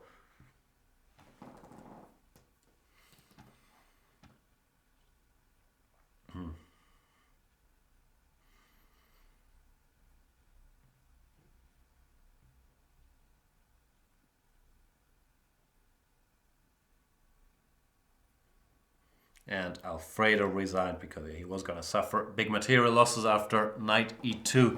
Good game, Alfredo. As I said, I think this plan with bishop g5 is a little slow. e3 is where it's at when stuff gets a little tougher. Who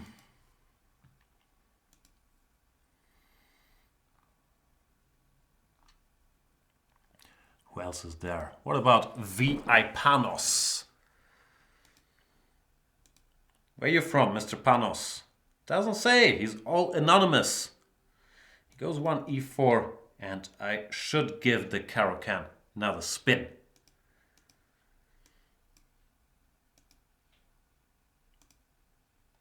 And Mr. Panos goes for knight d2, where earlier I played a6. I did not like what I got. So this time around I'll play this. And maybe this. Bishop f5 is my main Caro-Can repertoire. And knight f3 for some reason, no, knight d7 for some reason has fallen out of fashion. I'm not really sure why. V.I. Panos is blitzing this out as if he knows what he's doing.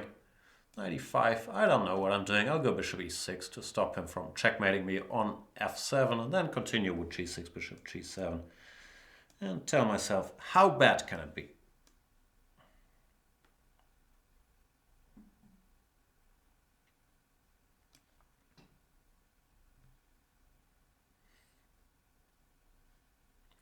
Stream issues or Steam issues?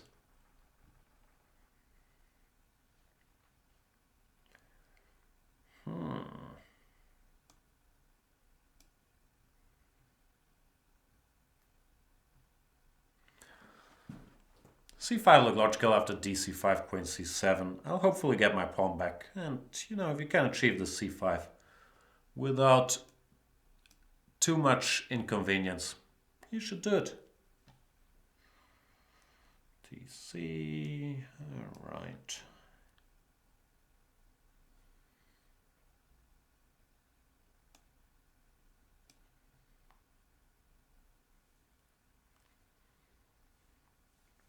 Where should I put my queen? a5, h5.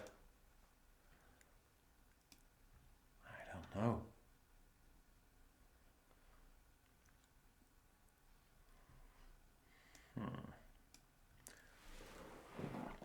I'm getting tired. Is this the 5-hour mark? I normally get tired around the 5-hour mark, but no, it's 4.5 only. Feels more. It's been a long 4.5 hours. Wondering how Mr. Trent felt after his night shift. That, of course, is the tough one. Gabby's wondering, Jan, how many challenges do you have? I don't have a clue. Let's count. I'm good at counting. 1, 2, 3, 4, 5, 6, 7, 8. Ugh, I'm done counting. 9, 10, 11. I don't know, but from the eye test, if I scroll down this list, I count till 11. It should be around 80 currently, something like that. That's my rough guess, but I could be wrong.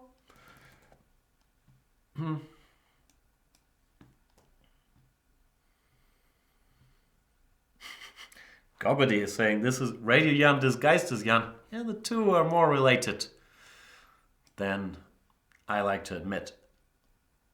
Jan's current whereabouts are unknown, but he's believed to be in Afghanistan fighting an army of duck-sized Jans.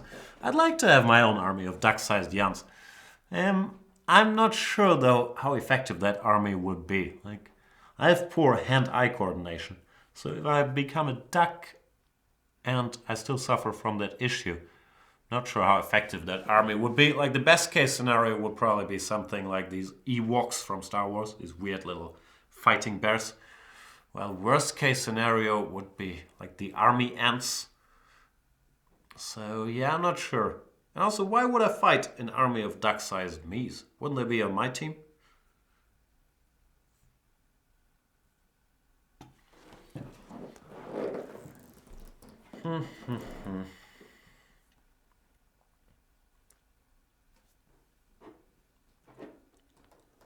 Lawrence Trent's fruit platter from last night is still here. Not sure how delicious this looks. Especially the pineapple. I think it looked fresher last night than after it does now after standing here for a while. What's happening in this game? Knight b3 played. I want to go a5. c4 bother me. a5, c4, knight b4, a3. Maybe it does.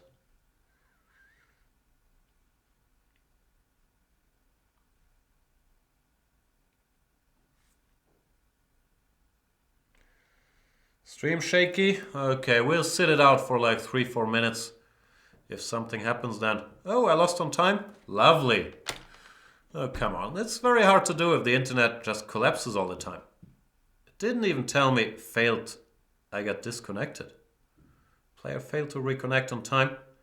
That's just sad. Second time this happens today. Very hard to keep the rating up with these things. And yeah, beautiful.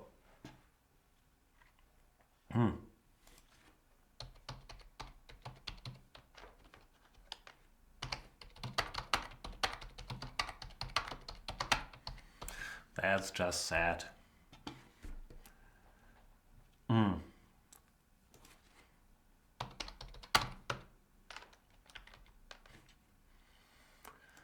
How are things internet-wise?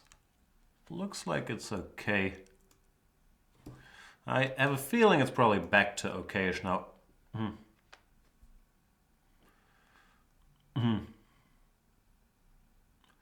Pity.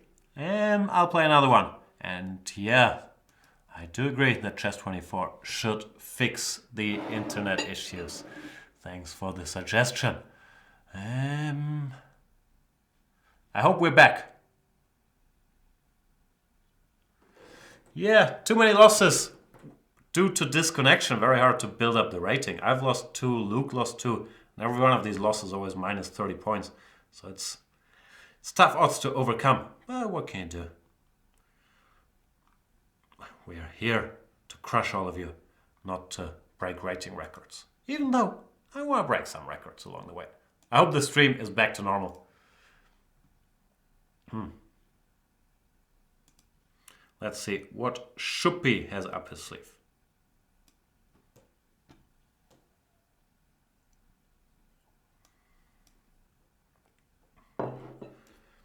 Shuppi, 2449 from the US&A.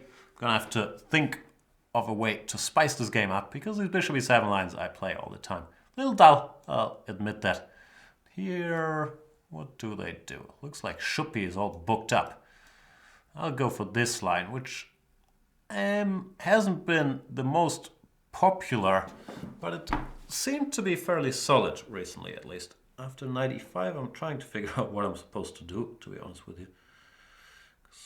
Do they go knight c6 and accept double pawns? Probably they go something like this. I don't know. I'm already regretting my opening. Queen c7 was ridiculous. Yeah, don't try this at home. I think knight c6 is the way to go. Now I'm just worse. Because this bishop is very long. Like, you can give that bishop and then put your knight on c6. Those positions are kind of playable, I believe. But here after d4, I'm just seriously worse. Scary. Tech issues and chess issues. Too much to handle. Be my guest with the a5 business. He spent a lot of time preparing d4. I think he should just have done it. Because now I could either go knight c6, which I would like to do, or think about c4, but no, I'll be humble and restrict myself to knight c6, which is a much better square than d7. And I'm slightly more optimistic about my chances than earlier. Not saying I'm better, I'm probably still slightly worse, but, you know, one day at a time. e3, do you really want to go d4, or are you just pretending? I'll find out. I guess he's serious. This is serious.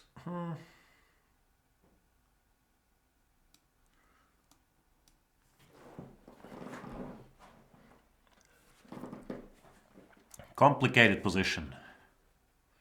Once again.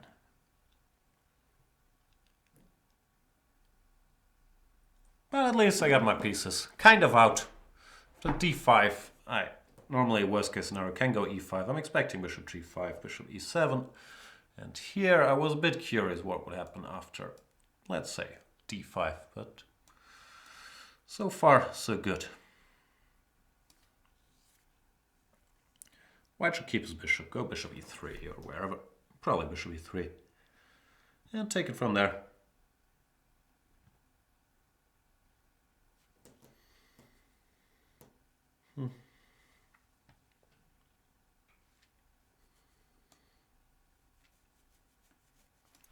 Knight c4 looks a bit funny. I don't know what to do. We'll go here. Probably he's going to go back to f4. No, he went queen e2. Fair enough.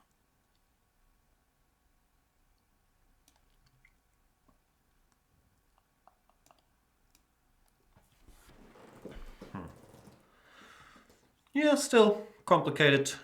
d5 is always the big question. If you can do it, or if I can just grab a pawn somehow. If white never manages to get on d5, I should at least be okay. Even though with the two bishops, especially this long bishop, he shouldn't be in any particular trouble. But I have ideas of my own. Knight b3, knight d4, rook dc8. Thinks bishop c3, rook a4. There are some options here and there.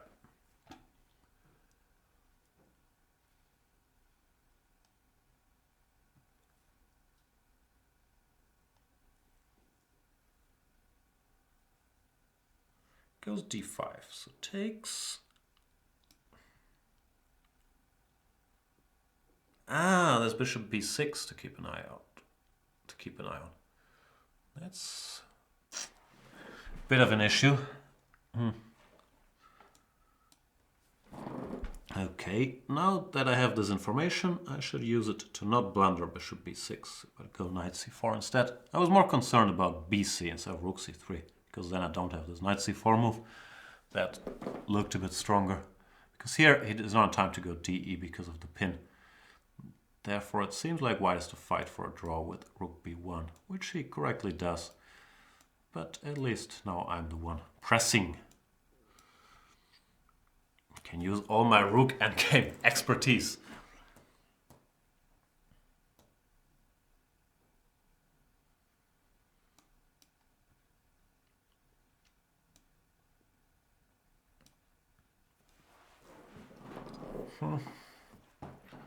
The one thing I know about rook endgames is you want to have more pawns than your opponent normally. And I have achieved that, which is a good start. Sadly, I don't know anything else about rook endgames, but I feel like with my bit of knowledge, I will be able to go far. Seriously, best case scenario here for me might be some, what do you call this?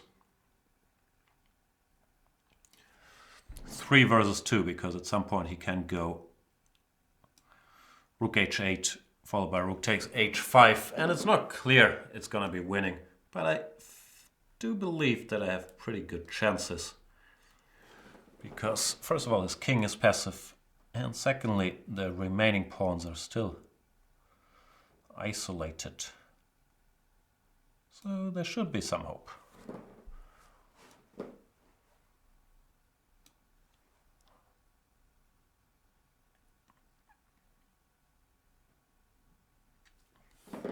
I'm not sure if this is theoretically a draw. If I had to bet, I would guess it's probably a draw. But I do feel like there's pretty decent practical chances here.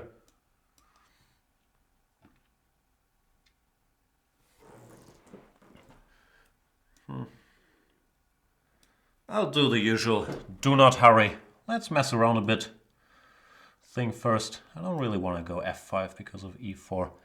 So I'll do things. He did go e4, which is probably a good decision. Actually, Shuppy is playing this excellently, while I, as usual, am not. But still, I might have given him too much credit, because I praised him and then I saw rook a4, which I believe should be trouble, no? Oh no, maybe it's not trouble. Rook f8, king g6, rook g8, king f7, rook g4, f5, rook g5. No, it's nothing. Maybe it's still a draw. So sad.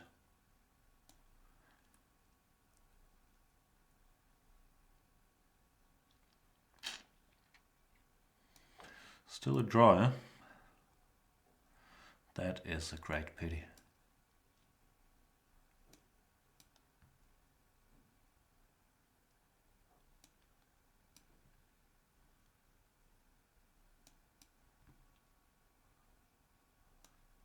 This looks like a mistake.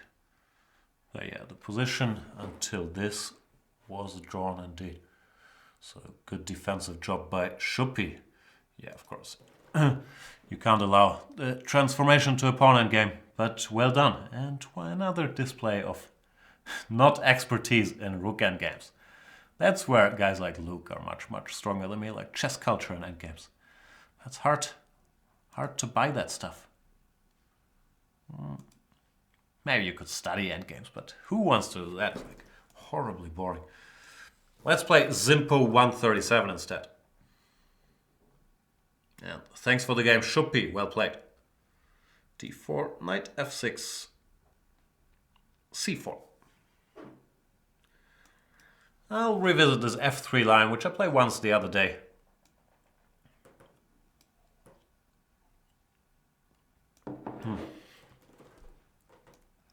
And we get a good old Zamish Sicilian, King's Indian. Line I played more when I was younger, but that I still have some sympathy for. Even though I don't really have a clue.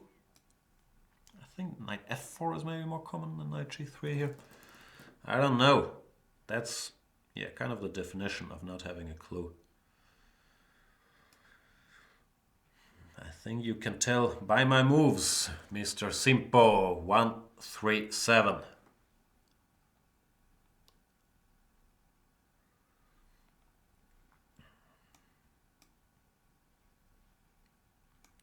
This looks very much like a recent game Wojtaszek against Luke in Wijk-aan-Zee. At least the structure, I'm not sure. They got the exact same moves where Wojtaszek went on to win, but I have a feeling that Luke was probably doing alright.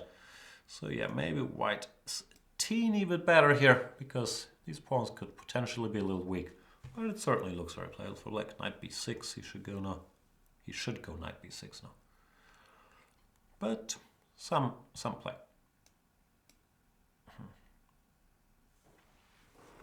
Problem now is he can no longer go knight b6 because of queen takes a5, or at least I hope so. That could be an issue.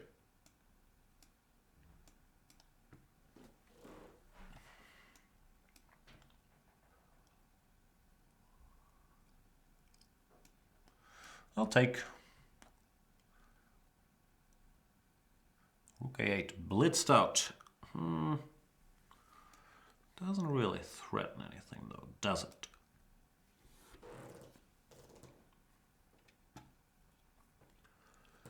Knight h5 looks a bit like desperate measures. Now I'm a pawn up with a good position, which is a scenario that I normally excel in. Microsoft excel in. f5. Really? Violently looking for action, Mr. Simpo. But I do think he's done more damage to his position than to mine with these outbursts. EF queen e3 check, does that bother me?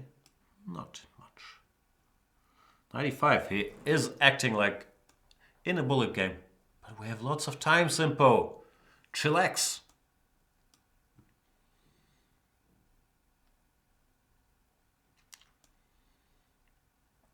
Probably he's heard about the tales about Flagstaff, Arizona and Phlegiston and wants to avoid that fate. And I commend the idea. But it might have backfired here over the last couple moves.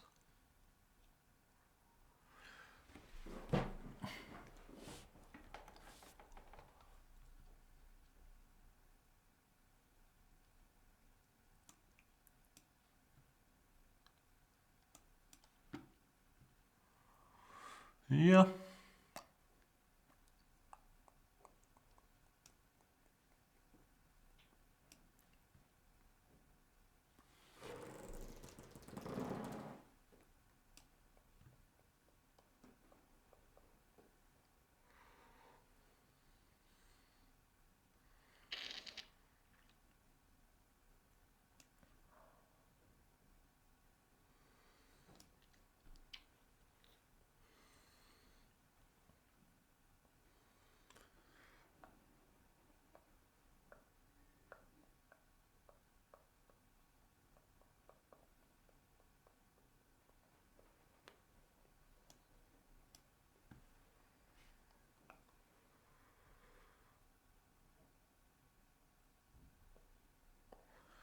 Simpo's spirit is unbroken by the minor setbacks of me taking his rook and his knight.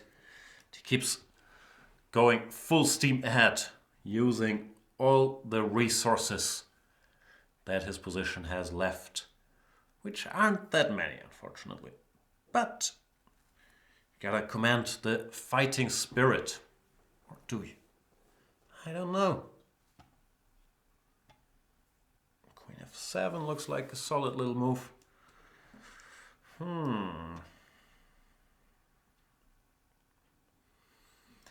But I can assure you, Simpo, I'm tired, but not that tired. I feel like I'm in good health still, and I do have more than 2 minutes on the clock, so I do like my chances. But I will probably continue rounding up your pieces if it gives you pleasure. Because that's what we're here for. Pursuit of happiness.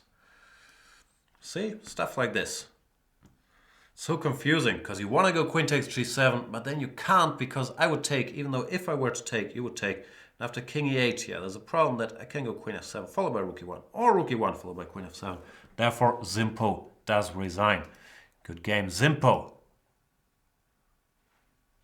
Oh, another tough guy, Mr. Stofzauger. Stofzauger from the Hollands, the Netherlands, Le Pays-Bas. 2802. That outrages Banter Boy. Let's see if we have a chance against Stoffy.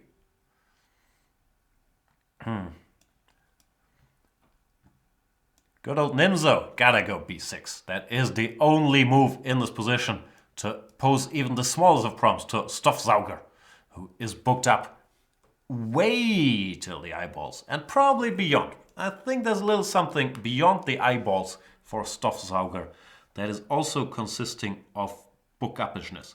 Knight e2, why don't I like knight e2? I can't remember, but I thought knight e2 was less scary than bishop e2. We'll find out. Maybe, maybe not.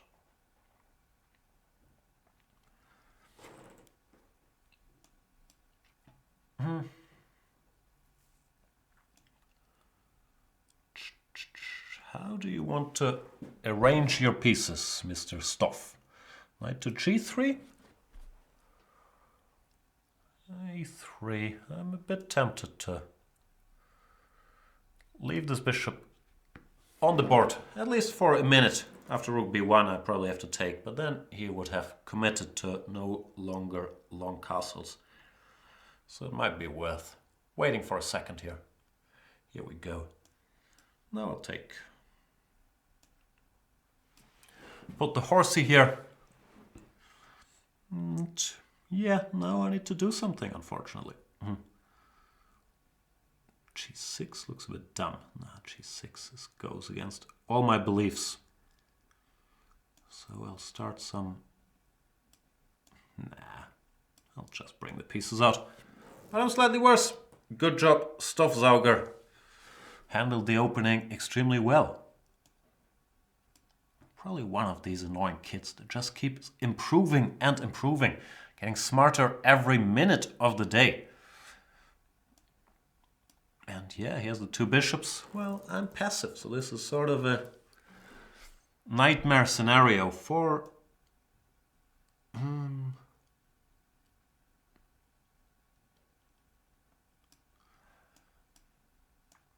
black in these structures.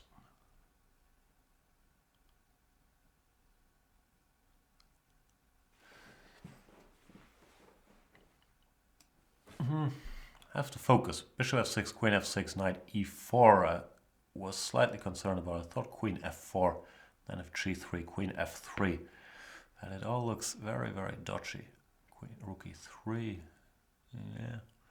Queen h5. Ugh. We'll find out. Looks like Stofzauger is calculating as we speak. Yeah, this is the line I was also wondering about. So queen h4, knight d6, rook e1, bishop h3 maybe? Let's weigh our options. Queen e5 is bad. Or is it? Knight c5, I have queen e1. Ugh, even that's an option. That doesn't make things easier.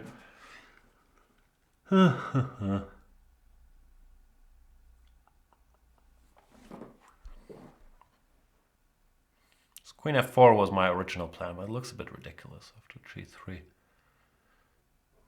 f3. Queen h4. Who knows? I'll go with it, see what happens.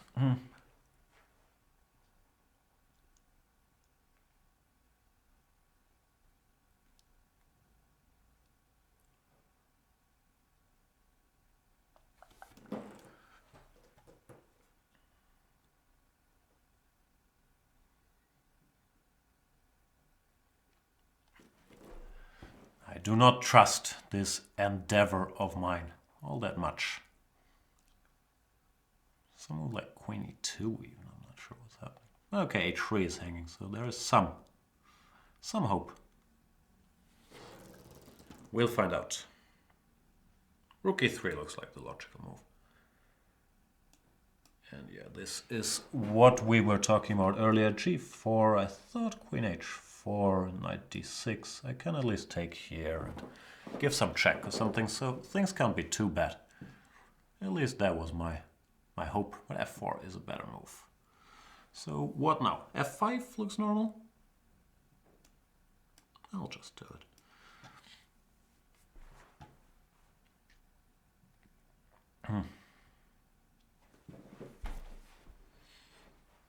The point was he couldn't take on d6 because the rook was pinned.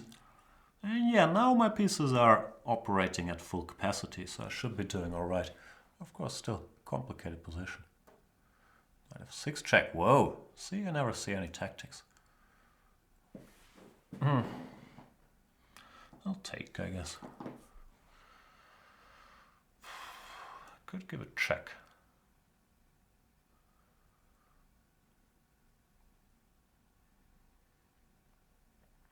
Yeah, looks decent.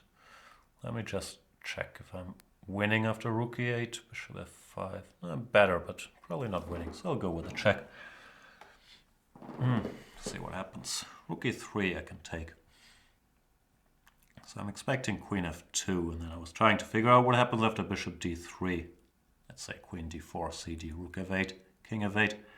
Goes rook f2, but I guess same story, right? Takes. This should be winning if I don't do anything too crazy, which unfortunately I'm very capable of. Knight h4 maybe. Looks like a decent move, threatening a check here and potentially going towards f5, should it be needed there. Since the endgames are winning too, I can just do this and ask Stoffsauger to make a move. He does take, goes f5. Looking for last straws.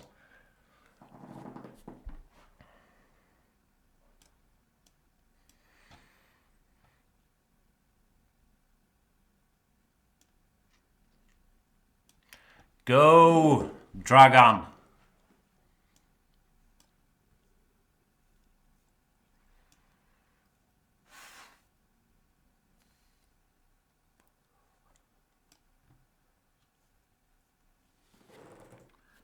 Dragan will win the day and Stoffsauger resigns. Yeah, Stoffsauger had a good position out of the opening. And I don't know, these complications here is where things got out of hand. I'm not sure you have to go bishop g5. Maybe just f4 or king h2 or whatnot. Anyway, interesting game. Very tense. Thanks for the game, Mr. Stoffsauger. Let's play against Merkel. Angela Merkel.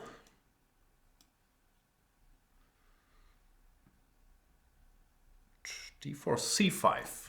You know what? I'll take. You can't just put the pawn there and expect me not to take it. d5, of course, is the main move.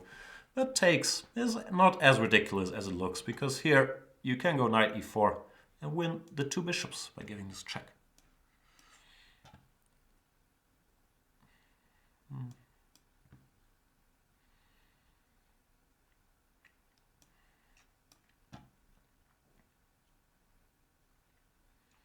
Gimme!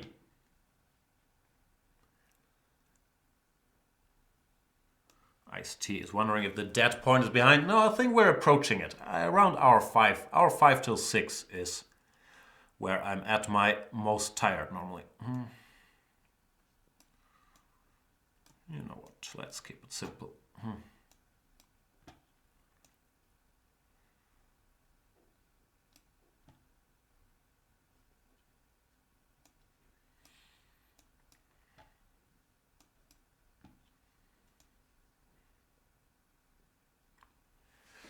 This might be the dead point. This is literally me at my deadest. Good thing is I'm a bunch of material up, so So I have some margin for error. But I'm very dead. Mr. Merkel. Gobbedy. Note to self. Challenge Jan during hours 5 till 6. Yeah, that's not a bad idea.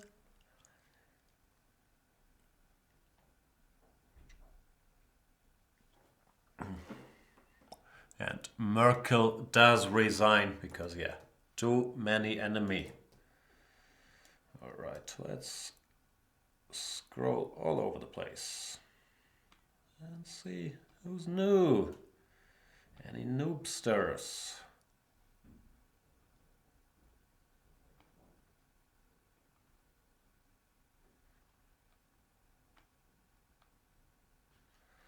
Let's play against Mr. Tiborstad.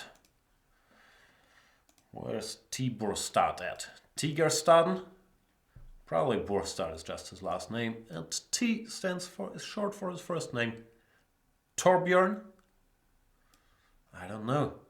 We are playing the Slav. Where knight f6 is the most commonly employed move. And why not play queen b3? Someone did this against me earlier. And I remembered the good old days where, I don't know, were they that good? Where I used to do this.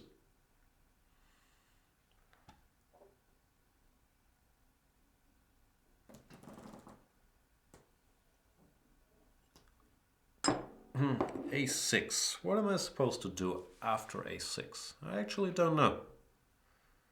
G3, I would guess, is the most uncommittal reply. Planning to fianchetto this bishop and play some sort of Catalan where I would argue that a6 is less useful than g3. He's played rook a7, which looks ridiculous at first sight, but it allows him to develop his bishop to f5. So there's some method to the madness. Still not sure if I like this, but there is some point to it. Gotta give him that h6, stopping me from going knight h4. All fairly logical stuff. I'll go knight d2 to prepare e4. See how Tiborstad plans to handle that. Good thing about this rook on a7 is I never have to worry about queen takes d4 because bishop e3 would pick up things along this diagonal.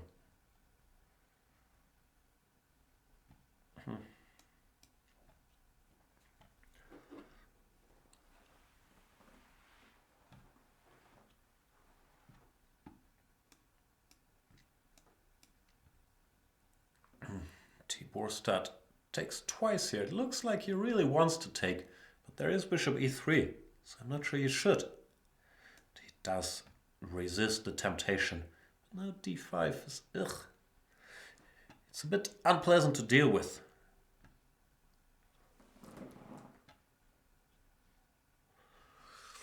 Can I go d5? I could do it instantly, I guess. Knight c5. Do I have to take knight c5? I don't want to do that.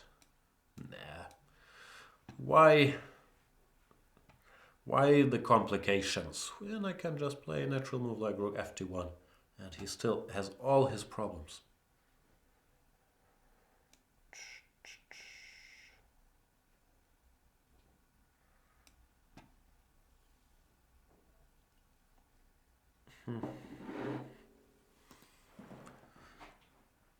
c5. Begging me to open things up. All right. Your wish shall be granted, Tiborstad.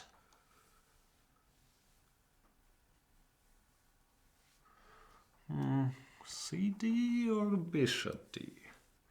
CD, bishop d6, and I'm way too sleepy to think about how to break that blockade, so I'll keep things a little more open. Have his rook clumsy around on a7. Well, I have the two bishops, and, you know, I'm better. That's what I'm trying to say.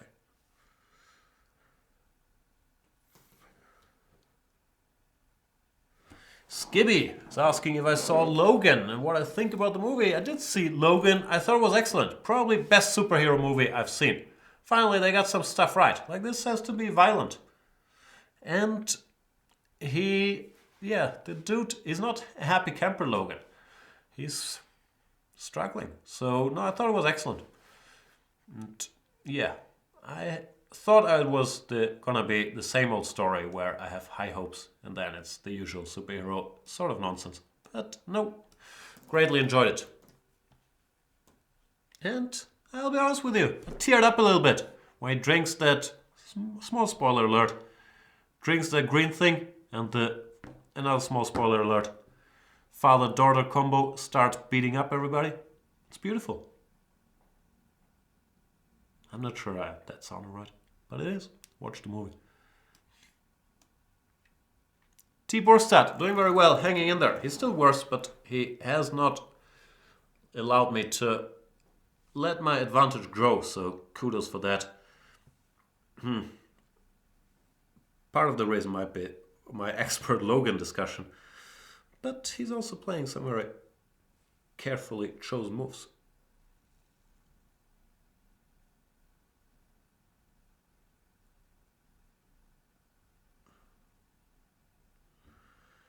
B6 looks strange to me. I was expecting some knight e5 in time to go knight to c6. Well, now I'm hoping I can maybe cause some trouble again. Not quite sure how yet, but it smells like trouble.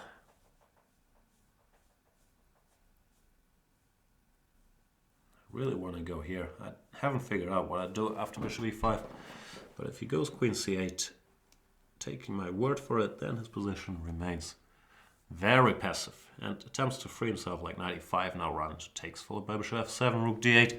So it's tough.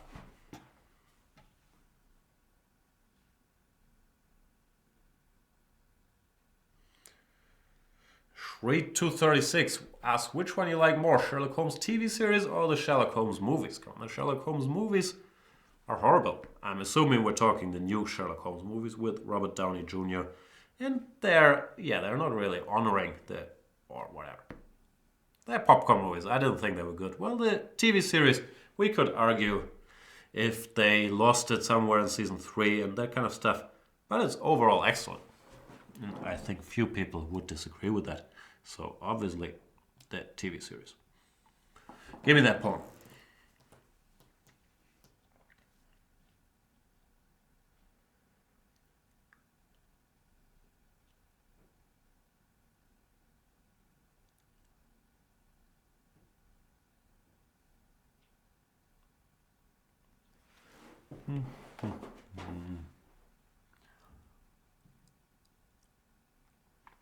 T. Borstad is shocked by this bishop takes h6. But yeah, trouble was slowly building up, looming.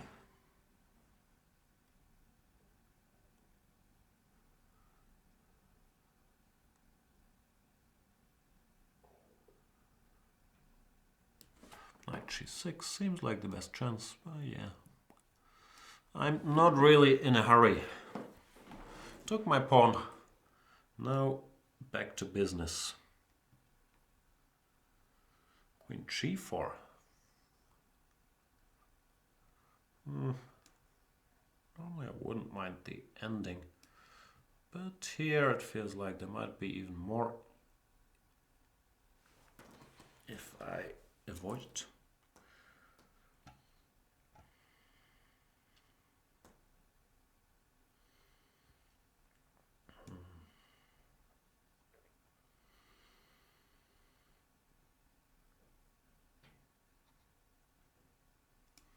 I want to go bishop f7, but then king f7, rook d8, knight h4, king h1. Actually, nothing happened there. Let's just do it. And T. Borstad resigns.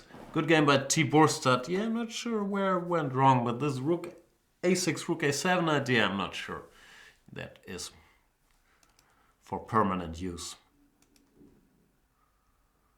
Alright, let's play against Mr. Azure Mist. See what he's up to. He's up to e4. And let's play a little Sicilian. Good old Najdorf. What's wrong with the Najdorf? Bishop e2, not the most exciting of lines, but always a main line. Never goes away. Nowadays, bishop g5, thanks to the Wei Yi exploits, remains a very popular option. Bishop e3, what am I supposed to do here? I guess bishop e6 is the main move, right?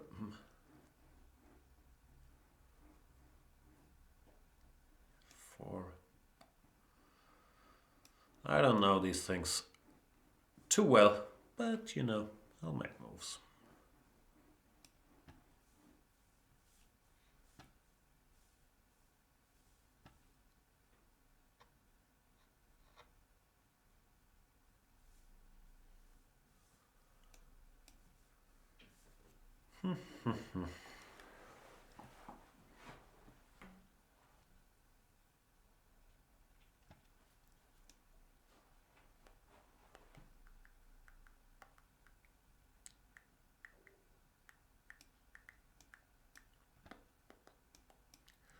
Not sure about knight e5, but just felt like queen e1 looks a bit odd, and he probably wants to put his queen on g3. So that should get ready for its arrival. Maybe meet it with knight g6, you know. Before white gangs up on my poor, what's this called? D6 pawn. I don't really know what I'm doing, to be honest with you.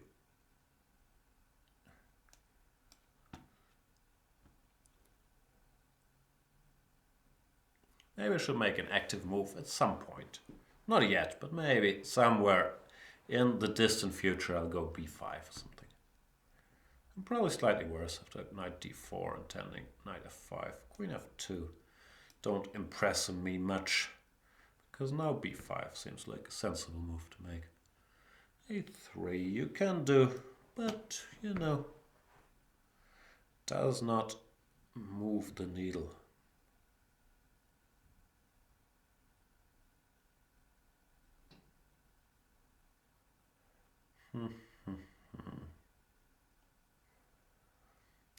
Kadu Ortolan wants to see Pedersen.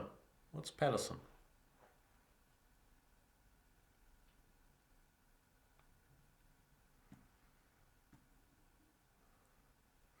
Rook d2. Here. Not sure if there or here. But how bad can it be?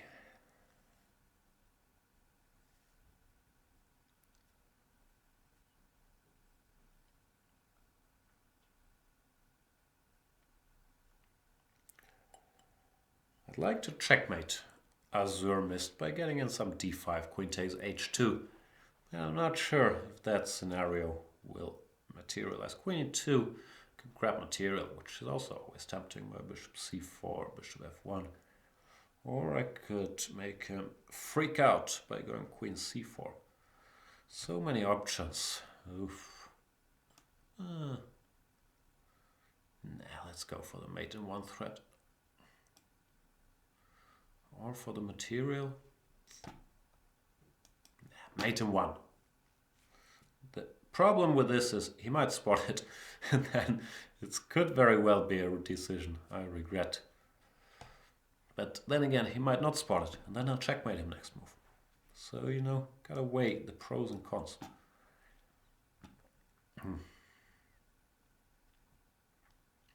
He did spot it, so I'm already regretting it. That's a pity. And yeah, I kind of saw this. But the train had already left the station.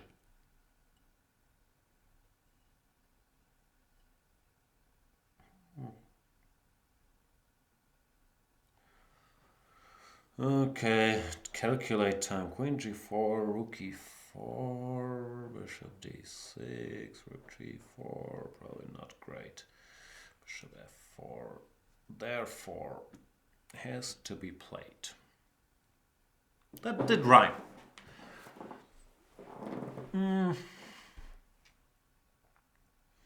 Queen f4, what are we getting now? Ah, no, it's back rank mate time. That's good news for me. Sorry, Azur missed. Sometimes it's very hard to keep track of such details at the end of a very long line, because here after CB there's rook c1 checkmate. Good game by Azure Mist. Let us play one more, and then I need break one more, or one more break, as they say in the German.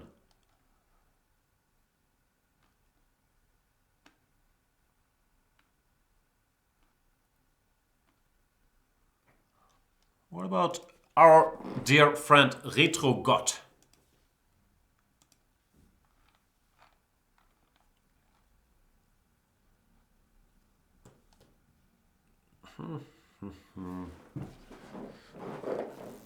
He plays e4 as well. Since that Sicilian went so well, let's try another one. Oh, Action Jackson. Nah, I can't accept gambits at these hours.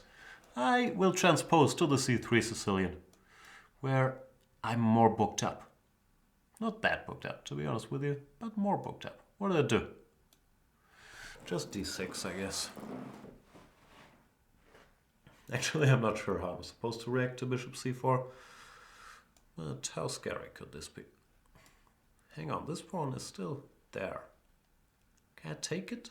Kind of want to. I know you want to. Nah, I'll take this. Problem is the position could get boring all of a sudden after knight takes d4. Like normally you want some isolated pawn position here. cd4, knight c6, whatever.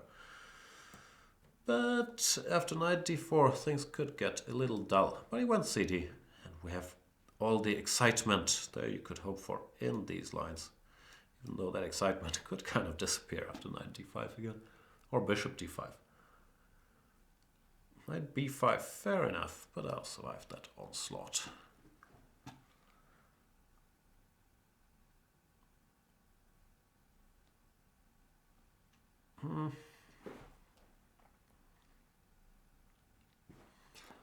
How to expertly handle this? This? Nah, bishop d5 is too boring then. Take, and then this. Who knows? Okay, I'll go here.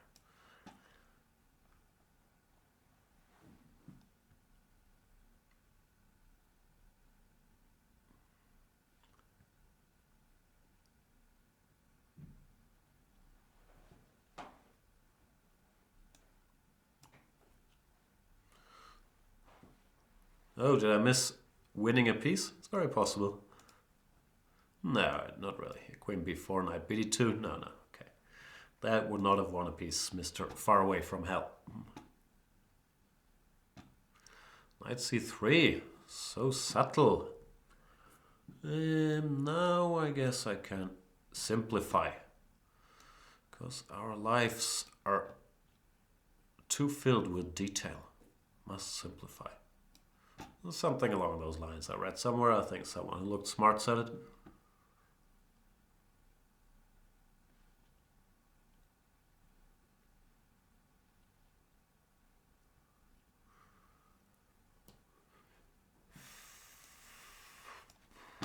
Pawn.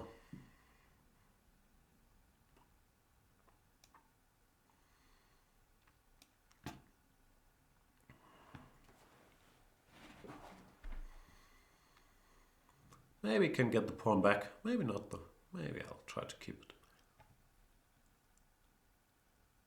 What's happening in the Shenzhen Masters? I haven't followed any chess. That's not my own these days. A lot of draws. How's Peter Boy doing?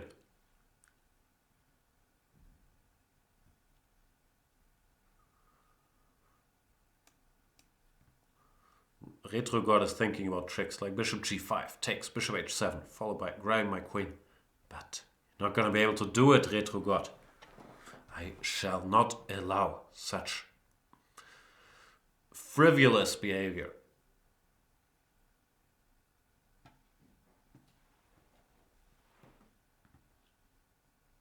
Peter's -1, he lost the game? That's bad news. Let me look it up. Can I look it up? Is that cheating? Does it count as cheating if I study Peter's games while playing? I guess not. Why would you lose a game? He lost to Ding Liren. Okay, bishop c1. That also threatens bishop h7, but not with tempo. So I am able to account for that. Dingliren is a very dangerous entity with the white pieces. Peter played this a6 Slav. Okay, doesn't look like the opening went too badly. Then he ended up in trouble against the two bishops. Okay, I see. Yeah, pity. But I'm sure there's still chess to be played.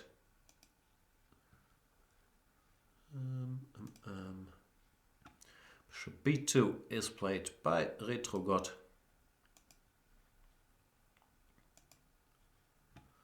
Bishop e4 strikes me as a bit of a mistake. And therefore Retrogott has to resign, because that piece is gonzo.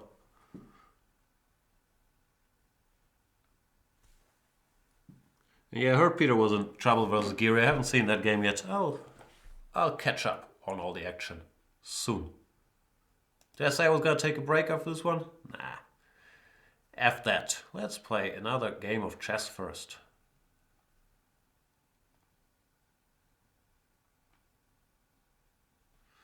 What about Matakai? For the benefit of Matakai, there will be a game to die. If Matakai is here. There he is. Goes d4. I haven't played a lot of d5 today yet, so this is the time. d5 followed by e6. You know, solid. Knight f3. What about c6? Not a move I normally play, but I'll play it today. The triangle. El triangulo. And this is the so-called Notebaum. Interesting line. e3, b5, bishop d2, a5. And all kinds of hilarity ensues normally.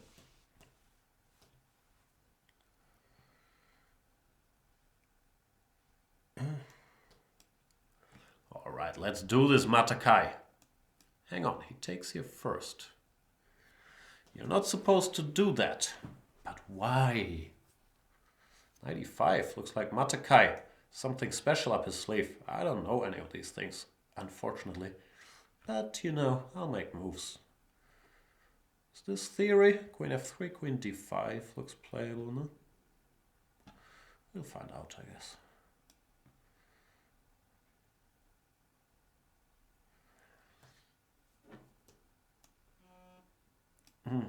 Oh, my phone does things. Matakai is blitzing all of this out as if it was a well-known refutation. I don't believe you. I do believe you're bluffing me, Matakai.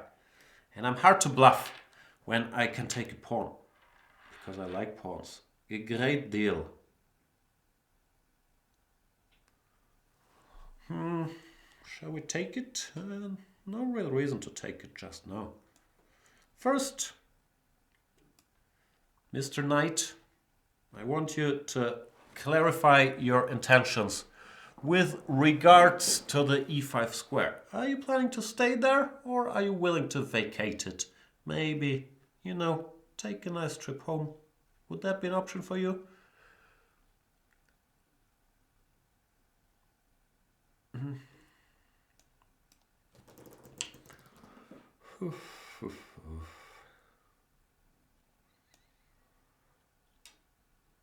I'll get my pieces out. Bishop here, and maybe start rolling these pawnsies. a5, b4, that kind of thing. Or, you know, grab more pawns. Yeah. Hard to resist more pawns. I want those pawns and those pieces. Give me those pawns. The point was that there was a checkmate threatened on g2. So after knight takes d4, he could not capture because this is checkmate. Bishop f3 would have been a little more resilient, but also not a fun position to play. And I might have, I don't know, done something. I probably would just have captured you. All right, thanks for the game, Matakai.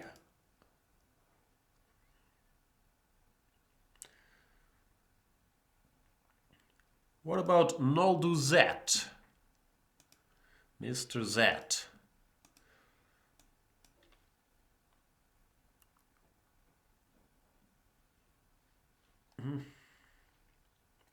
are you there? He is there. Right in time to run into the Champovsky. D5 is a good move. Knight D2. People started goofing around with recently. Nepomniachtchi played this not very successfully, has to be said, against Wesley. So, but it's a move. I think the point is after C5 to go DC5, and then things happen.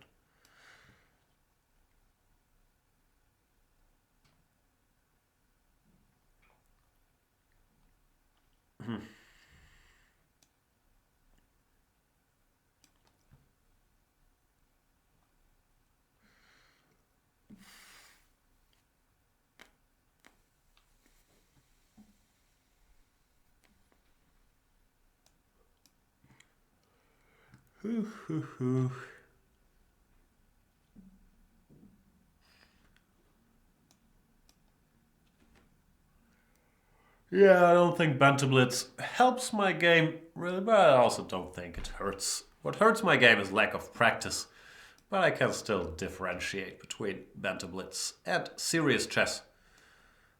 But yeah, I don't think it helps my game all that much.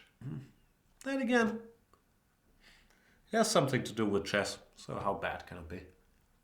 Because there's some discussion in the chat. And also, I am retired, so even if I hurt my game, it will be painful, but I won't have many chances to put the hurt into action. I'm not sure I'm retired, actually. I just don't play much. But I'm playing soon. The Thailand Open. The excitement. It's starting, when is it starting? April 8th?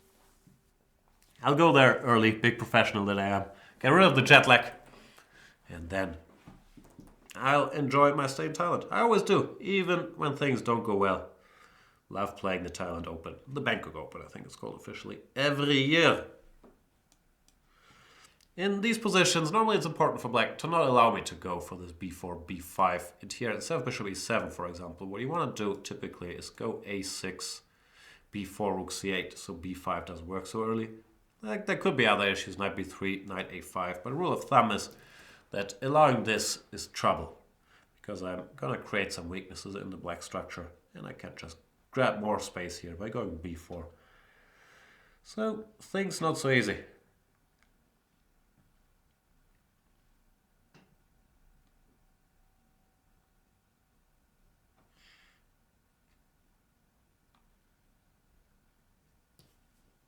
Am I out of coffee?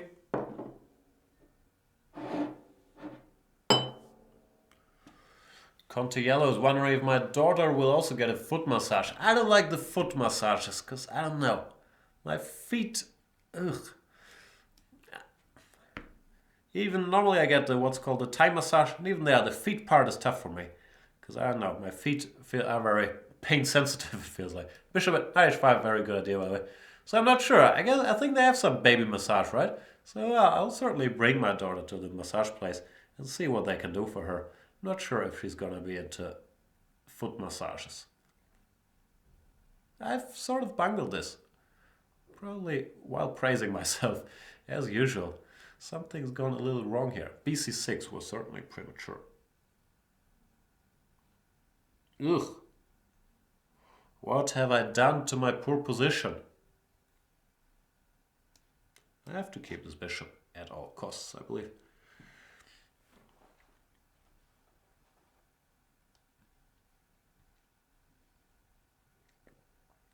Conte Yellow's afraid my daughter will gang room. No, I think she's going to be into massages. I think she's going to enjoy it.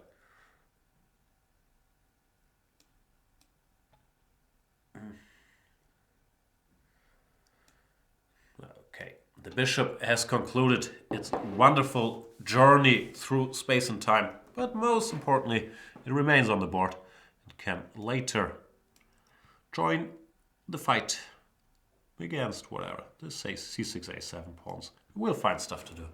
b4, b5 still around. So my position is still better, even though Noldu Z has handled this part of the game quite well.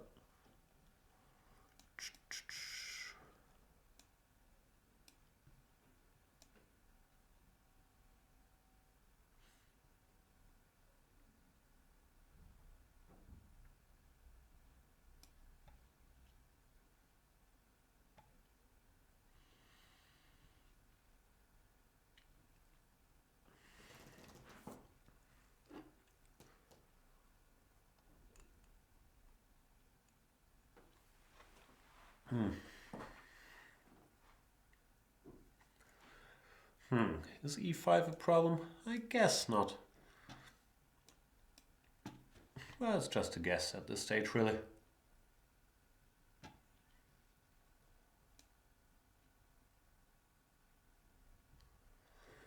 Knight d4 or e d4? Nah, I'll go knight takes. Knight e5, like it's a trade-off. You also get some squares. That's still felt like a good deal. Maybe knight e5, b5 is asking some questions that Noldu would rather not answer. So, you know. We'll see. Knight e5 looks forced to me. Maybe f4 is also an issue. Yeah, some issues now. f4 or b5? Both look good.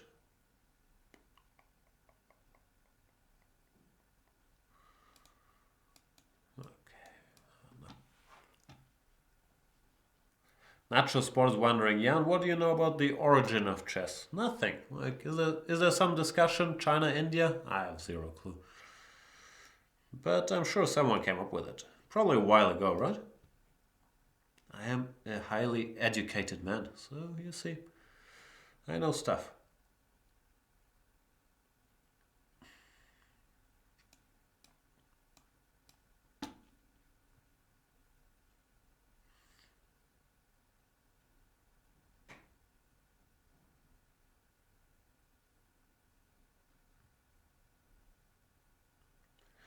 Doesn't Wikipedia know? Now I'm curious.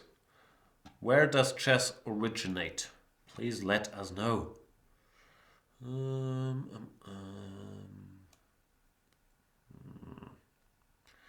like that square. Don't like any squares, really.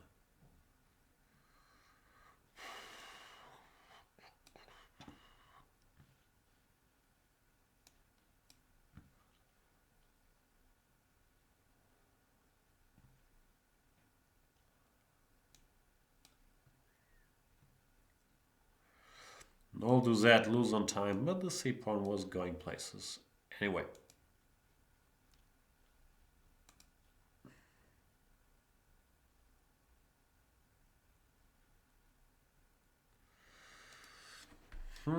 Let us play. Oh, I shouldn't show too much lag here.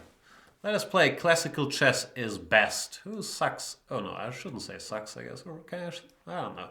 Who is weaker blitz because he prefers classical?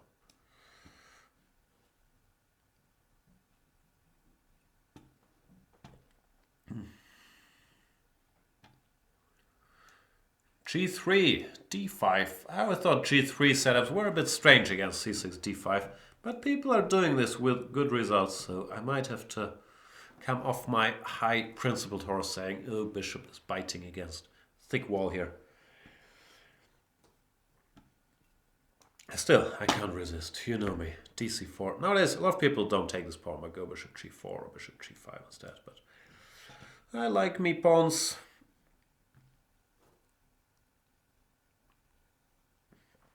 So what have we learned? Classical chess comes from India.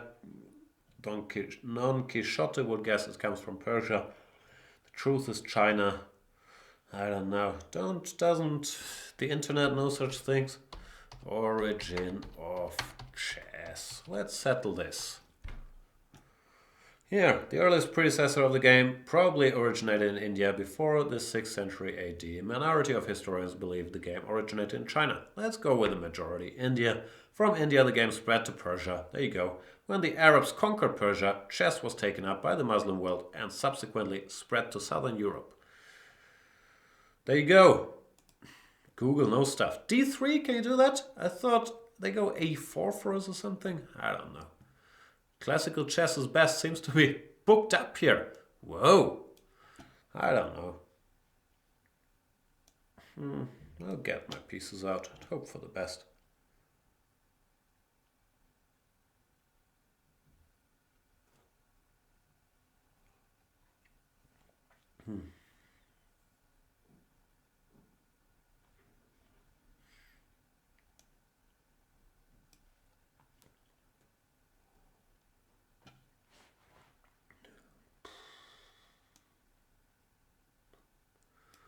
Yeah, looks like fair compensation. It hate having to give that pawn back. Well, maybe I don't have to. I thought AB was a threat, but I can go AB and then rook A8, bishop A8, and knight B5 is no longer possible.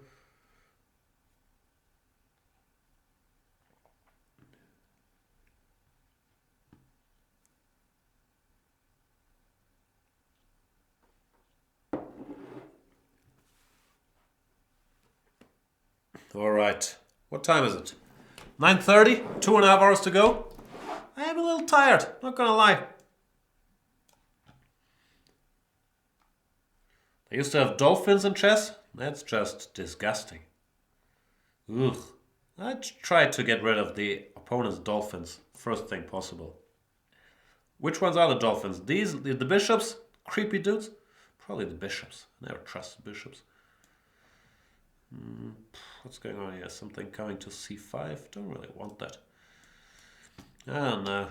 Classical chess is best, by the way. Playing a very strong game here. Seems to be an expert on recent theory in the English.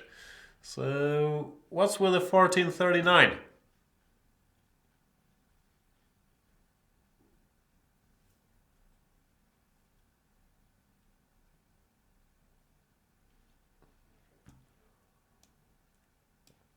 Me, I'm a simple mind. I will defend this pawn as often as I can.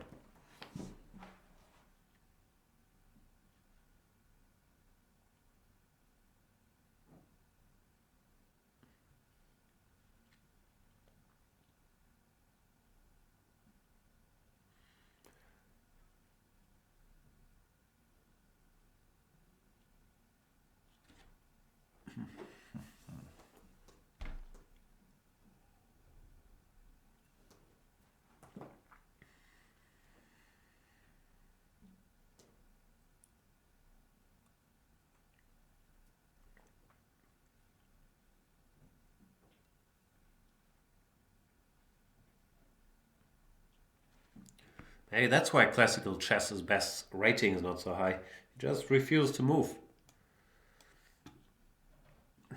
Spent too long time on queen b3. Probably a good move. Now rook ft1. I'm under immense pressure, but I don't really care because I know I'll win on time. I'm aware this is not the most classical approach to chess, but it's quite effective in blitz. That's why probably classical chess is best. Does not enjoy the classical game, the blitz game. Then again, I'm not horrible in classical chess either. You know, you gotta adjust to the game you're playing.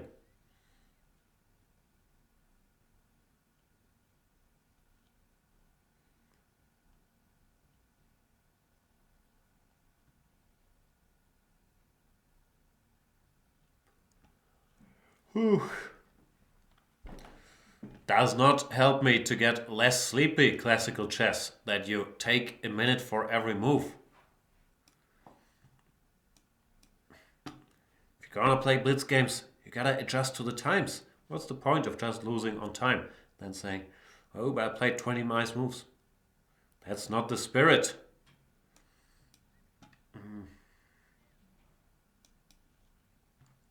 I blundered that pawn during my rant. But I had an extra pawn, so I can afford to give you one.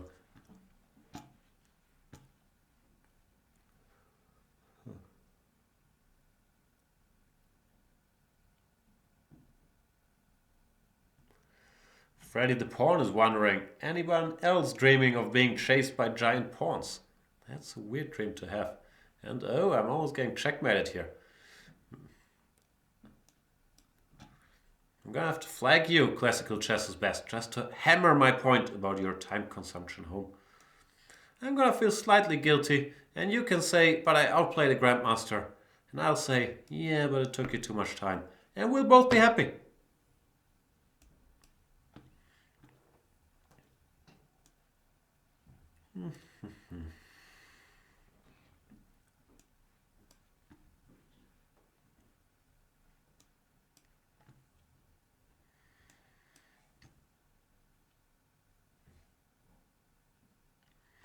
Imagine this was classical chess.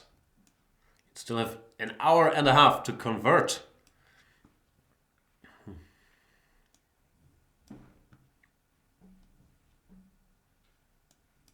Oh, check. That's painful. Costs a couple seconds.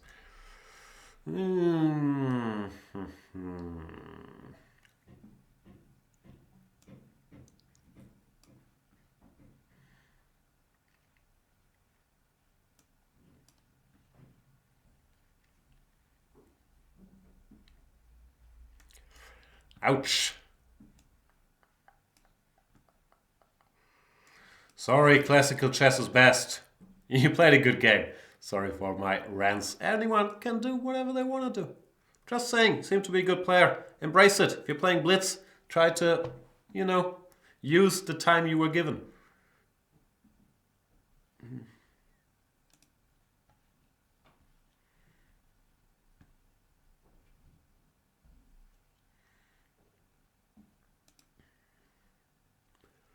We are playing Valinat.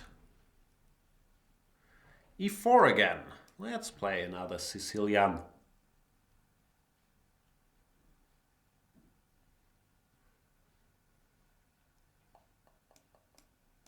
Maybe a different one this time around. Oh, he goes bishop b5. And takes. This is a line that was featured prominently, even though Vichy played b3 most of the time, in the Anna Gelfand match. Very complex positions. What I know is that you want to go knight g6, bishop e7, f6, and take it from there. Typically go e5, not d5. Not sure if I should have started with f6, maybe to stop him from going e5. a4, do I want to go a5? I guess I do. I never know these things. We'll find out.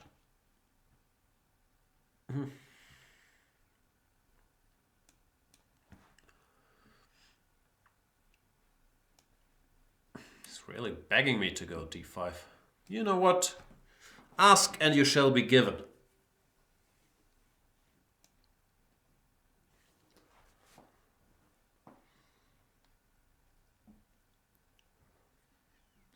So tempting to pre-move this, but what if he does play ed?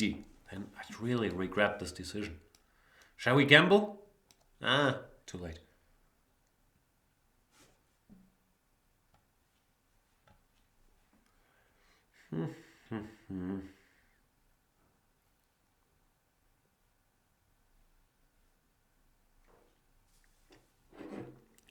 Let's check all my drink options here. Oh, there is... Ugh. There is the energy drink that was discussed in the chat earlier, but I'm not sure more caffeine will really help. Maybe it will. I have a feeling I have to go for a little raid of the fridge soon. What else is there? Maybe a banana, maybe some sugar. Sugar, sugar, honey. Oh, come baby, come baby, come, come. Now, how do I create more trouble? I'm not so sure about g6. It's a weird move, actually. Taking this square from my own horsey. I was dreaming of f5, but it's never very realistic, just weakening e5. Robert Kender says it's too late to have caffeine. Thanks, Mr. Kender. Then what do you recommend? Candidly.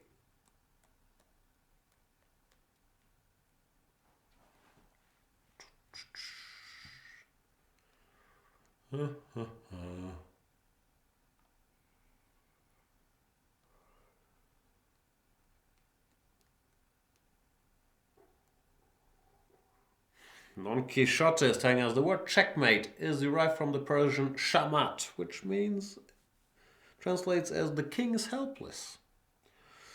Thank you.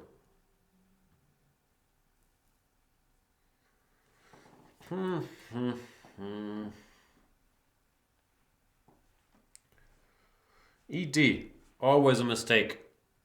Getting rid of my weakness while giving me more control of the situation.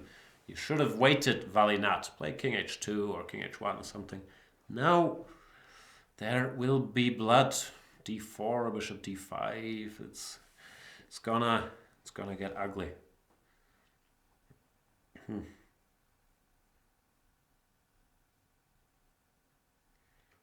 What are we talking about? Sandor Farkas is asking, how's parents' life going? Is it hard to be a father? No, I'm enjoying it. I'm having a great time. It's cool. Plain water is best, according to Tullio. Yeah, that's what people tend to say, and they're probably right. But then, what has the beverage industry been doing all these centuries? Plain water has been the answer all along. But I do agree, actually. Like, I don't drink much that's not water. Like, a bit too much coffee when I'm playing Banter Blitz. But generally, I'm team water.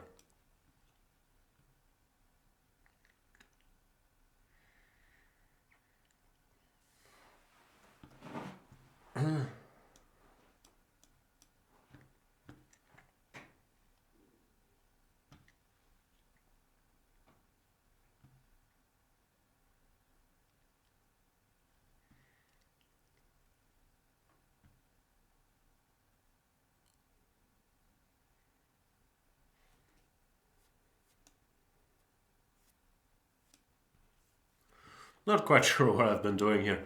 I still like my position with this g5, h5, g4 operation. Not so sure about it. Still, I'll put all my rooks on the king side, rook h8, rook g8, and good things should happen eventually. It's very hard for white to find squares for his horses. He's trying to put the other one on e3. But as I said, even now, still not easy. Well, you know, something, life finds a way, as us Jurassic Park students tend to say. Glass of lemon juice, that sounds good, but where will I get a glass of lemon juice from? You know what, I'll raid the stash, see what I find. Be back with you guys in a minute. I'm afraid we don't have lemon juice.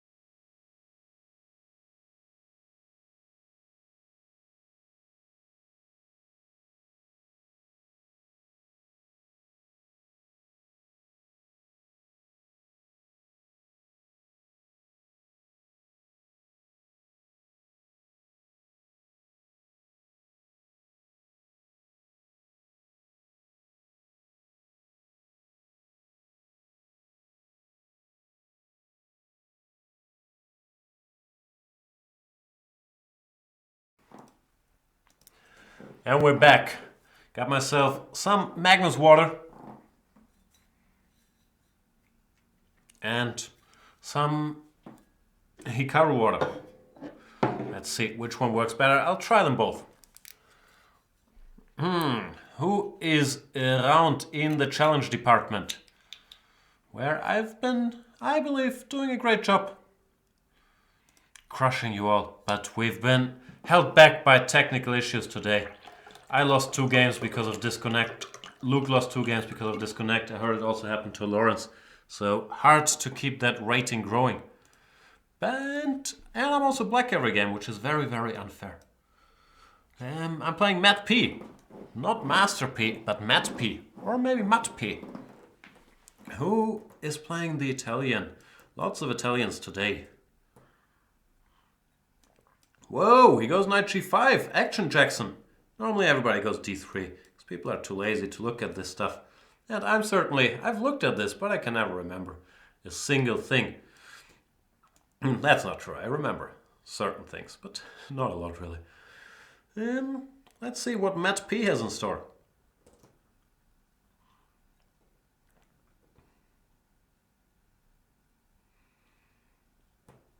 I believe the best move here is bishop d3. After bishop c6, knight c6, queen c6, bishop d7.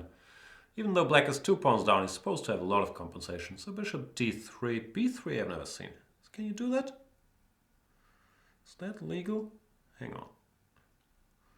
I don't believe you can do this. Bishop g4, bishop c6, king f8. You would have to take on a8, but that has to be fine for me, no? We'll find out.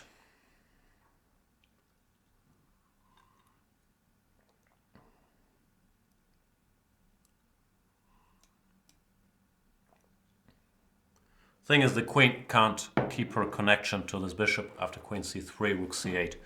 Look good to me, at least. So bishop a8 seems forced, bishop f3, when materially speaking white is quite fine. But I was hoping that I could somehow use the placement of the pieces to my advantage. Like, let's say h6, then knight e4 takes, bishop e4, queen d4, something like that. I haven't really thought it all through yet, but it felt like something should happen. Here we go. And now it's time to think it all through. h6 is what I would like to do. Knight e4, takes, bishop e4, queen d4, knight c3, bishop b4. Yeah, that's what I'll do. You can go knight h3, but it's a sad move to make, of course. And g5, and there's all kinds of trouble.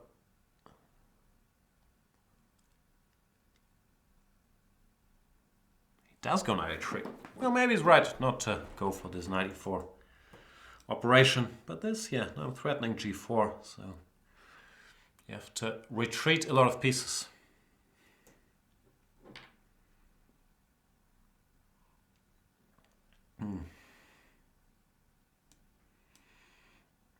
Time for the horsey to re-enter the action.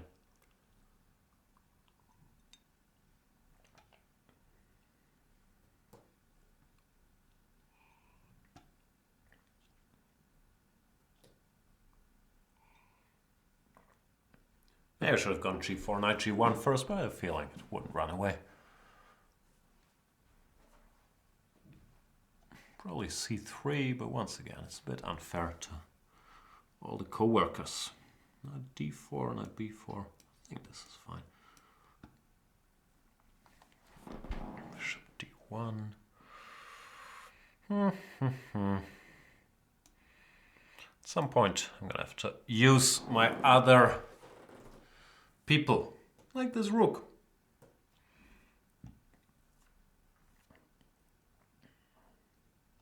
Problem for white is he still can't castle because of g4. So it's not so easy to figure out what to do with his pieces. Well, I have a bunch of useful-ish moves. Rook e8, bishop c5, g4 whenever I feel the need to do so. And yeah, as you can see, he already volunteers to go knight g1. So time to activate some more forces. Forces of evil.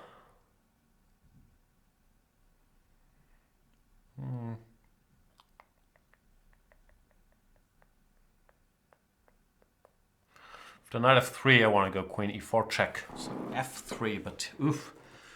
Your moves are not getting any prettier, Matt P. I'm sure you would not disagree with that. How do I punish you?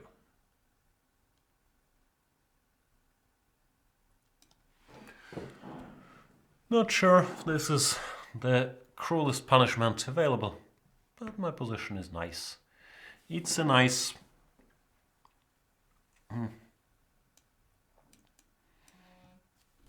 Phone is doing stuff. Nothing exciting. Maybe it is. I'll check it out. later. Knight g3. This knight finally made it to good square. Kudos to the horsey, but the other people, the other pieces, still have some issues. I'll get my king out of the way before I blunder any knight f5s. Maybe I should have gone to somewhere else, but square is a square. Knight c3 runs into knight takes c2 check. I know white would love to play that, but it's not so easy. So yeah, still not easy to improve the position. Well, I might, maybe instead of king f8, which admittedly was a bit cautious, should have gone e4, open the position to the max. But I still like my position. Knight c3, he's gonna get pinned somehow. Or maybe not, maybe queen c5 is good too. Yeah, this looks good, doesn't it?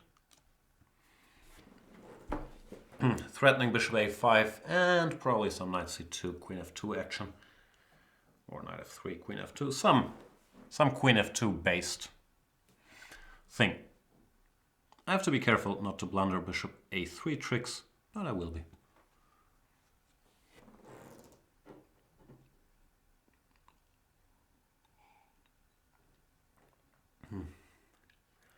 Tough position for Matt P, if you ask me.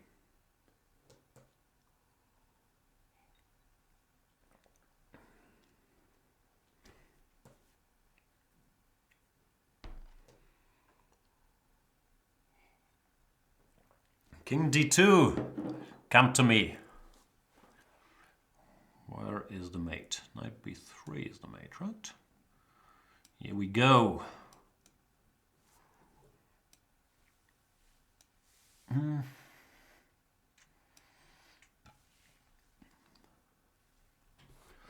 Yeah, that went well. I don't know, but this b3 doesn't look like it should be legal. Bishop d3, I believe, is what should be played there.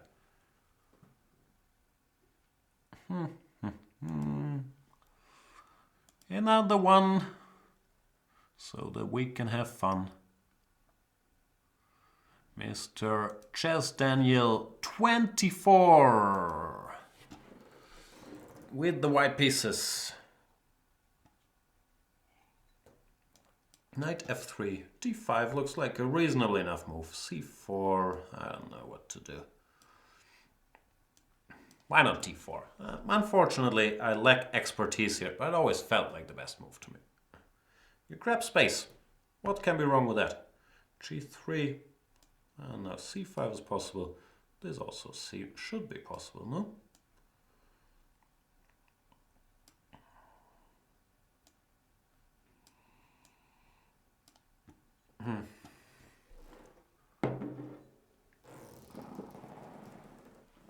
I can never remember when white can go b4 and when he can't in these lines. e3, this I've seen as well. Can't remember either, of course, but I've seen it. I see stuff.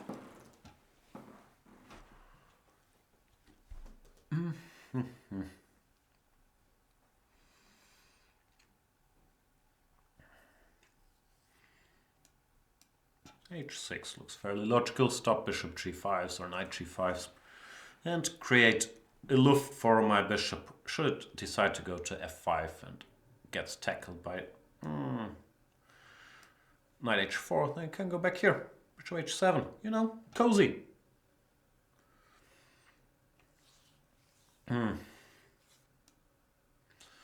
Guess I'll hang on to this pawn. But bishop c5, knight e5 is unpleasant. Ugh. Messed up a bit here. Not horrible, I would guess, but unpleasant.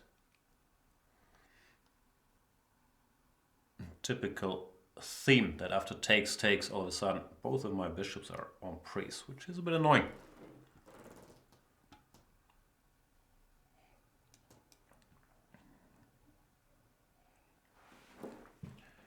Chess Daniel is taking things more slowly. Also typical play, but it shouldn't be too terrible for me.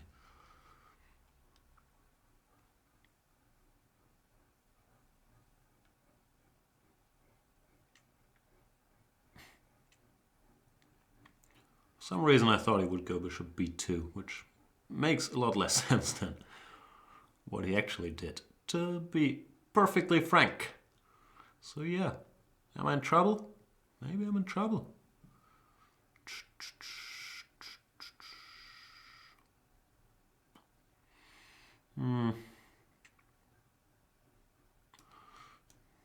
Can't figure out what to do. So if in doubt, play rook e8 and see what happens.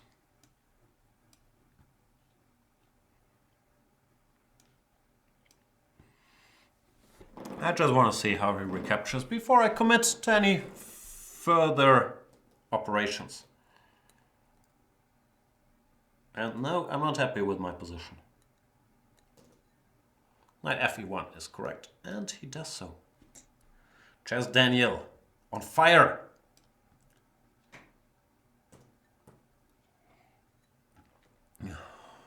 Hot like fire. b5 is probably the move. Then I have to go knight a5 or knight d8. I'm not sure which actually. Maybe here. Knight on the rim is dim, I was taught in chess school. And yeah, who knows what's going on. I'm still no material down, which is good news, but my d4 pawn is a little fragile. Fragile.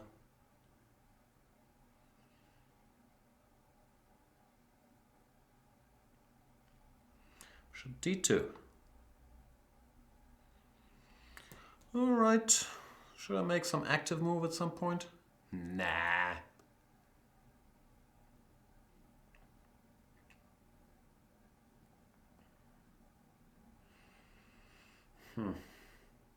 I'm wondering about c5, but bc, bc, bishop b4 annoys me a little bit. Yeah, it's not too bad.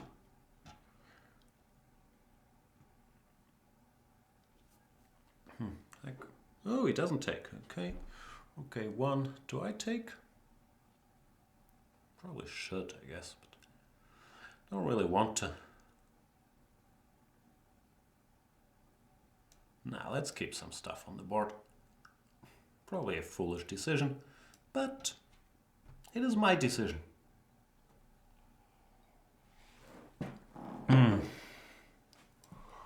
Okay, I need to arrange some sort of counterplay before bad things happen. On the queen side. So I'll probably try to, I don't know what I'll try to do. I'll try to do something. Well-formulated grandmasterly thoughts as usual. No. Something. China.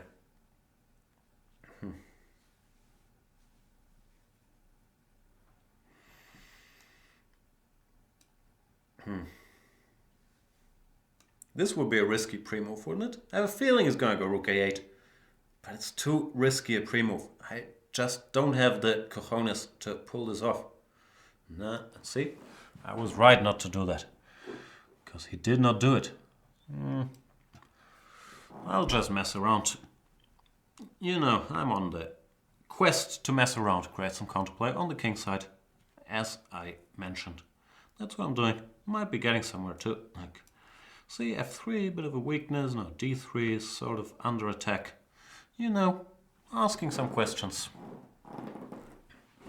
He has to go rook a3. That's a bit more passive than you would like to play, I would guess. So, game continues, and I'll keep needling a bit, maybe some h5, whatever.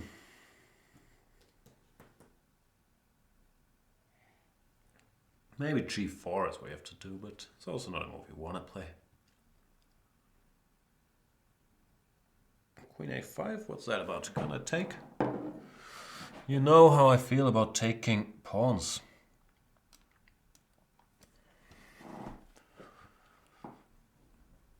Give me that pawn.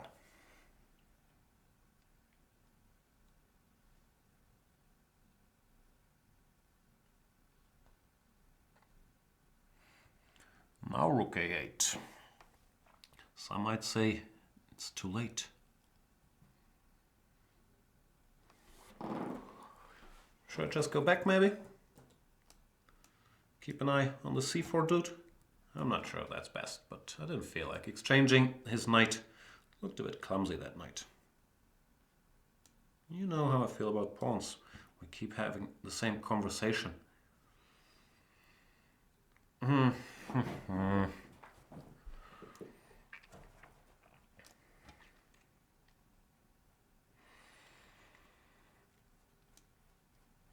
Go!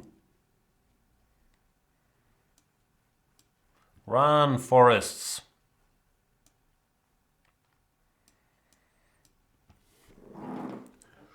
Yeah, this has not gone well for Chess Daniel 24. I played a great game. Out of the opening, I had the feeling I was under pressure. But then, yeah, the tables turned. I don't know, after c5, I have a feeling. My feeling can be off in these positions, but I have a feeling you should take. You know, just open some files on the queen side. Let this rook breathe. Anyway, thanks for the game, Chess Daniel 24.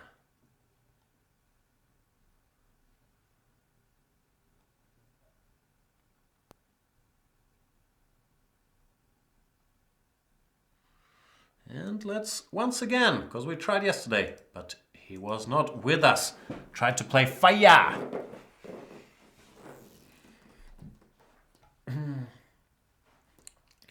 If you're not with us again, might have to give up on you, fire. Then again, no, I don't mind. I just abort quickly so we don't hang out too long. But I can't expect everybody, because I can't tell you when I will accept your challenge to be there at all times. Anyway, 5, 4, 3, 2, 1. Oh, sorry, fire. Do we have another game, maybe? Maybe, baby. Couchy 42? Corchi, not Couchy. Corchi 42.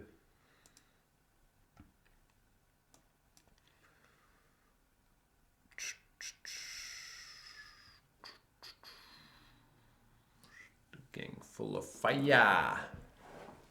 Okay, it's time to try the Hikaru water.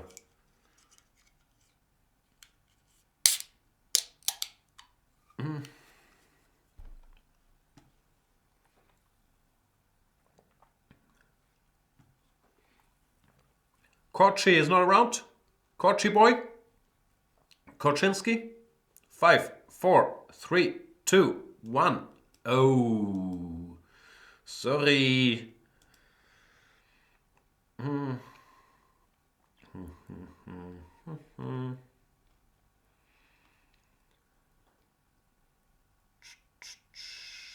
What about Paulie 89?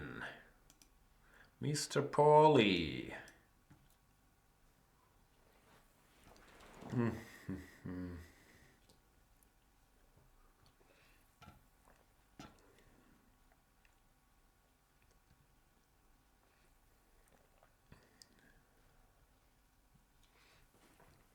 Also not here.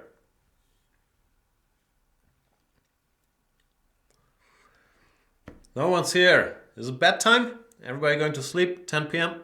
I understand. 5, 4, 3, 2, 1. Sorry, Paulie.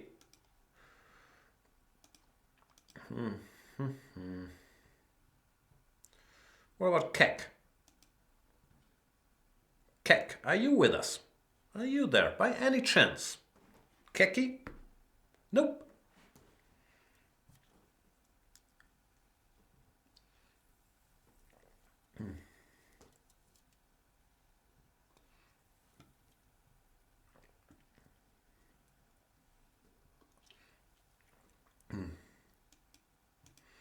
Sorry, Keck.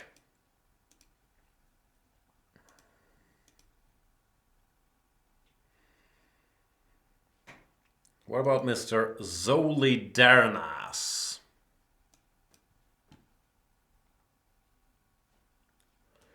He's around. He goes knight to f6. Oh, but it's a 3-minute game. Come on, guys. It's 5 minutes. Is that so hard to do? Like, it will work, as we see, but I really don't like it. And it doesn't help your chances. It just makes the show worse, because now I'm going to have to shut up and play very quickly in the last minute. Which, I don't know, it's not that fun. Hmm.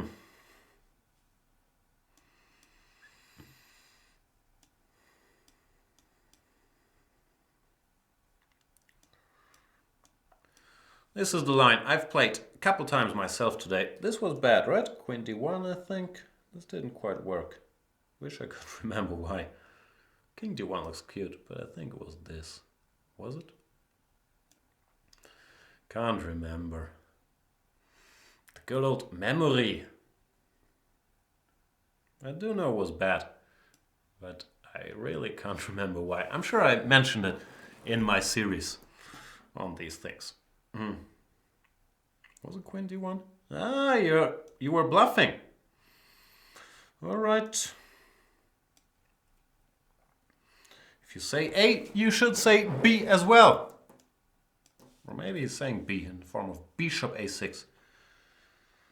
But then I'm sure I can do something about it. Castles, bishop c4, rook e1, castles. Who knows? Now we get sort of a typical position for these lines where I don't know if queen e4 cost him some time or not. Not so clear actually. Maybe it's not as bad as I thought. Maybe it is. Maybe I've done something wrong. I don't know. I'll go here, invite him to take. Might look like a strange decision, and it probably is, but I kind of felt like doing this. Because my pawns, even though they look fairly terrible, actually might help me control some squares. At least that was my hope. But I'm no longer so sure about this.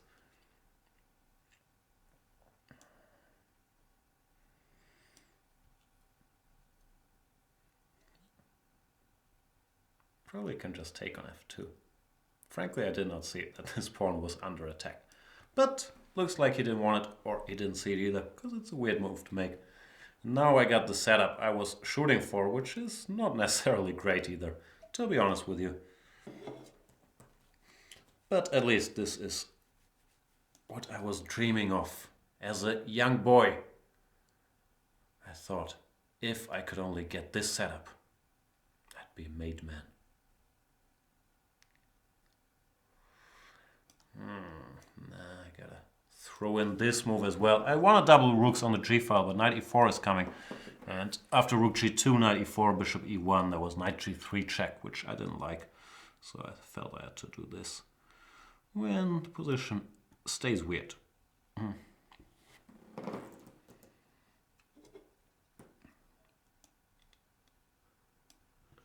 Knight g4 I might have to take when I'm not sure about the outcome. What's going on now? Okay. Load up here. Knight g4, f3, king g6, fg, let's say. I don't know, f3 at least takes the queen. See, I'm half asleep. Like knight g4, f3 is the line I've been seriously calculating, missing every single thing. Especially that f3 runs into knight f2 check, but also that f3 attacks the queen. So yeah, this is not great. But I've reconsidered since we last talked, and after knight g4, I will now go bishop takes e4 and hope for the best.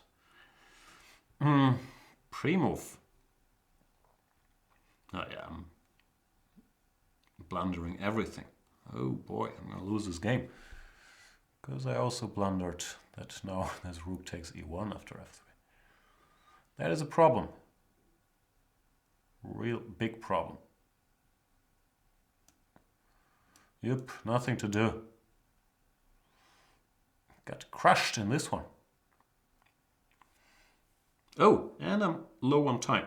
Because it's a 3-minute game, as I expertly whined about earlier, but then went on to forget.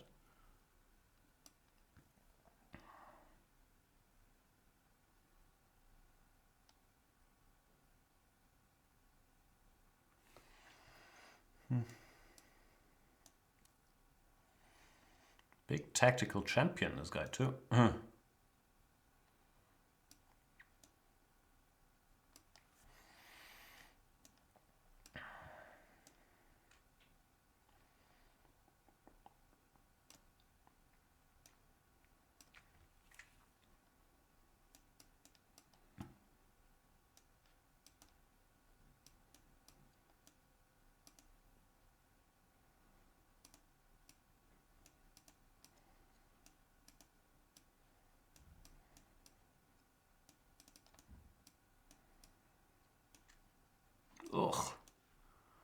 Too slow. Way too slow. Good game, Zoli Dernas. And yeah, I played badly. And yeah, I should really check the time so I don't end up in more 3-minute games. But that's a lousy excuse. He played much better than me and faster. So kudos to him. So sad. Let's play against ADR Villarreal.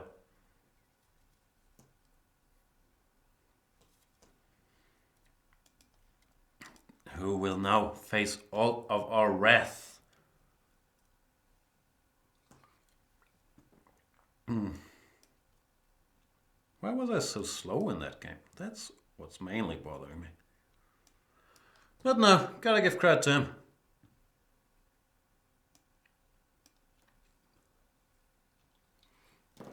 Now the Nimzo.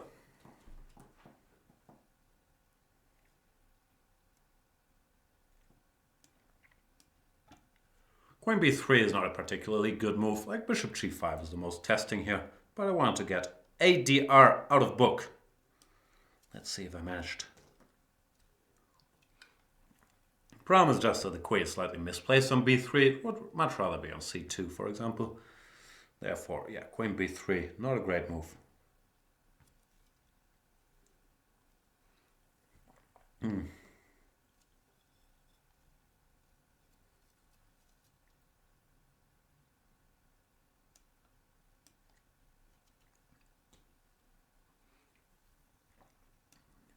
Pin.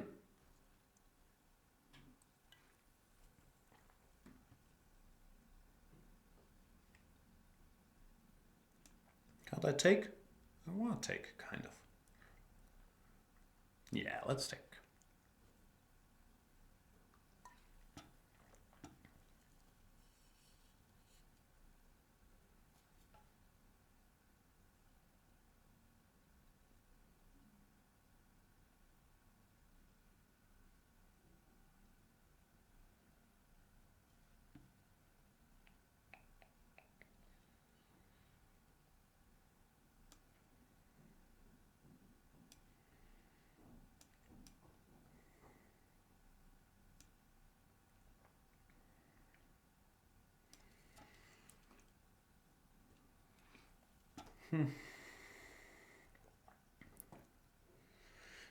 AEM CPA has me all figured out. They had to create the Banterthon account because Jan wouldn't risk his 3000 rating. You're right, because it would be so natural for everybody to play on Jan's account. Lawrence Jan, Luke Jan. And yeah, my 3000 rating does mean a lot to me indeed. You know me so well, AEM CPA. Online ratings, that's where happiness is at.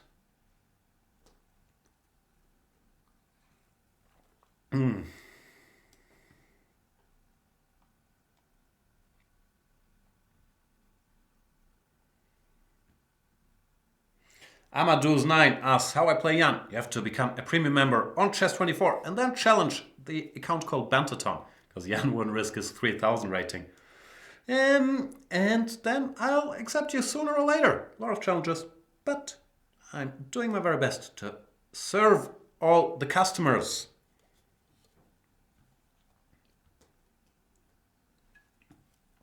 As for this game, I'm a pawn up against ADR Villarreal.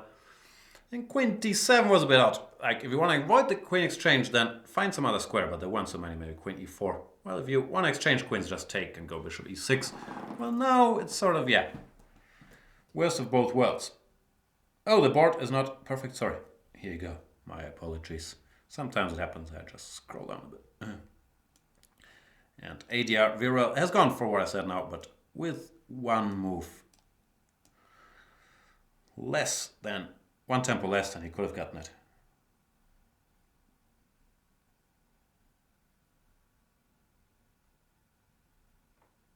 Can I take? Gimme.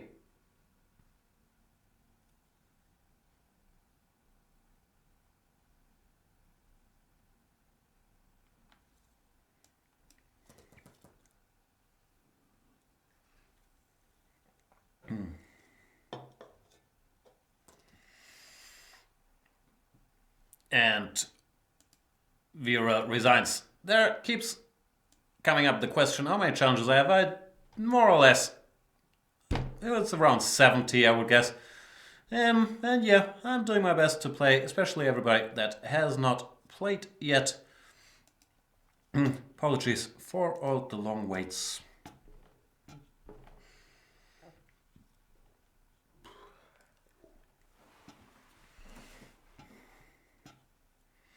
Mr. Jan goes e4. Let's play another Sicilian. Why not? Girl Khan. Catch as Khan. b5 is a line I played back in the day. Not so popular nowadays anymore. b5, I think bishop d3 is still the main move. But not refuted to the best of my knowledge either. And as usual in Sicilians, the best of my knowledge is not particularly good. Can I go b4 here? Looks kind of tempting to play b4. Just get the pieces out, maybe get d5 in one go. Usual stuff, because white sort of went for this English attack setup, which normally involves g4 and aggression, but that doesn't look so appropriate here anymore. So, you know, see what happens.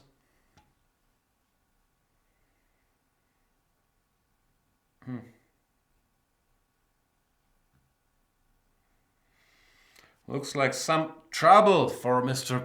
Jan, if you ask me. Because yeah, knight c3 is a bit of a threat, and I will take such things.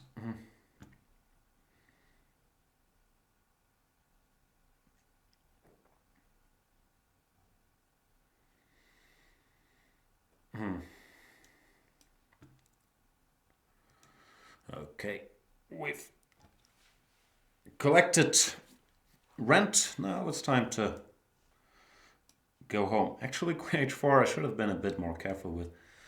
No, yeah, some care has to be taken.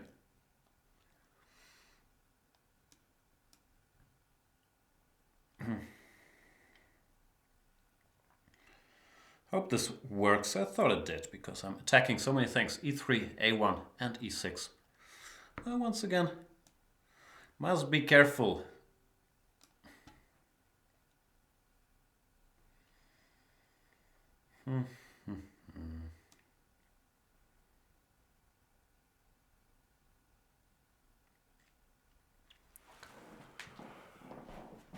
Let me think about this for a second.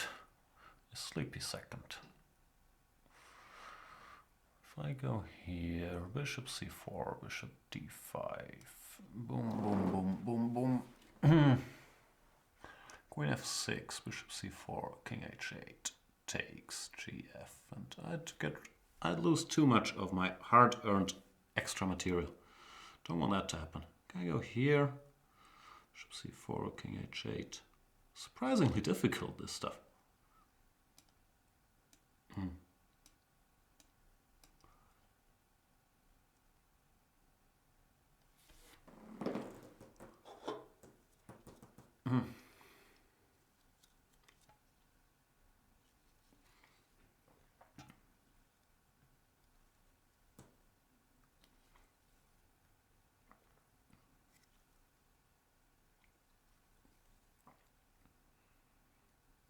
Queen e7, so aggressive.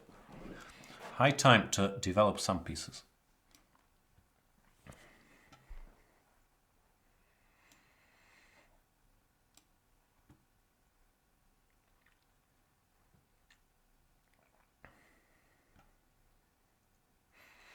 The good thing is I have an extra rook, so I have some margin for error.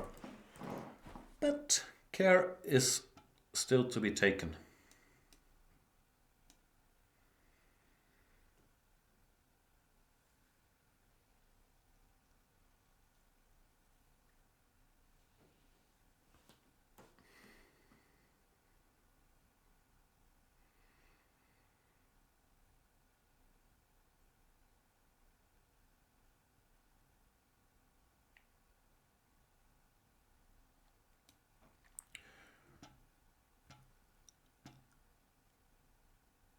Jan is thinking. And our boy Blim Blam the Clorblock is around and is asking, did you notice the ducks horses question made it to the floor of the US Congress last week? I did not notice that. Nah. Or hang on, I saw some clip. Yeah, I saw there was some discussion. No, actually I've seen that, yeah. Where did I see it? On the Daily Show or one of those? It was a bit odd.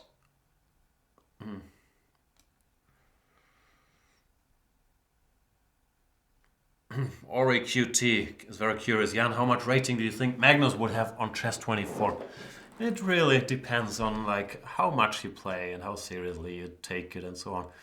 There is so much inflation on all the online sites, Chess24 included. It's hard to say. Would he be 3,300? I don't know. Like he'd be probably number one because he's the best blitz player in the world. But yeah, they put too much emphasis on the number that it says behind your rating on an online site. It doesn't make a lot of sense. The real life ratings do matter. On online sites, yeah, you can keep track of like who plays against whom and leaderboards and stuff, but ratings, they don't say a thing. Like 3,300 or 3,600, what's the difference?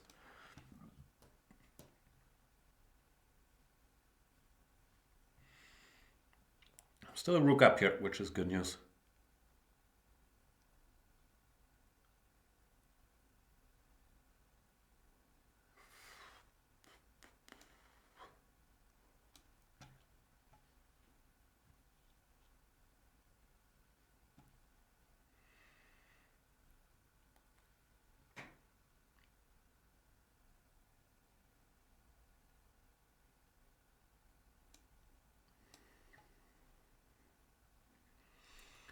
Hoping that this extra rook will eventually matter. So far, Kuronian is doing a good job of act like nothing happened. But it's still there. Prometheus is wondering, Jan, have you ever tried Club Mate? That's some hipster, not very sweet iced tea, right? I don't like it. Not a fan.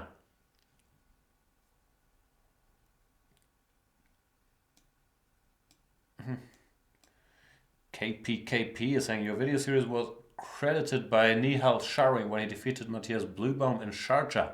Oh, didn't see that. Always glad to help. Sorry, Mr. Bluebaum. Not sure what happened in that game. I haven't seen that. But yeah, appreciate it. I should try not to blunder mate on G7, but I'm mildly optimistic I will manage to. Let's play with his feelings a little bit, because don't we all enjoy that?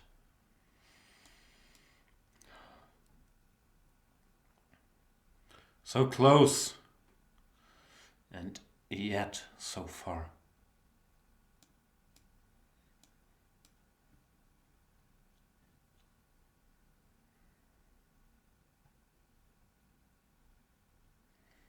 What am I up? A rook and a piece? That should be enough, right? You never know, but it feels like it should be enough. Sometimes you do know.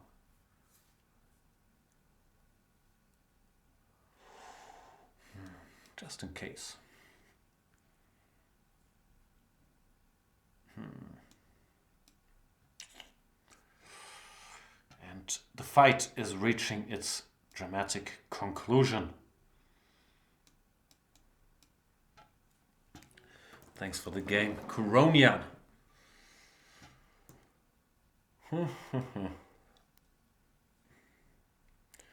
Karnering is back. Still alive and solvent. Yeah, keep us posted on that story. Very sorry to hear about it.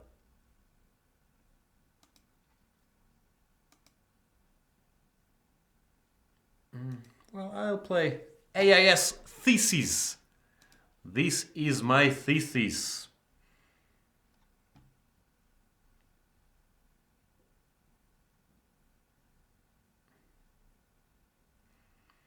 Here we go, yo.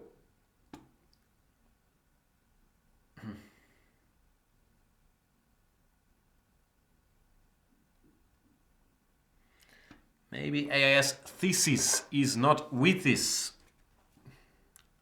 I have a feeling I made the same, I can't even call it a joke, yesterday. So is this the second time? I have to cancel. Sorry, AIS.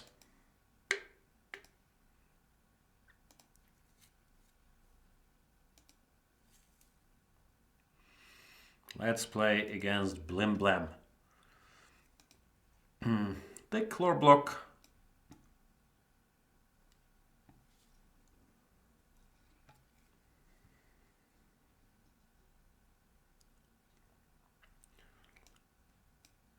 And just for you, I'll bring out the good old London system, Blim Blam.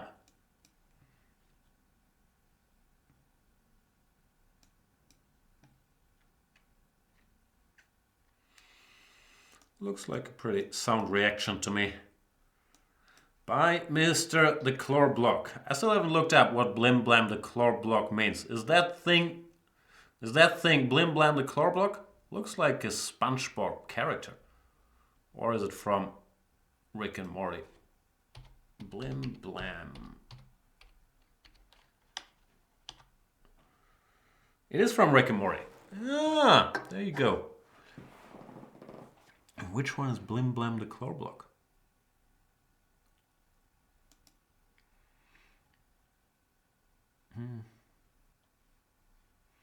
Now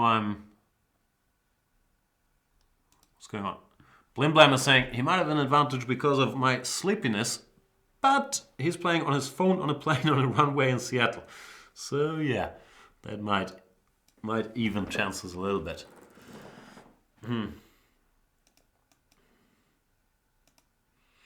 So far, Blim Blam has played very solidly and quite well. Nothing to write home about. I'll try to make something happen. F4 is a bad move, I think, because of knight e4. Which he blitzes out. So sad. Yeah, I've misplayed this.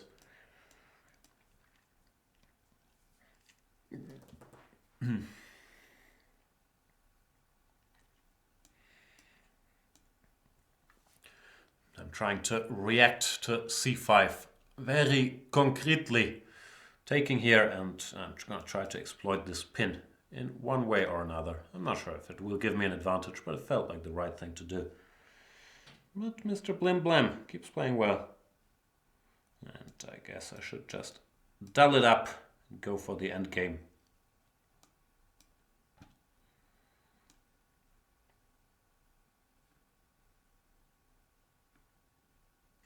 That does look a little more pleasant for me.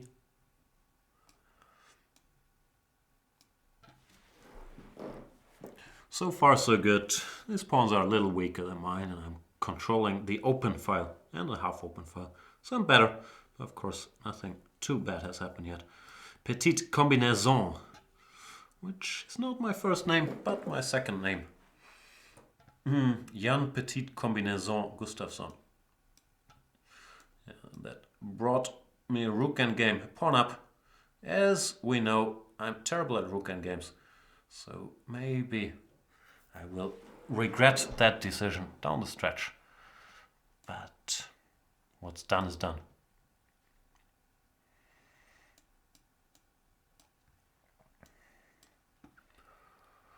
I have to put my trust in Anton the A-pawn. C4 might be correct. Trying to clarify this situation ASAP. Changed his mind. Why not C3? I thought C3 was your plan, Blim Blam. C3 takes, rook takes, king f4, rook c2. You never know if these things are winning or not. Now it should be winning, because Anton makes it to the 7th rank, protected from the side, which should be much better than being protected from behind, because his rook still can do some business. Yeah, this is not gonna be fun. Now my king is active too. Yeah, this is game over. But I'm not sure earlier.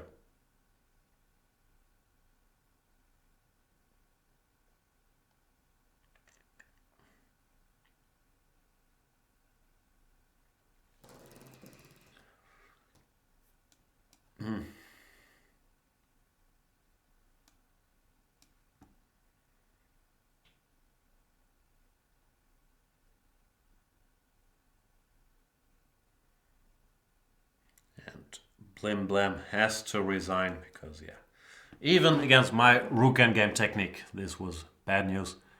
Yeah, what went wrong there? c5 was wrong, right? Yeah, after c5 I was allowed to do this forcing operation, which makes my position at least more pleasant. If you play whatever, rook d8 or something, I think black's perfectly fine.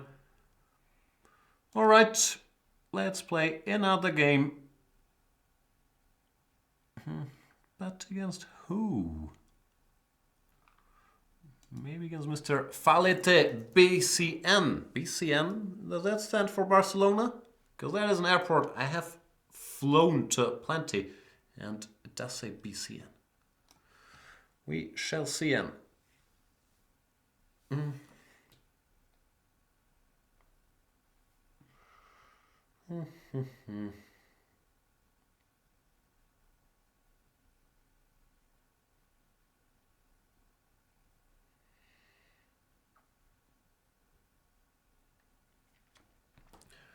Not there, Falete?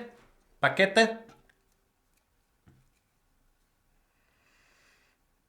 I guess not. 5, 4, 3, 2. What comes after 2? 1. Oh, sorry, Falete. Alright, let's play against Shandor Farkas. Number 1272.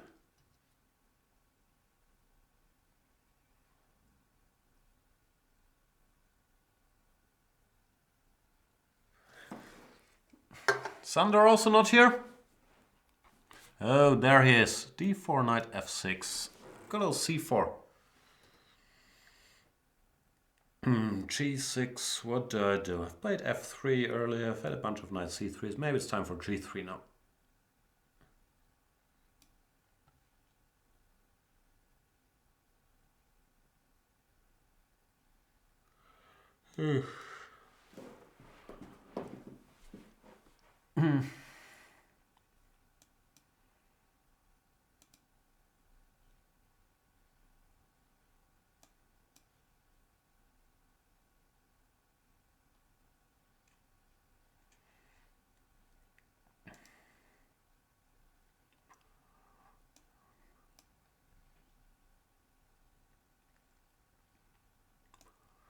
This is a system, yeah, that I find aesthetically pleasing. I never really get a good position whenever I try playing it, but it looks like a harmonious setup somehow, like knight c3, knight to e2, e3, so all the pieces get some breathing space. The problem is this knight on e2, even though it's pleasing to the eye, it's severely restricted by the pawn on e5. Therefore, it does make sense to put it on f3, more often than not, really. Still, how bad can it be? We're just putting our pieces somewhere. I'll put my rook somewhere, like c1, d1, I would guess. Then see what happens.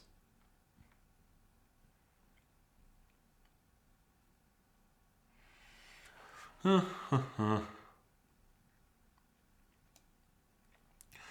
sure about et. Like, it makes sense if you can go bishop f5 and then knight e4 quickly.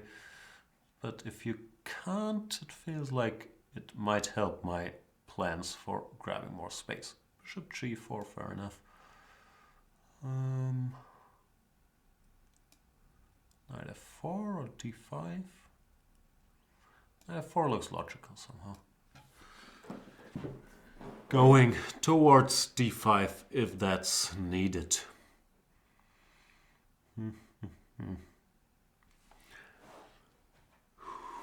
Bishop h6, pinning me. Brutal. Not a bad move either. I'm hoping bad things will happen to him on the long diagonal. I need to get there first. So, I'll be on my way. Knight f3 takes, and hopefully I'll be faster bringing the heat. Yeah, therefore Shandor rightly retreats, and I have to make sure not to run into any knight f3 unpleasantness. Go away.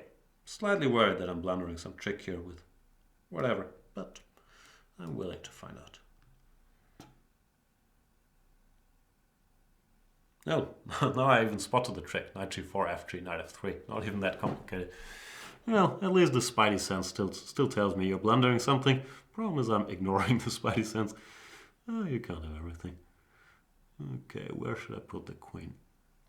No ideal square. Queen d2, it can get pinned again. Queen f2, bishop h6. Also a bit annoying because there's some potential knight d3s. But it still felt like the right thing to do. Knight d7. Wants to go to c5. I don't want him to go to c5. So there's a bit of a conflict of interest here.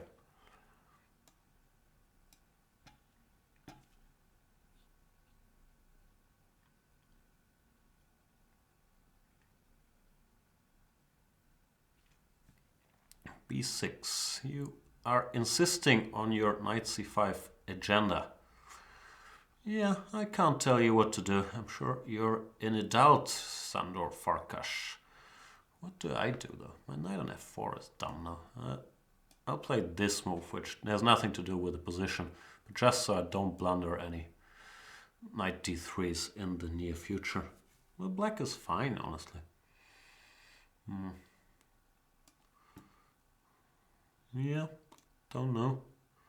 Don't know what went wrong. Ugh, now I blundered knight g4 too. I have to stop the blundering. Must stop the blundering.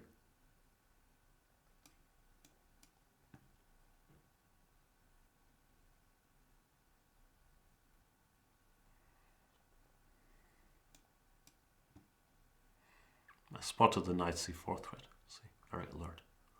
f5, so aggressive. Time to do something active. For once in my life.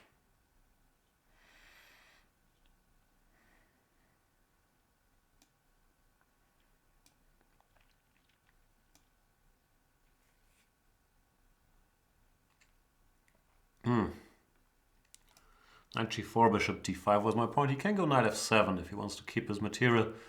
But then gf looked unpleasant.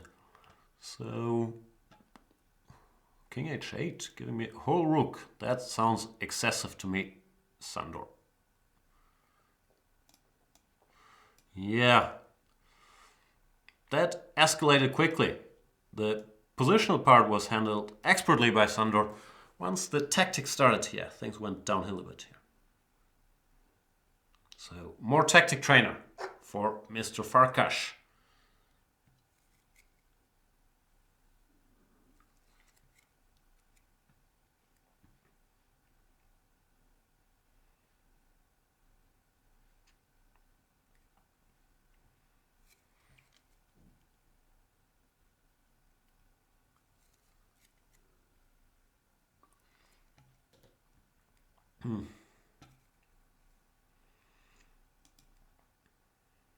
All right, brief toilet break. Then I'll be back with y'all.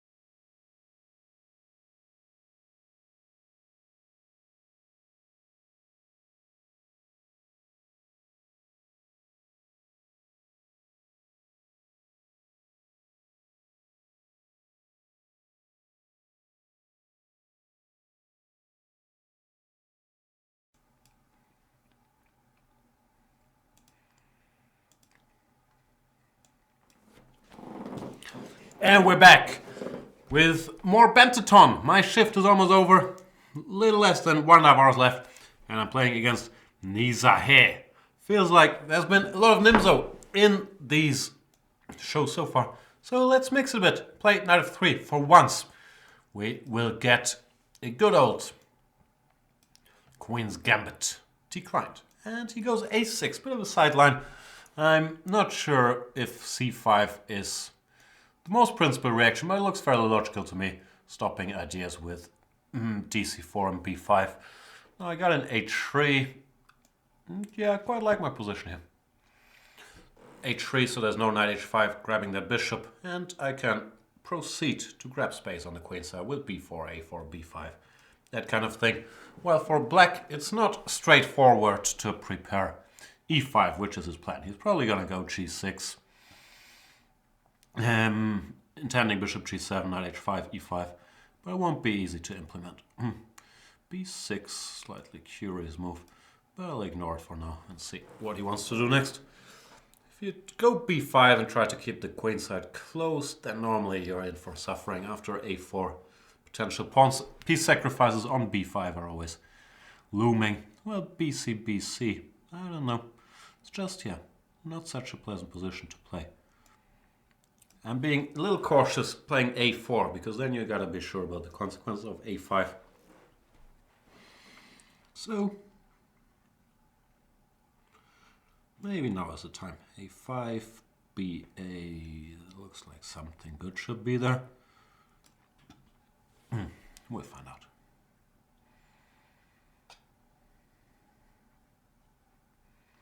My point is a5, ba, rook a5, then probably knight d2. And it feels like the tension on the queen side should favor me. No, can never be sure, but it does feel like that. I have other useful waiting moves, like bishop h2 is a sensible move to play. He does go g6 now. h6 and g6, a bit of an odd combination. Even gets me slightly excited. I probably won't do it about bishop g6, fg, queen g6. But nah, that doesn't feel like it's in the spirit. So how do I proceed? Maybe it's time to clarify the situation here.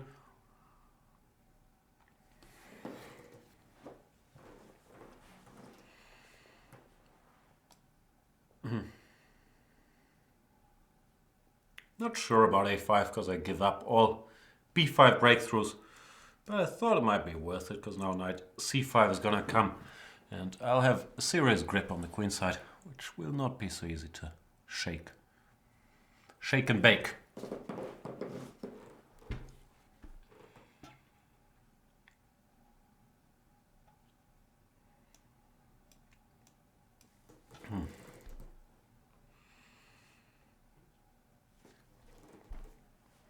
This bishop is just not a very happy camper. Black faces some tough decisions here.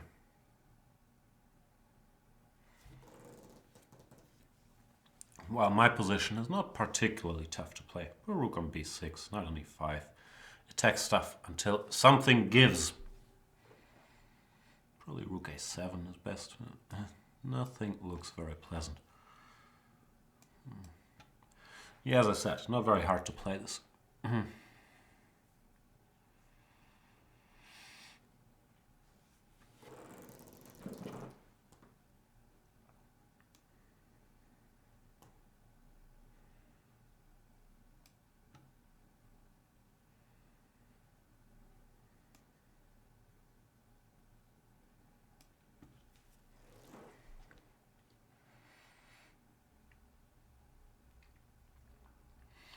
Not a nice position, what can I say, Nizahe? It's just, yeah, pawn down and not a lot of active prospects.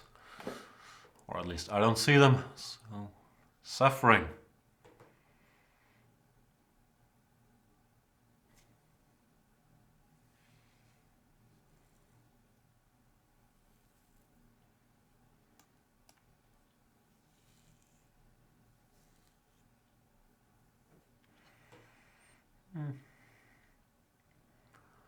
All right, how do we get the job done here?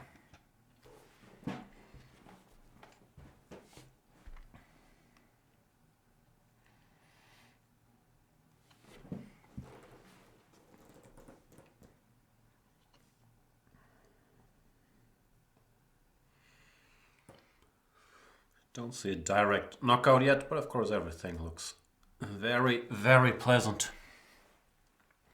And no reason to hurry, because black really can't do much.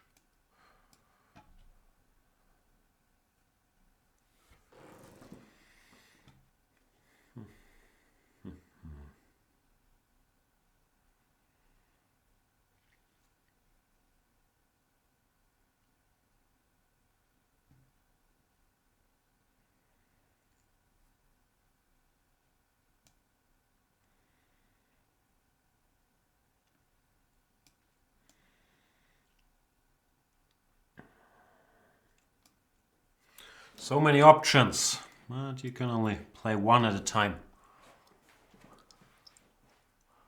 which is a pity.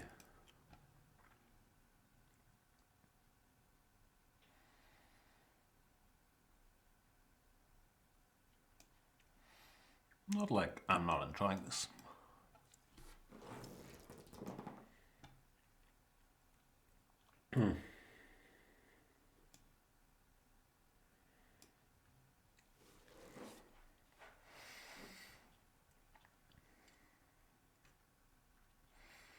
Still looks quite unpleasant for black to me, because he has these 2 pawns in his face.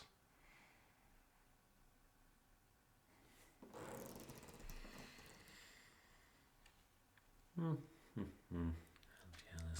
there's just nothing active to do. Sorry, Nizahe. I would tell you if I saw something good. But it's too many enemy.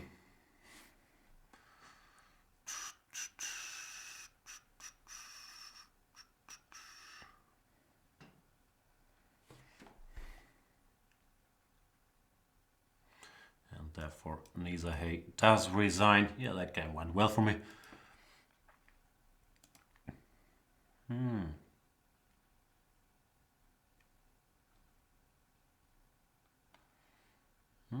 Making some progress here on the list. Let's play good old little New York boy. See what he has to offer on this lovely sunny afternoon in what month is it? It's still March, right? Oh, E5, very aggressive.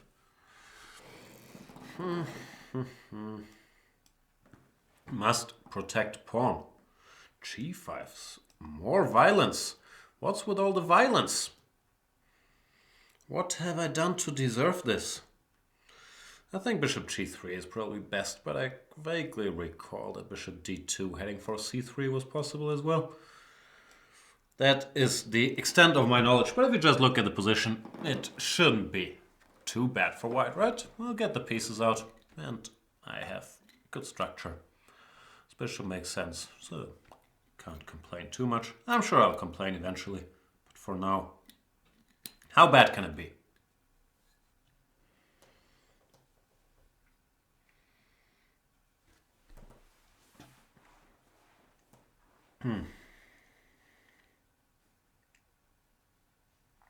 Trying to figure out if I'm threatening f4. Probably am. Like, let's say he goes d6 and f4 should work. But I'll think about this when we get there. Not sure what black should do. I guess castles. Who knows? You played the Budapest with g5, not me. You figure it out.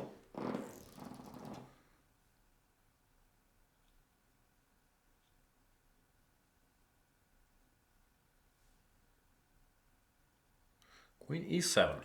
Yeah, I guess that stops f4. Where should my horsey head to? g3 maybe?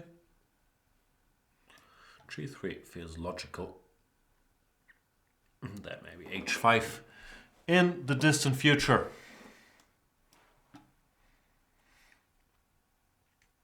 Or like next move. The year 2000. I'll develop a bit first.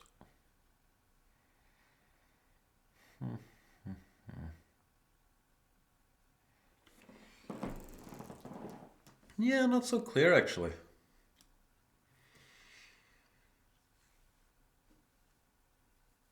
What have I done to deserve all of this All this violence.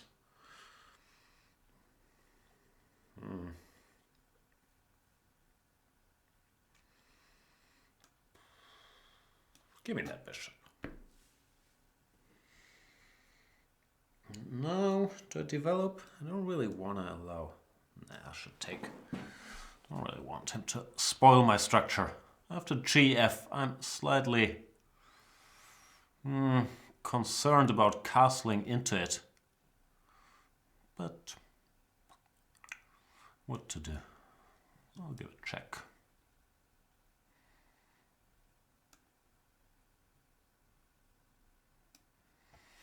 Try to get some pieces out. Weird position, but I do like my midterm prospects. If there's nothing dramatic happening to me the next seconds, then I can probably hide my king away on the queen side and get to business on the king side eventually.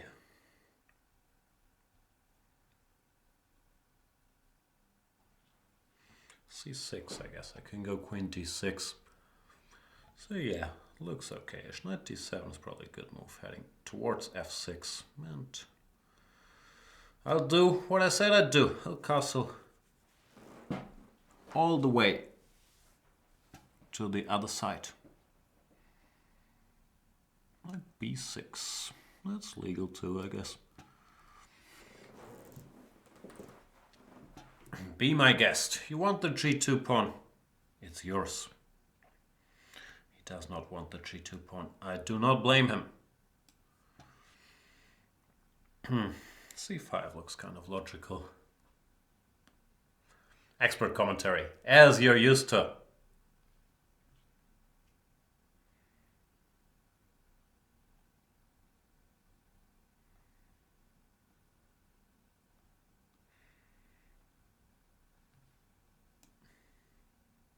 Give me that. And now for some active move, maybe. Is this active?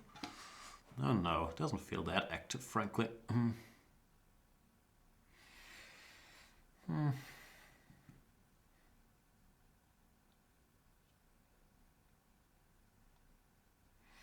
Should I pre-move this? Just in case. Because imagine he took on c4, and then I'd forget that I had mate in 1 with queen takes g7. That'd be a great pity. So by pre-moving, I stop myself from forgetting about it.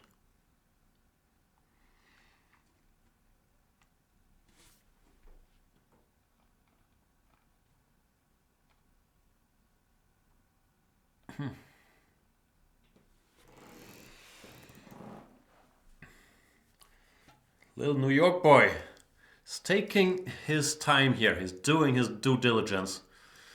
And once again, there is the good old problem that if you think for a long time in blitz, you run out of time. Also, the position is not great because I have all these bishops. My king is fairly safe now.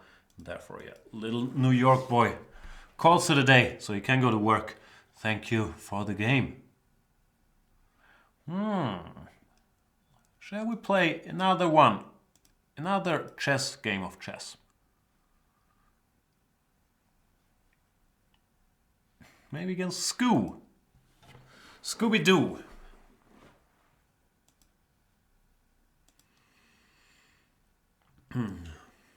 What's Scoo? Sounds like an animal. A Scoo. Maybe it means something like Schachclub Unterkirchen. No, I looked it up. It means stock keeping unit. It is a number assigned to product by a retail store to identify the price, product options and manufacturer of a merchandise. A SKU is used to track inventory of your retail store. Who knew? Now we know.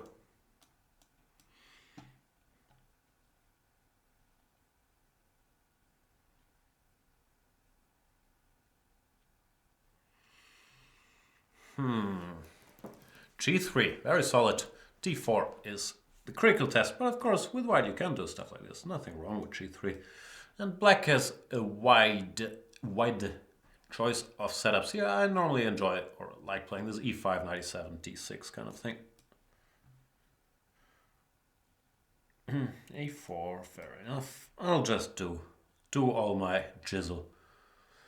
Castles d6, maybe f5, maybe not.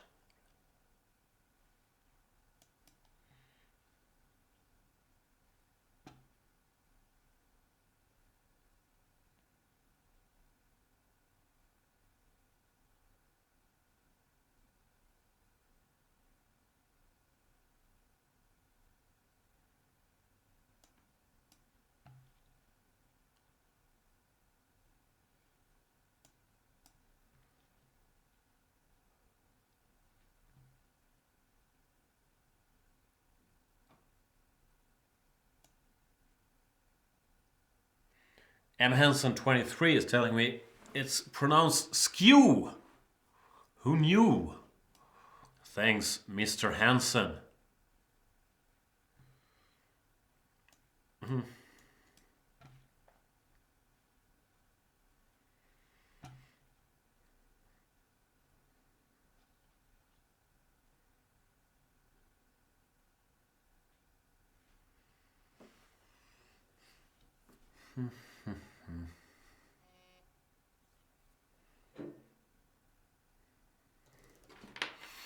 What's up on the phone?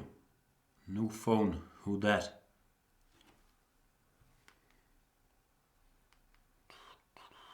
Why is it not charged? I thought it was charging for the last 18 hours.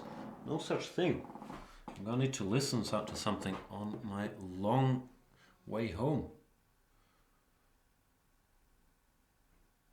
Knight g1. This shall be punished.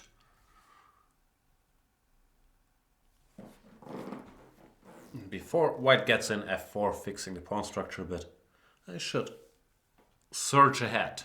Surge Ibaka.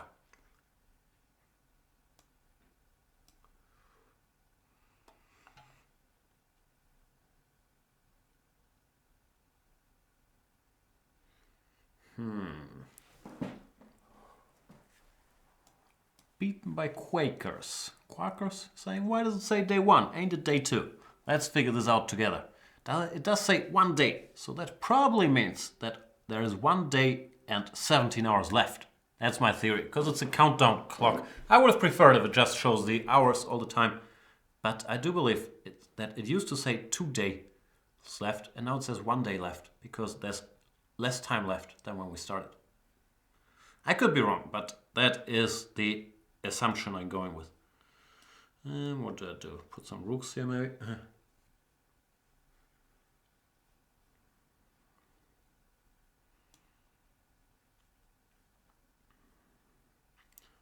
Said Gamata is wondering, how can I play in Banterthon? You become a premium member on chess24.com. Just click on wherever the premium button is. I'm sure it's all over the place. And then you challenge Banterthon. You hover with your mouse over the GM Banterthon thing right below this video. And then I will play you as soon as I get the chance. That's more or less how it works. I still haven't won this game. Skew is hanging around. Hanging around.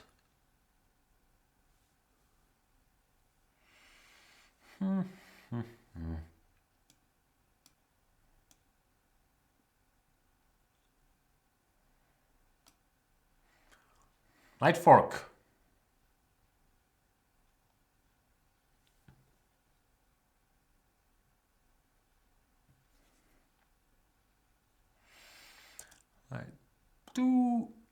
Well, there's several ways leading to Rome. Knight c2, of course, wins. Rook f7 also wins, intending rook f2 next. But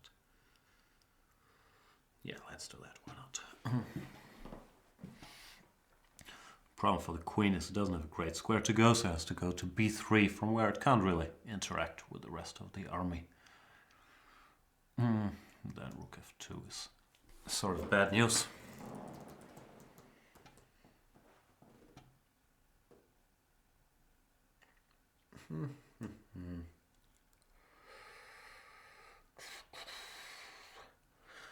not gonna lie to you, getting slightly tired. Like, I went more rested into this today than yesterday. Yesterday was worse.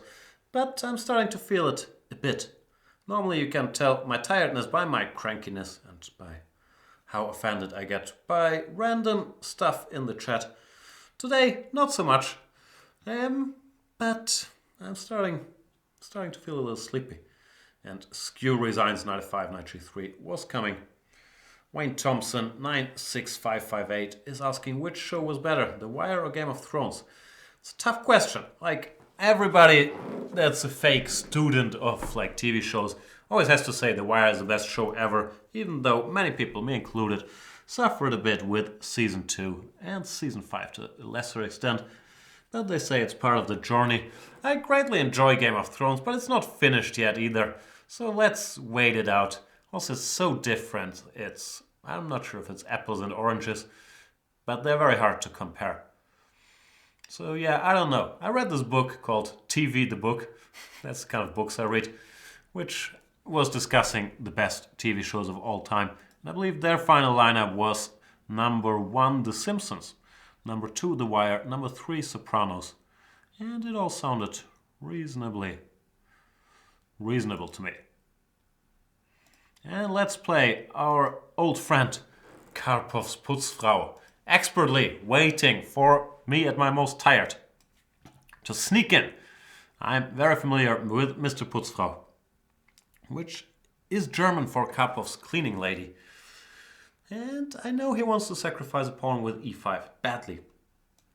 But I won't let him, and this is already gonna upset him.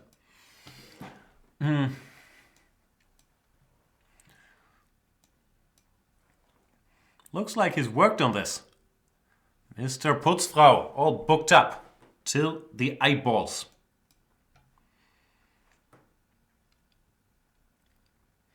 I haven't worked on this, to be honest with you. And I have to be careful, because this guy is a very dangerous tactician, and he's gonna be looking to mix it up. Here we go. Okay, I can't resist. I'll take your pawn. You wanna give me your pawn? I'll take it. If it makes you happy, your pawn shall be taken.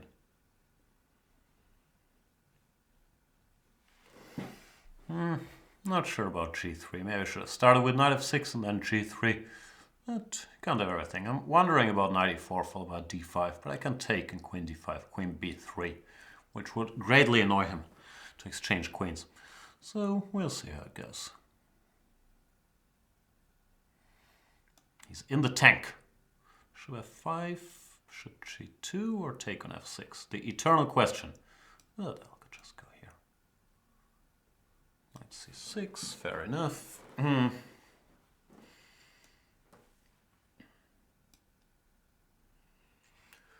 This is a bit of an odd move, I have to admit. But gotta get some pieces out. At some point, I want to go queen d2, knight f6, and long castles. But gotta be a bit careful, expecting something like queen d7, rook a8. And, you know, going can get tough. Alright, I'll get out the way.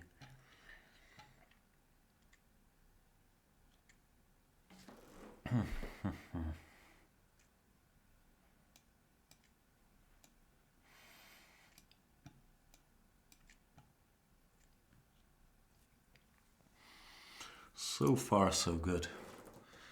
I am not anticipating a queen exchange. And if there's no queen exchange, then I can do some active stuff, maybe. I'll jump here for starters. Ugh, why did I do that? That was dumb. Should be e4. That was dumb.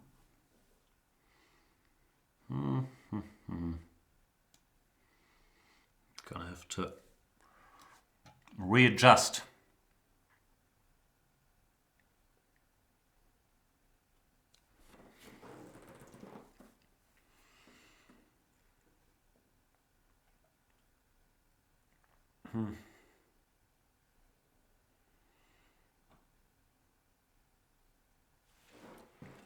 Not sure where the queen should go. Probably h6 to leave the f6 square for the horsey. And yeah, things aren't so clear. I should be fine with my extra pawn and all that good stuff. But bishop e4 is a bit of a nuisance, really. Anyway.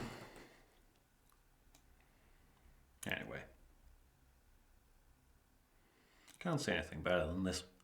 Bishop e4 should be played, but Kapos Putzfrau does hate exchanges, so it's not gonna come easy to him.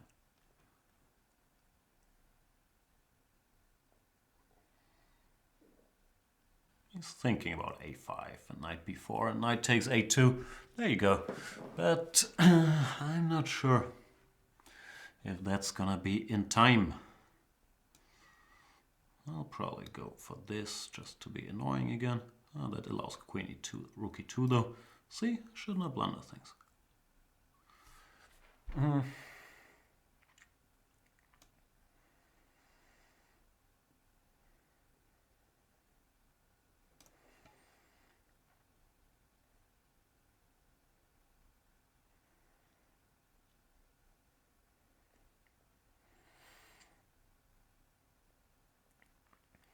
Knight f6, I'm frankly not sure what I will do, but I'll do something. Yeah.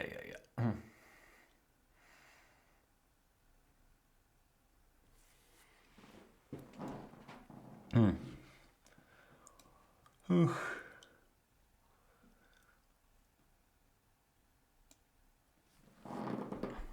before I blunder too many things, I should get out the way. It's a bit passive, but yeah, I can't think of anything better. Knight e4, a bit annoying. Yeah.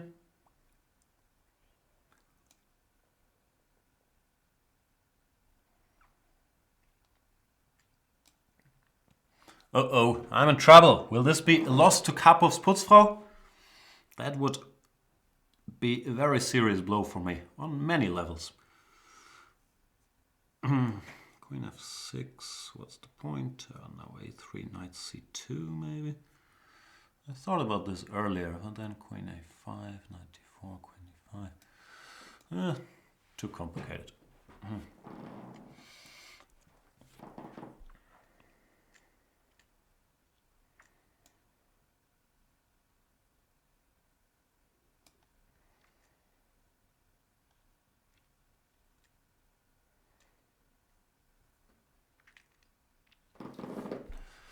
Oof, time to speed up too.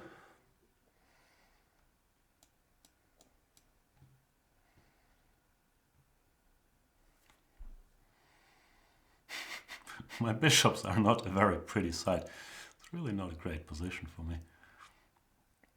Kapov's Putzfrau, putting pressure.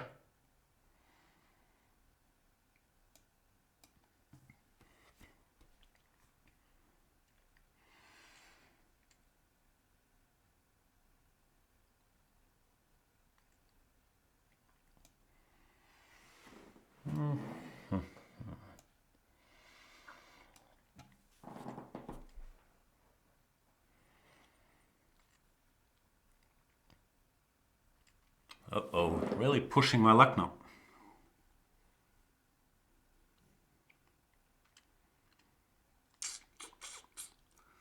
This could end very badly.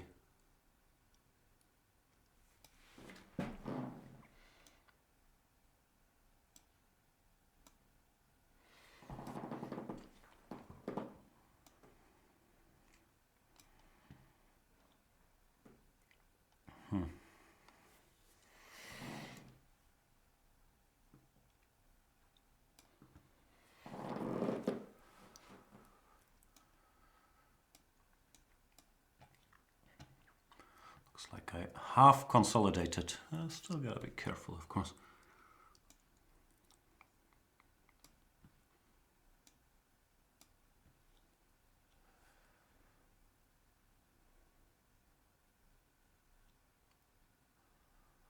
A lot of drama.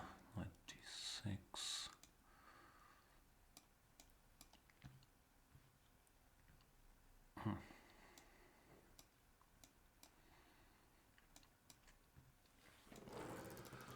Mr. Bishop finally got a bit of a sea view there.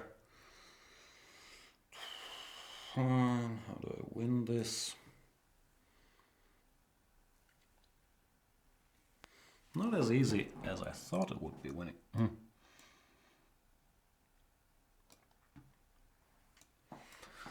The knight does not have a lot of squares either.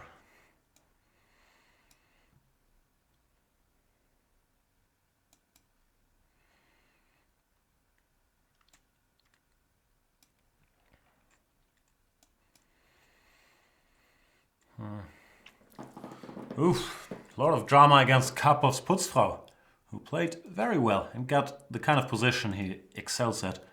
I was extremely worried, probably because my position was terrible, somewhere around here, where it looks like a lot of trouble with my passive pieces. But all's well that ends well. Thank you for the game, Mr. Putzfrau. And we will play against Shaker.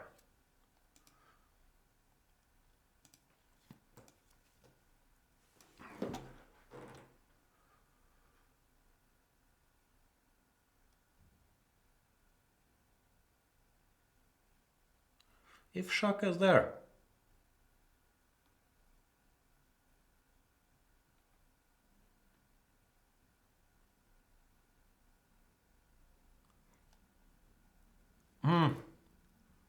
Nope, sorry Shaka. Let's play another game then. Another opponent rather. Like, who could we play for example? How about Molo Yaloi? Molo Bolo.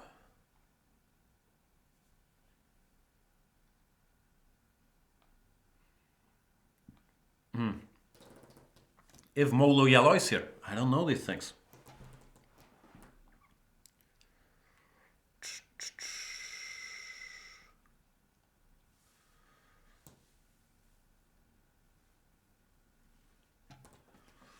Nope, not there either. Sorry, Mr. Molo. Everybody going to sleep? We're approaching midnight, which means the end of my shift. And the start of the graveyard shift for Mr. Lawrence Trent. I am playing against Let Me Win. And if there's one thing I dislike doing, it is letting people win. But maybe Let Me Win is another one of those went to sleep people.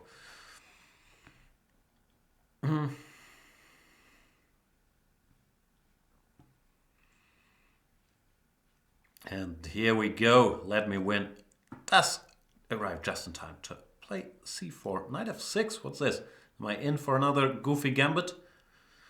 This is not supposed to be a great line. You're not supposed to go e4 because then knight f6, knight c3, e5. But after knight f3, as far as I know, black is supposed to not have won the opening battle. c5, can you do this? Maybe, maybe not. What did that take?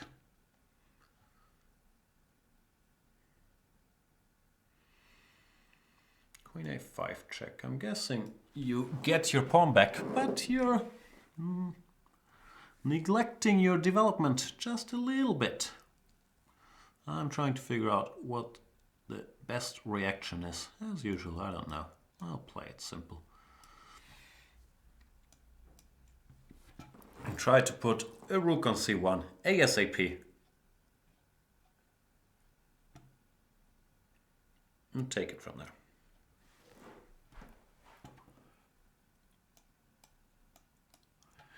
Here we go.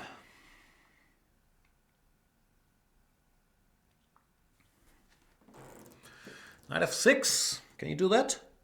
Probably shouldn't ask that after every single move of his. But I always gotta confirm that he can actually do what he's doing. e4, knight g4, does that bother me? Bothers me a bit, but not enough to not do it.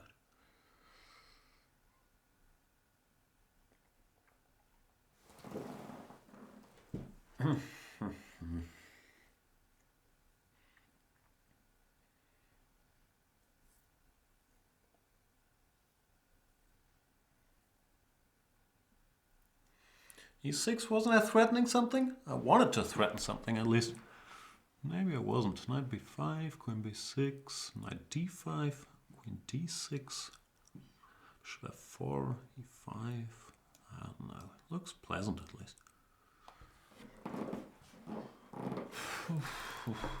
Can I do better? Queen d6, bishop b4 or something fancy? Not sure.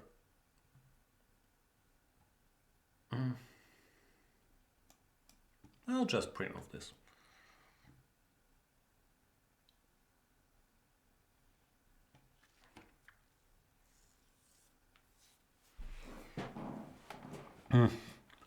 All right, let's figure this out. So queen d6, bishop f4, e5. Can I go knight takes e5? Knight e5, knight c7, king somewhere, let's say d7, d7, I have bishop b5 check, so d8, then, well, this bishop e5, yeah, it looks fairly winning, all of this.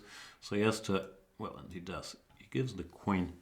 It shouldn't be enough, should it? Who knows?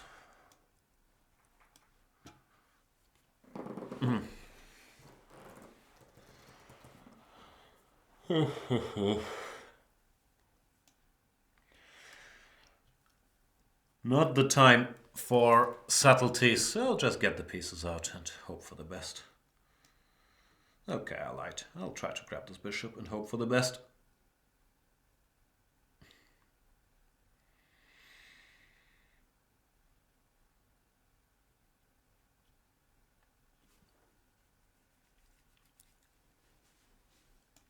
Hang on, I saw this, but I thought the piece count didn't really work out in your favor. Let me win. Bishop b4 check, bishop d2, you have to take, queen takes, bishop c4, queen c3, let's say. Okay, I'll figure it out when we get there.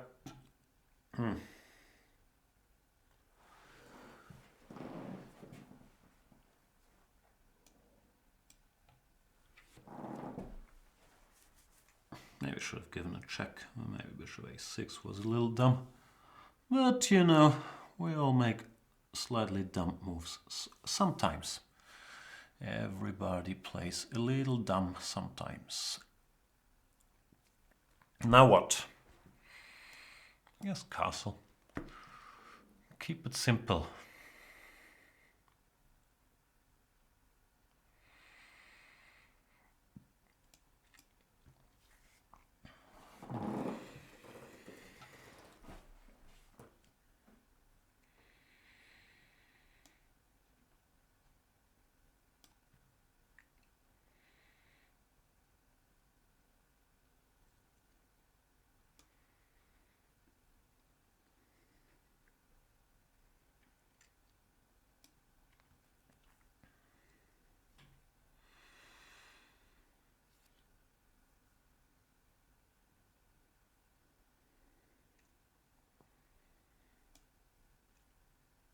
King f1 looks more precise than g3, maybe. Still not so easy. I thought things would be easier, but no. Okay, can I go for this? I kind of like the look of it. Might not be threatening anything. Might be threatening g3.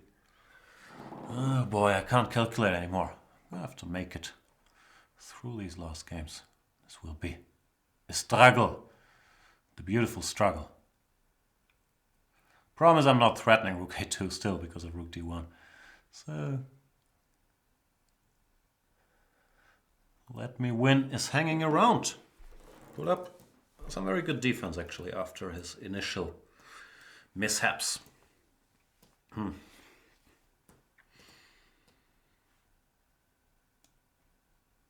I do this? Ugh. There's all kinds of unwelcome activity all of a sudden. Paranormal activity.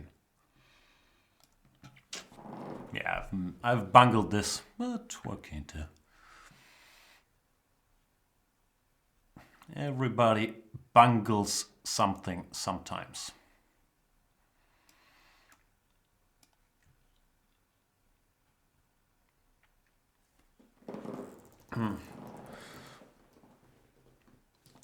Everybody has a little bungle in them. And yeah, I'm not threatening rook a2, which is annoying. I don't know what to do, just make moves.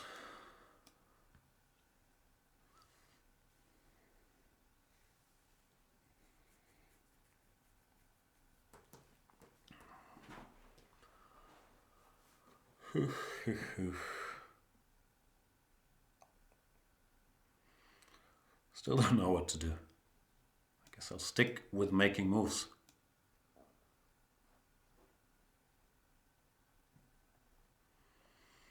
I kind of got completely outplayed ever since I was completely winning. It's all very weird.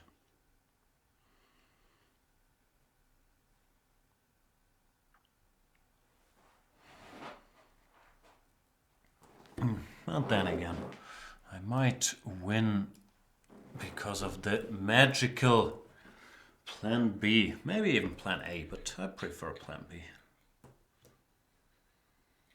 Yeah.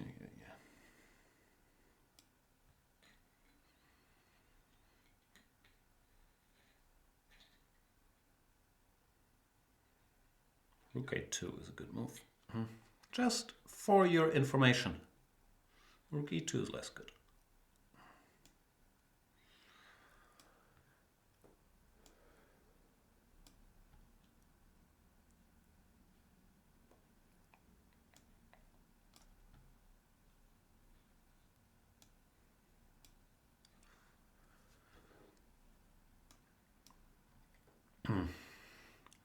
And yeah, very good fight by Let Me Win. After I'd mentally sort of wrapped this up after the opening, he managed to make it. I don't know. Yeah.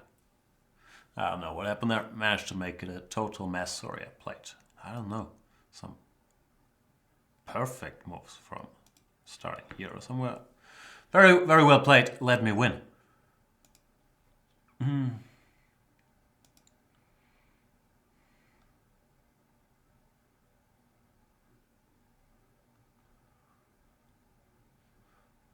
Hang on. I have a couple questions. I'm going to play against Jalfred Prafrock. 1499 probably means he's not very active. And made this account only to crush people in Banter Blitz. Lost one or something like that. But you're from Wallis and Futuna. Where is that?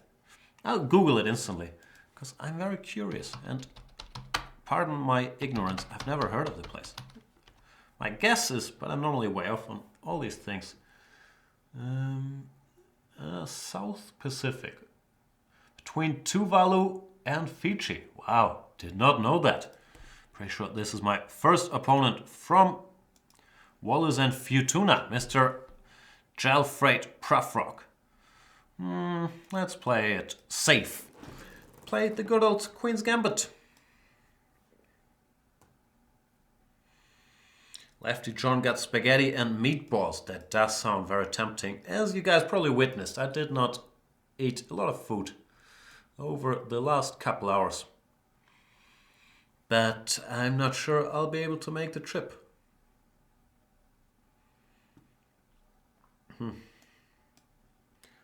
Oh, hang on.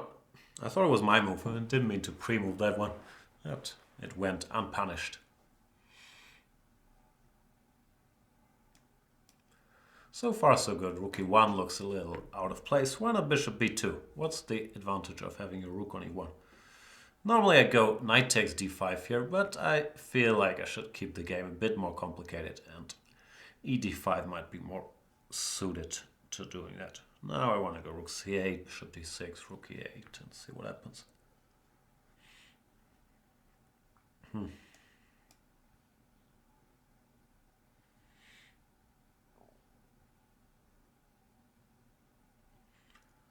And it's not Jalfred, but J. Alfred. J. Alfred Prufrock. Some character from what?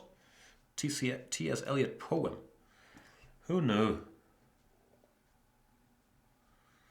Blabloop is asking, hey Jan, I think you missed my question. Which is more tiresome, an 8-hour Banter Blitz or a 6-hour classical game?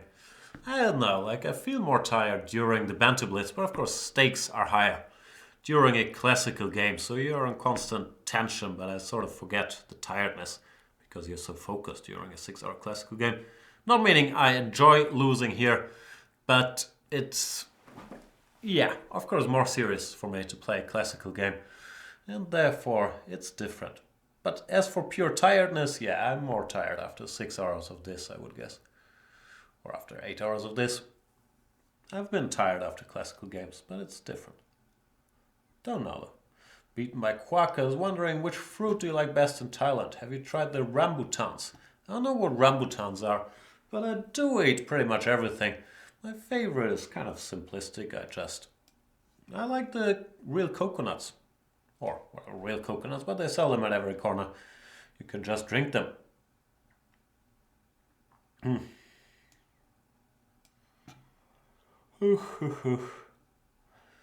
Let's see how J. Alfred is holding up here. Looks like he's in trouble. I took one of his pawns because of the CD4.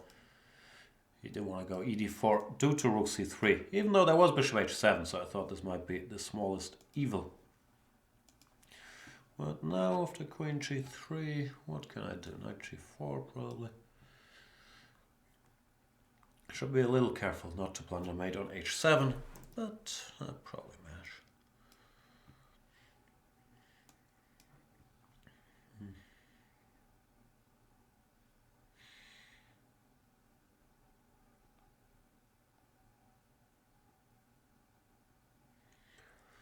He's going for it.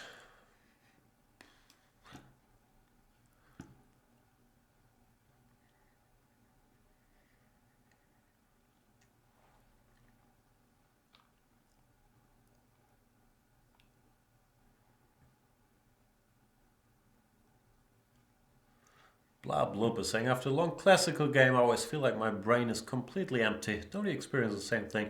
Yeah, I do, but I can't notice like a significant difference compared to the start of the game, where this general feeling of empty brainness is there as well. But seriously, yeah, it's exhausting too. What can you do? Gotta do stuff. Lying on the couch for extended periods of time also makes me tired. Can I pre-move this? Be a bold thing to do, but I have a feeling I could get away with it.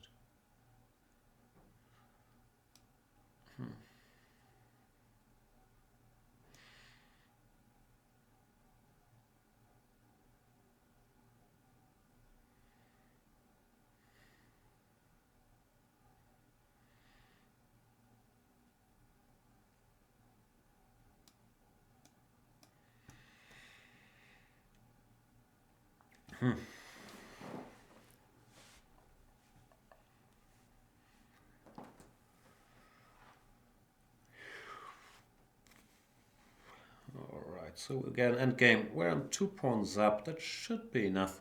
And J. Alfred does not want to test my famous technique. Does resign. Thanks for the game, Mr. J. Alfred. Alright, 11:30. That means I got half an hour, like 3-4 games left. Should be possible. Never easy, but possible it should be.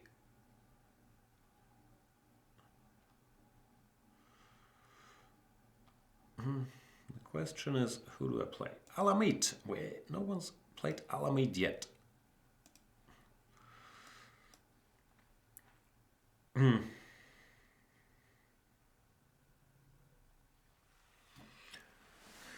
Are you with us, Mr. Alamid?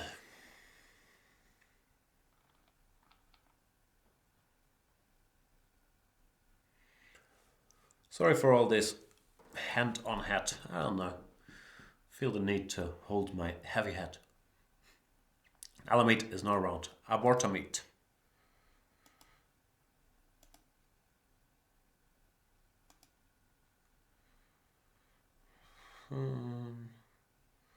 C4, G5. I will C4 myself. If C4, G5 wants to play, or if he's also disappeared. Oh no, there we go. C4, G5. Is that your pet opening next to the London system? I guess it is. Kramnik student. Curious question. How often do the hosts take a break? I don't know. I feel like I haven't been very breaky today. 2 bathroom breaks and 1 grab a drink break maybe. But we've been going strong on the non-breakiness. This move order in the London yet bishop d3 so early is not great.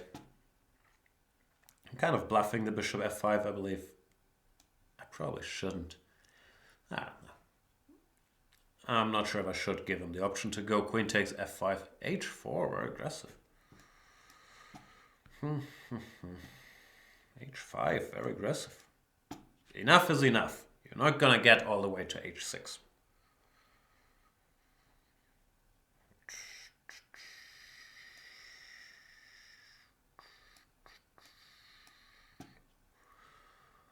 All right.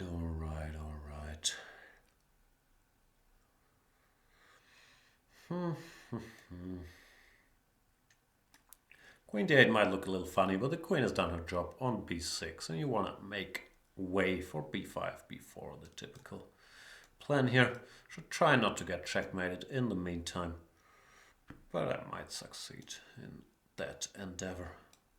Or not, who knows. Looks a bit scary, actually.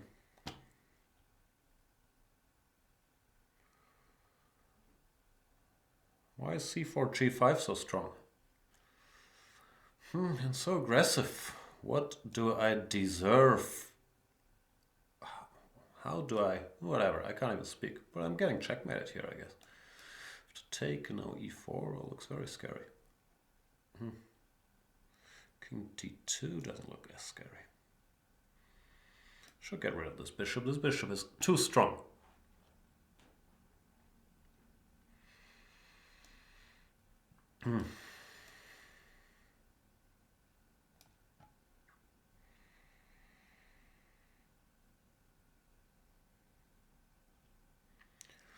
So much violence. And why? I do speak a bit like Yoda now. Nah, Yoda is more articulate. King c2 into the line of fire. Can you do that? Which check do I give? Probably this one.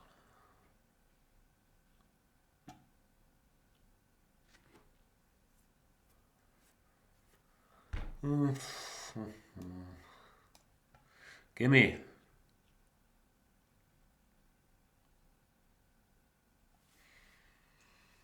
I could have taken on h1, but I thought it would not run away. Maybe it will run away. But I feel quite confident now. I don't get many compliments, but I am confident.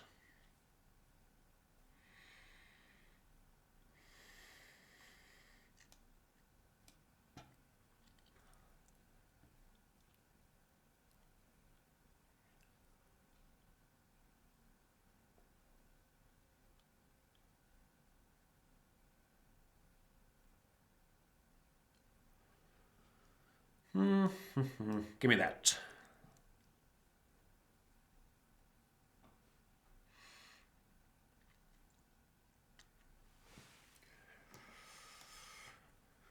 And that. Give me all your pieces. If he takes, I have a little family fork in store. So yeah, going at tough for c4, g5, who scared me a bit with his violent outbursts early in the game. But it does not look like he will get to make me in the end.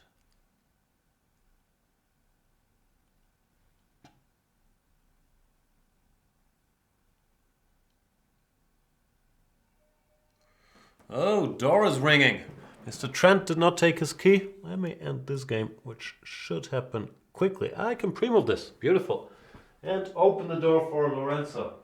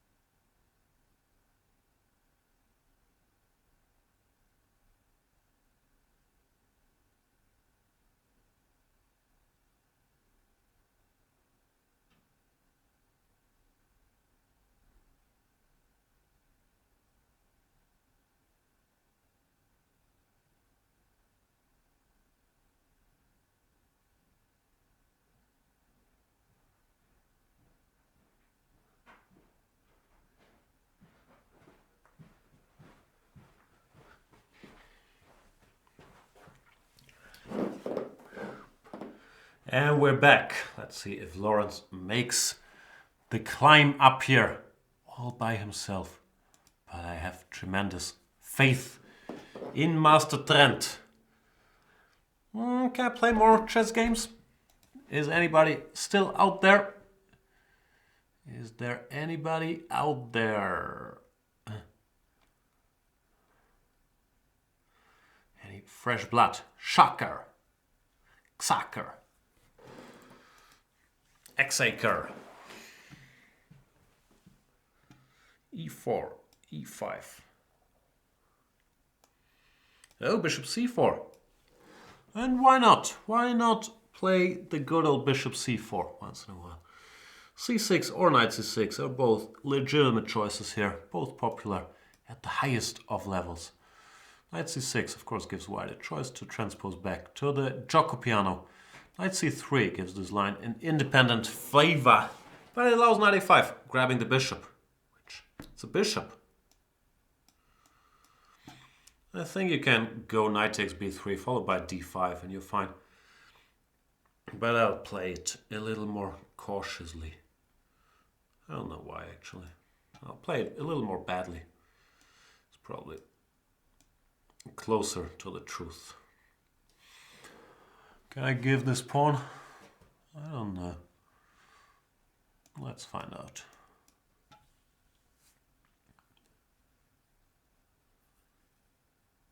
Noobstar saying, Jan, I've wasted my afternoon for the last month watching Terrace House. I have a new addiction. Have I missed your TV show suggestions? Haven't I done enough to you by suggesting Terrace House? And I'm sorry you had to go through this. I've had the same problem. I don't really have any great suggestions. One TV show that I found very charming, which I don't think is well known, it's called One Day at a Time. It's on Netflix. It's a remake of some old sitcom. It's very funny and very human. It's this new where sitcoms are also dramas thing. Like a lot of good sitcoms out there. You're the Worst.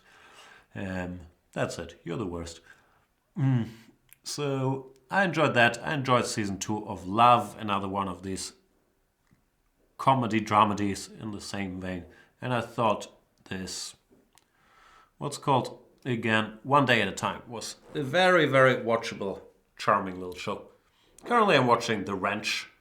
Okay, it's one of those you can or you cannot watch.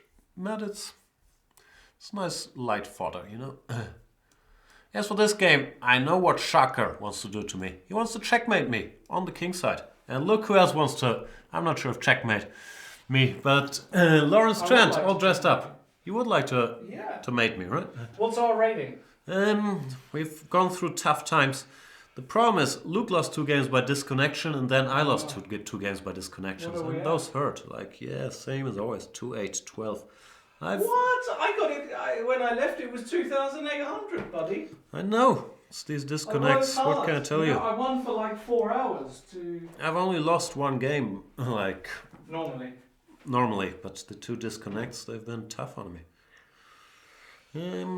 Did I lose 1 game only? Maybe I lost 2. I don't know. Who's keeping track? But yeah, it's been sad. Want to come say hi to the good people? I'll come in a minute. Beautiful. I might lose this game against Xaker here. He's going for checkmate.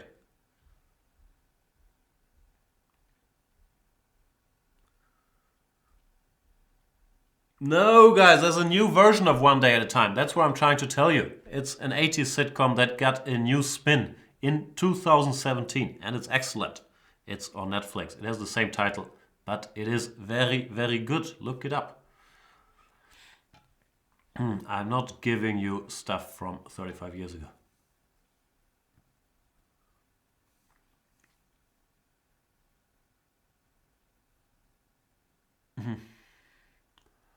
What's going on here? Gimme.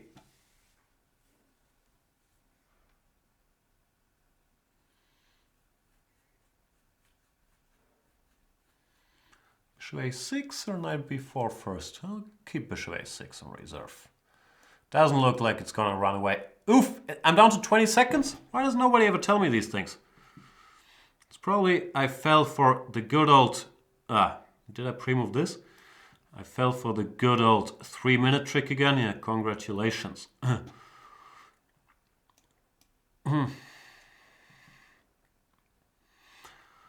I'm gonna have to do some real speeding up.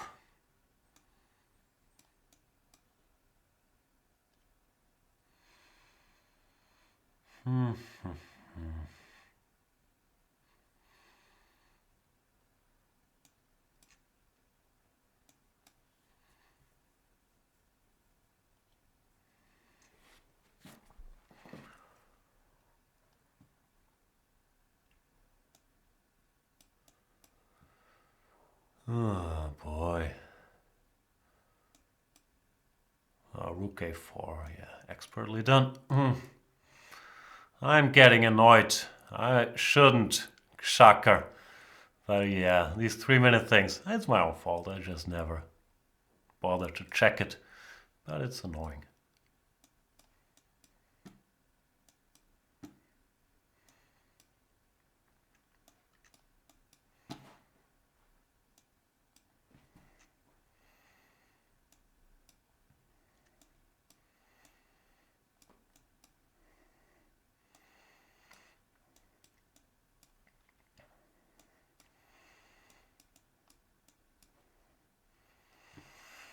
Yeah, I had to speed up a bit there, but I only realized it was a 3-minute game when I was down to 20 seconds. So, sorry, shocker. And yeah, what to do? And let's play another game.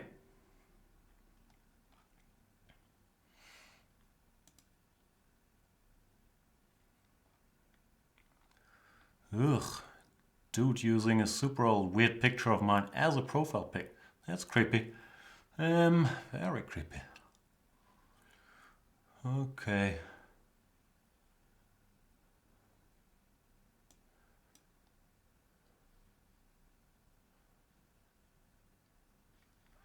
Let's play Poker Mage, Poker Mage.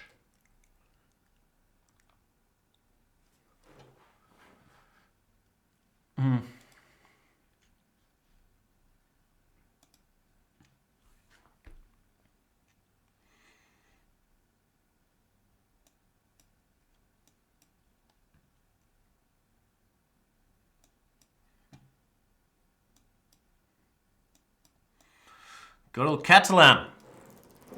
Always good to revisit the Catalan.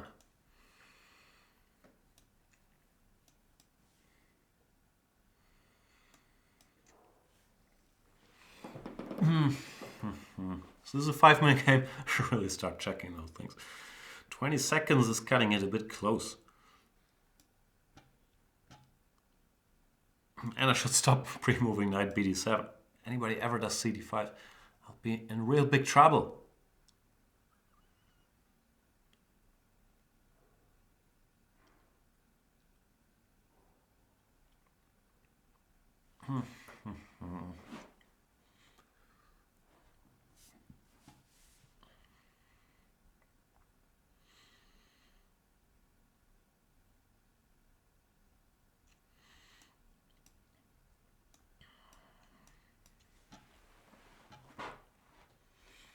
Oh, okay, calm down, Jan. You don't have to pre-move every move now anymore.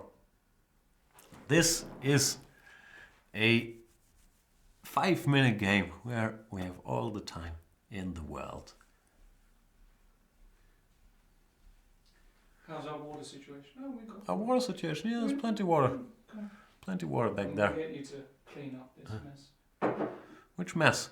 Look at this mess! What are you talking about? It's just a bunch of dirty, disgusting coffee mugs, some empty Red Bull, some, I don't know, your toys here. Have you got any Red Bull left? Yeah, there should be plenty. In the fridge, right? I guess so, yeah, somewhere. Yeah, no, when we were just chatting, I didn't realize it was a 3-minute game, so after you walked out the door, I had like 20 seconds left to like use all my pre-move skills. Did you win? Yeah, but it was, wow. It was close. Oof. I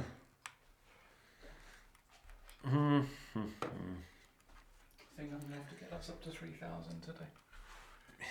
Yeah, these disconnects have really been painful. Yeah. Like, what can you do? It's always minus 30. It's Minus tough. 40, yeah. It's a hard knock life. for us. So how are you holding up? How was your first night shift? It was tough, buddy. I won't deny it. At some moment I was hallucinating. Beautiful. Couldn't speak. Well, I felt like this. Sounds great. I must look it up. When was the dead point for me? It's always after 5 hours. Yeah, it's I'm really around fucked that up. time. Or F. Oh, so yeah, of course. I had I had great moments. I played Fabi. Oh yeah, I heard you played Fabi and Howell, yeah? Beat David a 50 Beautiful. goals, and played Pepe Cuenca. Wow. And Divis. A lot of star power. Crushed them all. Boom. 5 o'clock in the morning. When was that photo taken of you on your t-shirt? Which photo? The photo of you on your t-shirt. What photo? Ah, got it. See, I'm slow. No, that's not me. Oh. Family. That was you a few years ago when you were Hilarious. when you were in slightly better shape. Anybody ever told you should be a stand-up comic? Yes, actually. Really? I'm looking forward to your comedy stylings. I hear there's big plans.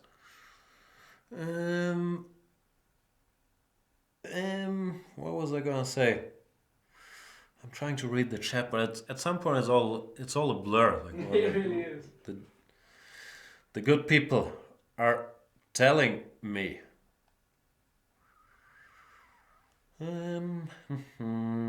What were we talking about, dudes? We were talking about Terrace House. Ambitious Porn is wondering, is it Japanese? Of course it's Japanese. You have to watch Terrace House in Japanese, but you switch on English subtitles. And yeah, that's how I spend my days when I'm not here taking pieces. So you're welcome.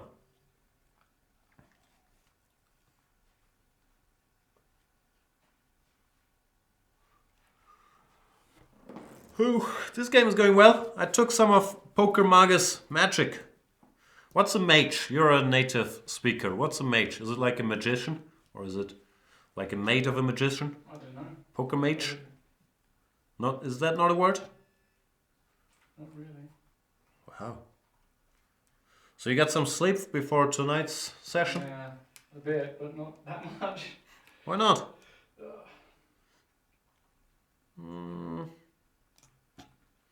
Can I go here?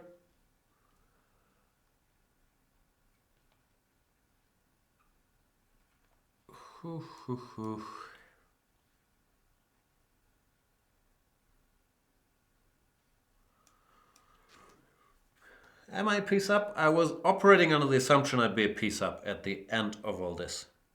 I think my assumption was correct. Wow, there's a tweet by Lawrence Trent. I should get back into the Twitter sphere. I haven't tweeted in ages. But you don't tweet and you get thousands more people. It's insane. But that's because I'm very handsome. Like on my profile picture. It's a very old picture. Oh, let me get my... I'll get back into the tweeting game. Follow me on Twitter. I'll start tweeting again soon. What's my Twitter? @GM Jan Gustafsson. This is how you spell my name. @ and then spell it all together. Or don't.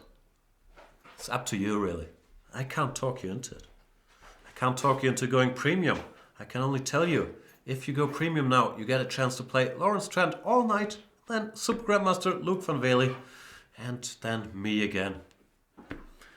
But I can't make you do it. Not gonna be able to do it. Beautiful. You know what? I will play somebody probably. Let's give Alamid one last chance. Because I think I clicked on him twice and he wasn't there. If he's not there now, he will never be there. Maybe that's not true. Noobstar is giving me advice. Jan, stay off Twitter. If you want to be relevant, get on Instagram. I don't know. How do you rate relevance? Like by Insta likes? I don't understand. I don't understand this crazy world we're living in. I think in order to be successful in this new environment out there, you have to act like a teenage girl and share like everything you do. Take a picture, put it somewhere. Lawrence, you're a product of our times. What do you advise? Should I go on Instagram, Twitter? Vine is gone, right? I can't do the Vine. Vine? Vine is gone. Vice or what? Snapchat. I have Snapchat, but I don't really like understand how to use it. You didn't like my Vine joke? No. Sorry. In general, all your German humor, I'm not a fan of. I'm not really an Instagram guy. I'm too old for it, you know? That's always my feeling, but I feel like I could be an Instagram model, maybe. Like post pictures of my hand or me wearing lingerie, stuff like that. I think that's what you call it.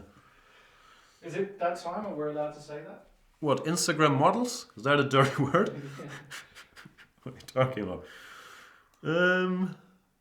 I don't know. Like, you bring out the worst in all of us. Noobstar is saying Snapchat is good. So I should do the Snap and the gram. Is that what the cool kids call Instagram? Yeah. I've heard that Instagram is where it's at.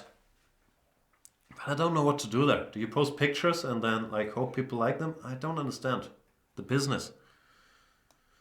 I'm not even being condescending here. I seriously don't know how to play that game. Instagram, it has like hashtags, but you're not supposed to write big text, or how is it? Tell me.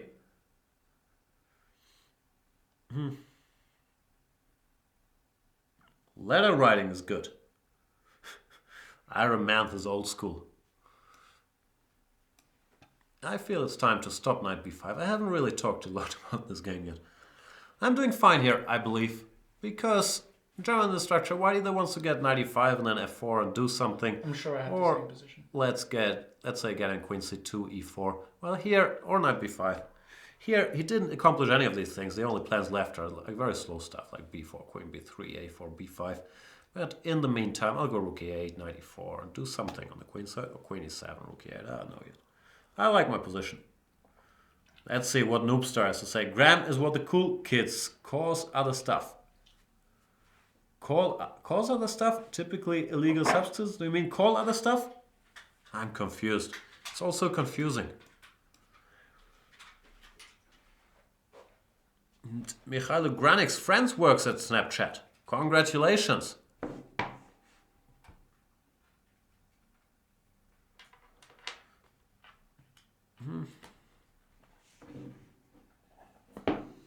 What is that? What are you putting on the desk? Is that an iPad? It's not an iPad, it's a Samsung. It's a Sempad? A Sampad. Boom.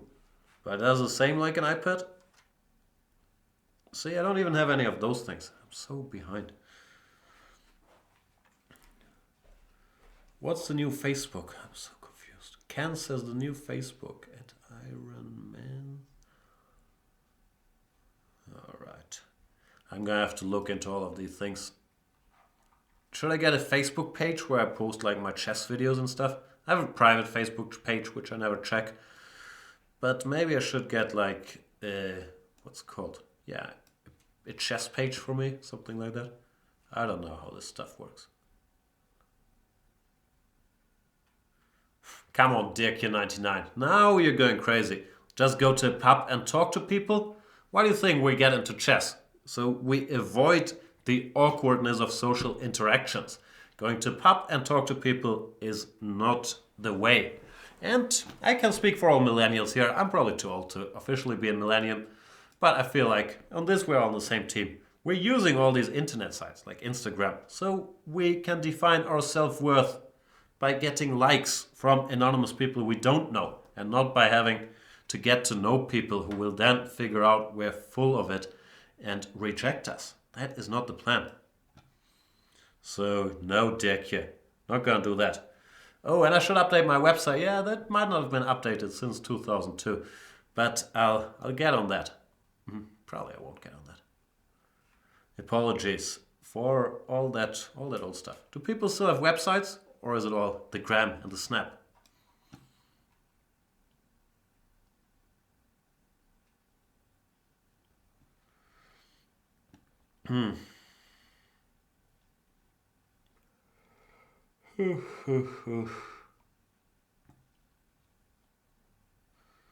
Nacho SPT says he started on chess because he was told it was a great way to flirt. Yeah. I'm not sure you should trust your advisors there.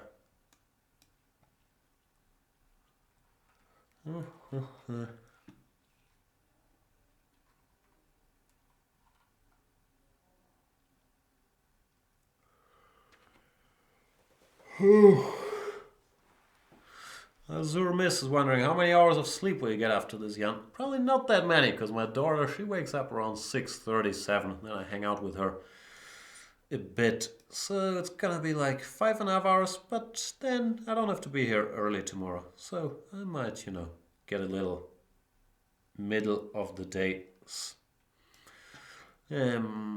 nap.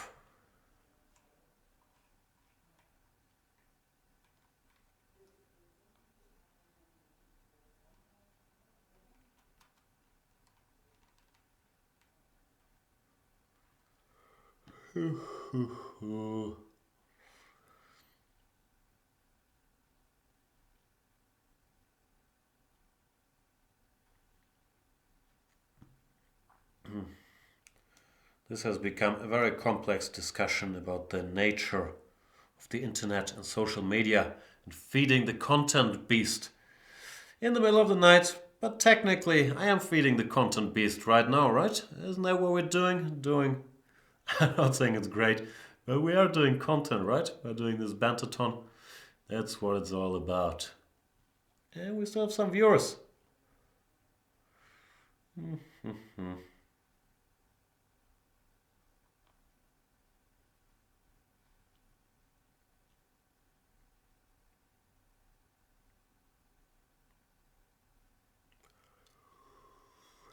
I might win this one on time, because, time is ticking away.